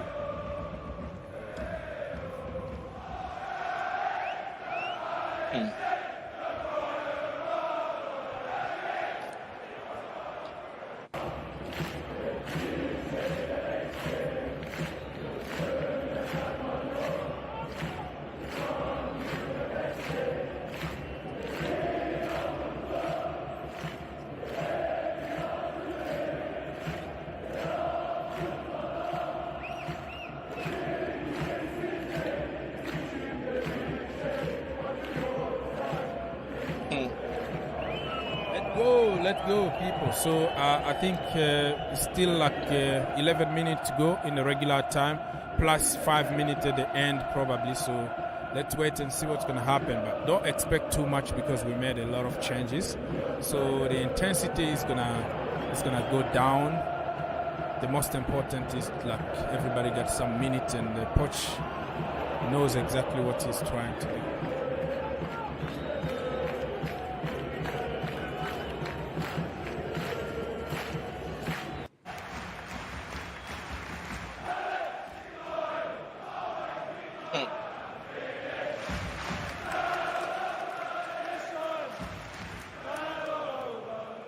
Come on, guys. Give me some more energy. Still 10 minutes to go. Come on.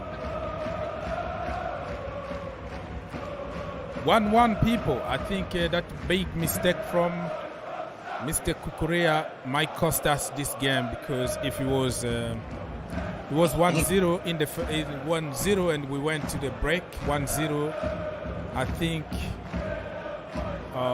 Newcastle were going to push a little bit more in the second half, leaving some opening for us to cook. Okay, come on, Chile.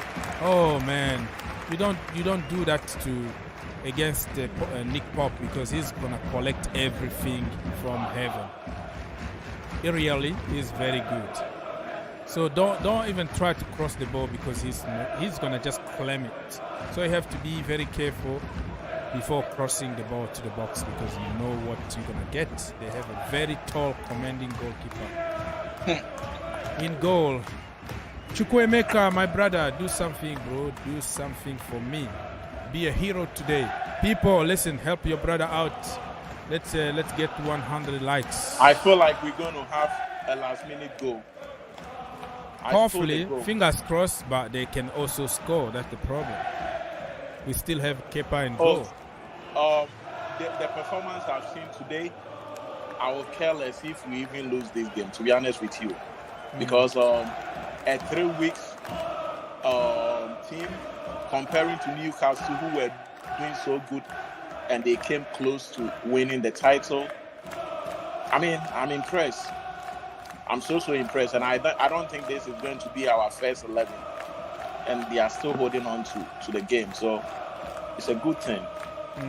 You know, it's a good thing, and we should all be proud that Poch. Who is your man of the match so far? Man of the match. Honestly, I think I can give it to Jackson one more time. Well, you're spot on. I will give it to Jackson, because goals will win you games and get you points. But for me, I will give it to Humphreys. Yeah, Humphreys. Just because of his age and the level of the opposition and how he managed to control them. You know, we kind of always remember who had an assist or who scored a goal. Or he's really doing good. Tricky players, but that brother is something else, and it wasn't his fault for the goal. So I will give it for that reason. But I know Jackson is going to be the man of the match for Chelsea. But I think for the Premier League, they might give it to Almiron for the audience, because he played in his old stadium, Atlanta, and something like that.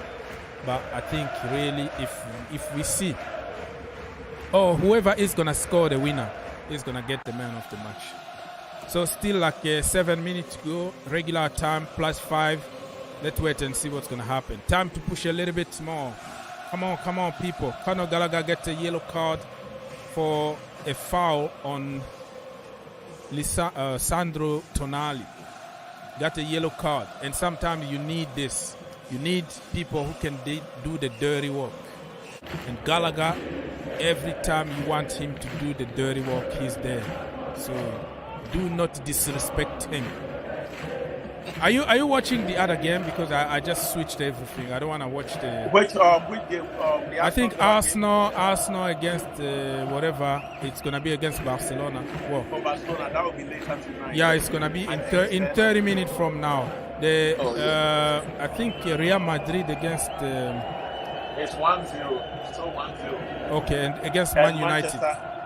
Manchester is pushing so hard to get the equalizer, but I doubt. Okay, people. So we are almost 100 likes. I really appreciate your help, because it encouraged me to continue doing this. We are over 50 people watching now. It's a very good turnout for a small channel. If you can push a little bit more that like button, I would really appreciate that. Let's get to 100. It's only. What I would say is, let me finish. Let me finish. I will give you time. I'm trying to plug myself, bro. I've been just plugging everything else without plugging myself. You have time. So please, people, let's get to 100 likes. It's going to encourage me to come back tomorrow morning to analyze the game. And Gordon is coming off. I think he had that assist, Gordon. Anthony Gordon. Remember that Chelsea wanted to buy him. And what else I wanted to add here? I forgot because Mr. Cardozo cut me off. But yeah, you can go now, bro. You can go now. No, I was about to tell you that, hey, I just purchased my ticket for Sunday's game. So just shoot me a private message if you need any content for you. Yeah, sure.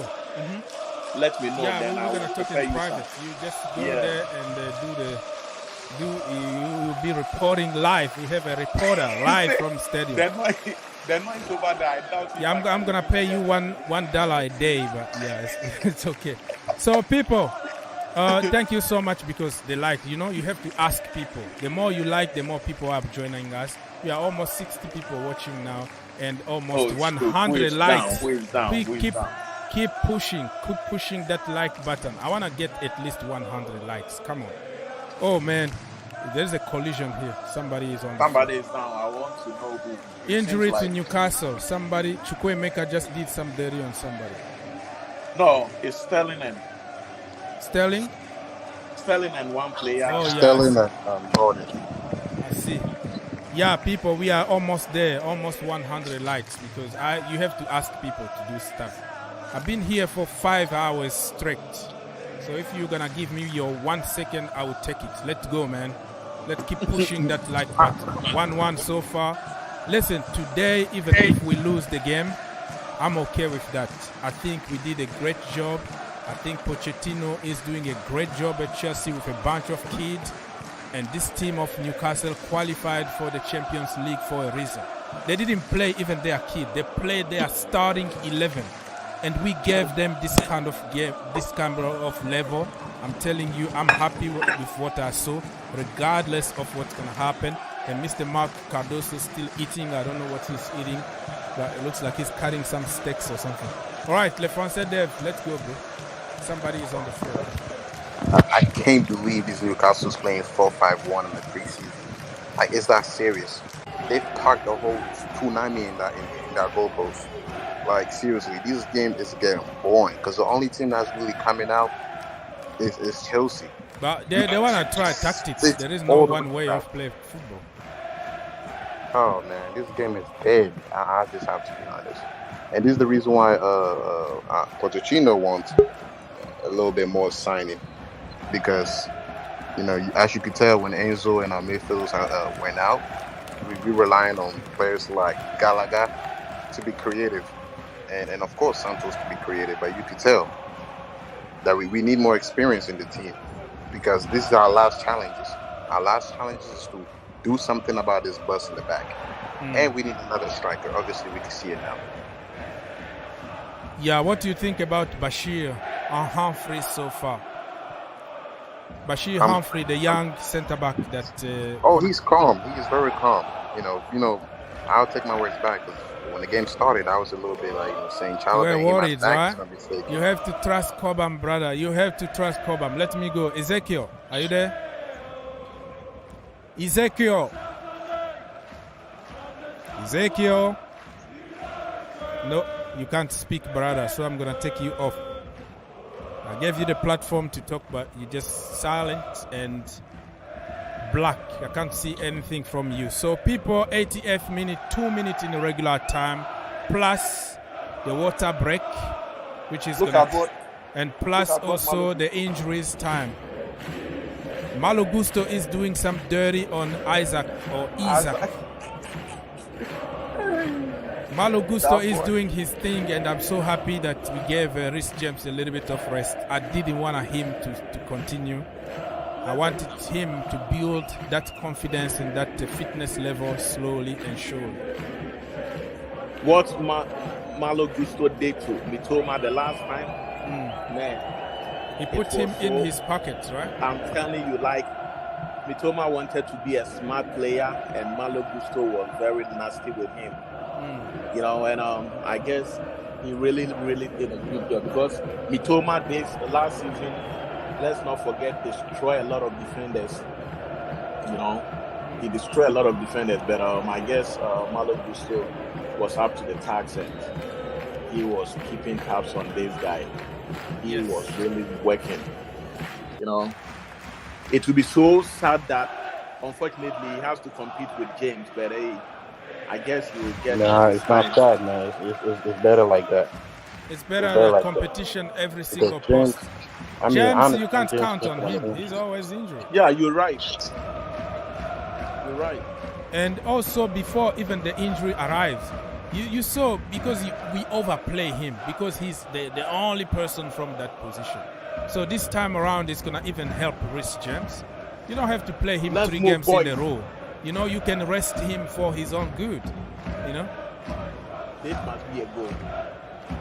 I Come smell on. goal. I smell the goal. I smell Smell the goal. Cross. Absolutely. They're coming out the back. It's coming. Oh. They're parking the bus too much. They How will that lose. is that was supposed to be like a cross from Diego Moreira or 5-minute people added? Fergie time, 5 minutes. And then nobody's going to speak on how Newcastle is playing boring football. Like, seriously, they're just moving the ball to the sides, to the sides, to the sides. When Chelsea was doing this, the commentators know how to talk. I'm lucky that I'm not even listening to them. Though. I don't know what Chelsea has done to like English press and the FA and the referee association. Like everything goes against us. Everything. I didn't like how the cameraman came closer to listen to Pochettino. Like, come on. Like, he really, the cameraman really put the audio and everything. I'm lucky that I'm not even listening to anything. I locked it here because I have to keep up with the show. So I don't Let's have to be listen honest to. here. I don't have to listen to every crap that's going on there. So I'm good. Let's be honest here. Do you think that Declan Rice has made Arsenal team weaker or? I don't know. I'm I'm not even More watching, risks. but it's too soon. It's too soon to say anything, though. You think so? Yeah, it's too soon. Declan Rice is gonna take them to the next level. That's what I know. I rate doubt. the guy. Take who? Honestly, I Take know who? that Chelsea fans want him to fail so they can say I told you doubt so. because Jackson just joined this team less than a month ago and he's, already doing something. If Rice, But what do you can do say? Rice haven't even played a match like he been playing like 10 minutes the first game and the second half. The second game probably 30 minutes. What do you expect from him, bro? well, let's wait and see what is going to Yeah, happen. this is being jealous here. You are just something is turning here, Why he's living rent free in your head? Give up, bro. Why you are like a very very you are like a very very jealous boyfriend that you don't like the girl anymore, and then she left you and she started hanging out with somebody else, and you come and start to do and start being jealous. Come on, let it go. I think you are the guy who will watch a Manchester United game just to see how Mason Mount is gonna flop. No. Mount, and also Kai Havertz, how he's gonna flop with Arsenal. Come on, man. Come on. Yeah, I do respect them. I do think they did well for us, and it got to a time that they have to move on. You don't expect me to. You make just them... leave them alone. You're gonna just suffer yourself here, my brother. Oh no, I wish them all the best, man. I wouldn't wish them all the best at the expense of Chelsea. It's not going to happen. I still hold on to the badge, and if you are no more here, I can't wish you better. Corner kick. Come on. This will be a goal. No. Bam! Chile. Oh man. Again. Oh, Nick Pope. What a save. What a save from Nick Pope. And I'm telling you, 110%. Kepa in goal. That was a goal. And Le Français Dev was going to say, oh, listen, it was too quickly. That was a snapshot. He couldn't get there. Flipping hell. Look at that save. Look at the save. The goalkeeper is tall now. Oh, my goodness. The goalkeeper is tall. I have to applaud that save from Nick Pope. And this is what you need, a little bit of That's size. what we need. We need a high goalkeeper, Size. You need a good goalkeeper to save you. That was a snapshot. And everybody was going to say, you can't save that. You can't save that. Bloody hell, you can save every single shot in the freaking world. Oh, Le Français Dev, you see what I was saying? You say, oh, it was so quickly that was no. Kepa was Kepa. If it was Nick Pope, he was going to save that. Remember, I did mention Nick Pope is a goalkeeper who impressed me last season because he's tall and he does what he's supposed to do. And look what he just did. Yeah. You know? But that goal I think he's gonna be the man of the match because it's not the first time. Not the first time. He's gonna be the man of the match because Chelsea were going to win without Nick Pope. Okay, let's go. The last minute. Oh, people, 1 minute. Oh, it's over. The game is over, people. They added time over, and now Barstow. I agree. They had to end the game, man. Because 1-1 is a good result for us, but we were the better team in our opinion. We were the better team. Given the circumstances and given how young our team is, we were the better team. Better team. Tactically, we was way even ahead. These guys have been together for how long, and they've been doing. Yep.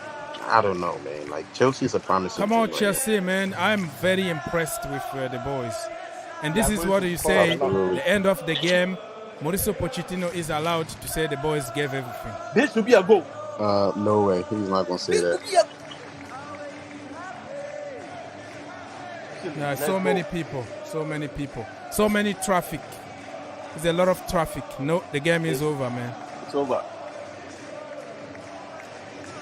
That was a good game. Full time, 1-1, people. Wow, two tactical managers here. This whole game was tactical tactics. Geniuses. Yeah. This whole game was tactics. Like you can't even tactics. breathe to watch players talent or anything. I think they're gonna give Amron the man of the match because he's from Atlanta and in his own stadium and he equalized. I think he's gonna be given the man of the match. A big club should not give this kind of player big of a match if they claim to be. Just imagine Forrest tormenting us last season. Yeah, and these boys play with Nottingham Forest. They can bury them with like 4 goals. I'm not kidding. Because it was so strange. Teams like Nottingham Forest were winning against Chelsea. Southampton, a team like Southampton was beating us. You know, it was so ridiculous. Like, we have hope. Like, this season is going to be good. Let me be honest, right? This season is going to be really what good. What Newcastle did right there is the Premier League. Parking the bus. This is what I was waiting for. We got players, but we need to do something about this buses parked. Like, every team in the Premier League is aware of this. Look, I bet you it's about 10 teams watching this Chelsea game how to stop us already.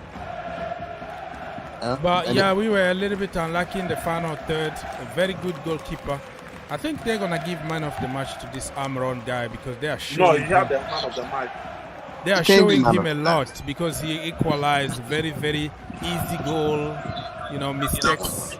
He was given that. I am suspecting he's gonna be the man of the match. They should give it to the goalkeeper. Yeah, the goalkeeper is the man of the match in my opinion. I think Amron had the man of the match. Yeah, they are showing him a lot, so he's gonna be the man of the match. So yeah, in the end, I just think we need more players like Enzo to chip that ball when these people are parking the bus. The only thing that I saw differently was when the team parked the bus, we could tell our midfielders try to sneak behind their midfielders to cause problem, but that didn't even work like a 10 out of 10. It looked like it was just the tip of the ice in the ice block, like they said. Okay, so I'm gonna read some comment from YouTube because I have to leave. I've been here for 5 hours. I'm sorry, guys. I'm one person, and I'm still missing like 6 people, 6 likes before we get to 100 people. Come on, man. Over 60 people watching right now. Let's click that like button.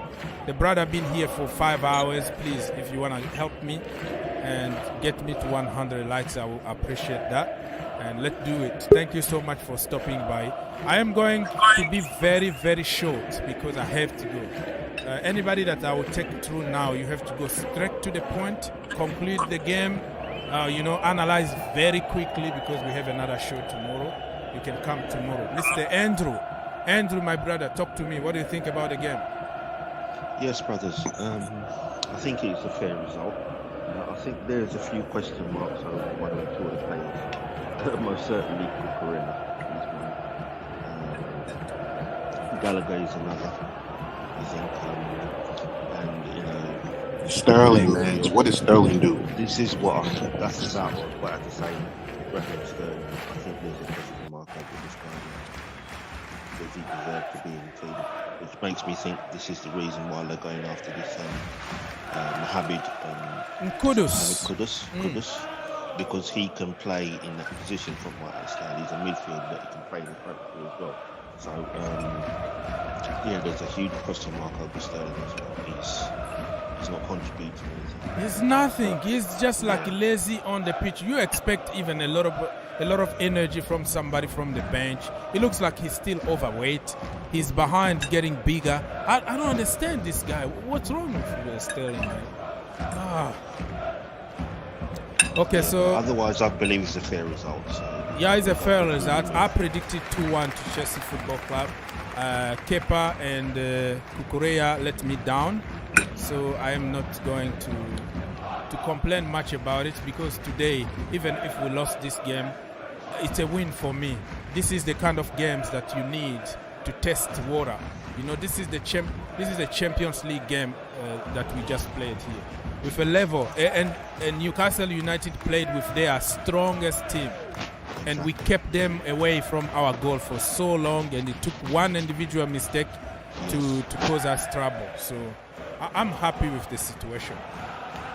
I'm very happy with it. So people, I am going to go around, start by Mark, and then Lefonse Dev and Andrew to conclude this show, and Bobby is going to conclude the show. Gentlemen, go straight to the point, because I've been here for 5 hours talking straight. I didn't even take a break. I need to use the bathroom and whatever. So you have to go to the point and then let somebody else talk. Let me go around. Mr. Mark, your finishing statement, say goodbye, and then we're going to go around. I'm so impressed with this preseason games. From all indications, it seems we have brought in a coach who has brought a lot of sanity, and he's making sure that every resources that he has right now, he is making use of it. I don't know who is going to go out, and I don't know who is going to stay, but I will hope that they will make the right choices for these young players, so that they will be here, then they will help us do the project. And they should also bring Kudus. Kudus is a player who can score from outside the 18 and inside the 18. And if Kudus will pair with Jackson and Nkuku, man, it's going to be fire. I would like to say a big thank you to everyone, and you guys should have a great night. Goodbye. Thank you so much, my brother. You were here with me during the whole time. God bless you, and take some rest and come back tomorrow. Le Français Dev, it's your turn. Yes. Great game. The boys impressed. You know, I was expecting us to lose the game after like the second half whole sub. And even after watching that, you could see discipline in our midfield. I mean, our team, entire team. You can see there's a discipline, there's a structure. We didn't just get out of the tactics to win the ball and things like that. Yeah. But yeah, I was impressed, you know, to keep it simple. I hope another day we get to talk about the players with yourself, because I would like to keep it simple. But I'm proud to see what this coach has already done. And this is how you could tell there's a difference between people called, what's the name of Harry Potter? Porter Ball. Yes, there's a difference. Then you can see Graham it. Potter, yeah. There's a difference between a coach like Graham Potter and a coach who already have tactics in his pocket. So thank you, Oaks, for bringing me in the show. No hope to see you problem. again. No problem, my friends. Thank you, Le Français Dev. Come back tomorrow. Andrew, brother, let's go. Yeah, I just want to echo what your last guest just said. That I think much of the credit needs to go to Mauricio Pochettino, because he's brought some stability and some sanity and some technical ability to the squad, as well as fitness. So this is one of the most pleasing things I've seen in a long time for watching my club play. But we move, and I'm sure we'll do better in the next match. But I just want to say a big thank you to you as well, Dr. Rooks, for the valiant service that you put in for 5 hours. No problem, my brother. Entertaining us. And everybody, I wish you all a pleasant good evening or good morning. And we speak tomorrow. So Thank you so much, my brother. Thank you so much. Andrew was there to help the channel. Bobby, you are here to close the shop. My brother, let's go.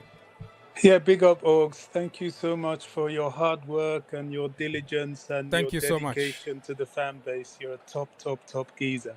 Thank you. Look, Ogs, you know, this is a credit to the new manager. Mhm. He's really showing, you know, what he's about. I think it was a good workout. Shame we didn't win, but sometimes in these pre-seasons, perhaps a result like this, you get more out of it. Mhm. It's very clear why we need a Mohamed Kudus and why we need Moises Caicedo, Mm. and definitely a new goalkeeper. Those are the deficiencies. The rest, you know, the lads are doing well. I think, did Caicedo play? Well, he played about 70, nearly 75 minutes, something like that. Yes. Mhm. That's, you know, he's probably in What a player. Poch's plans, because he's Yes. been playing a lot of minutes. I can't think of any player that shouldn't be there, to be honest. I think it would be a rank stupidity to get Yeah. rid of Conor Gallagher. That is just rubbish. Whoever is trying to do that should be shot. Same with Chalobah. These are fundamental players to whatever squad we have going forward. But yeah, it's a good workout, and I don't know who's next. Fulham Yes, Fulham. on Wednesday or I think we Saturday. should we should do good with that game too. Fulham, and then we're gonna finish with Borussia Dortmund. Dortmund. So, you know, there's a lot of exercises. We faced some stiff challenges, and we haven't been found wanting, and that's a very, very pleasing note to end on, to be honest. Yes. Okay, my brother, thank you so much for helping. You were there the entire show to help the channel. God bless you. I think you are making a lot of sacrifices over there, like very late in the morning. That's how we feel every weekend when we have to watch the Premier League. Now you can feel a little bit how we feel here. But thank you so Wow. much. Blessing, love and peace to the family. Mr. Bobby. Get some rest. Okay, my people. So I'm going to have to leave. It was a very good show. Expect my player ratings and my match review very quickly. I'm going to make the video right now. I'm going to have to go and get a cup of coffee or something and make a video. So stay tuned. Put your notification on, because we are back again tomorrow morning for the analysis and all the good stuff.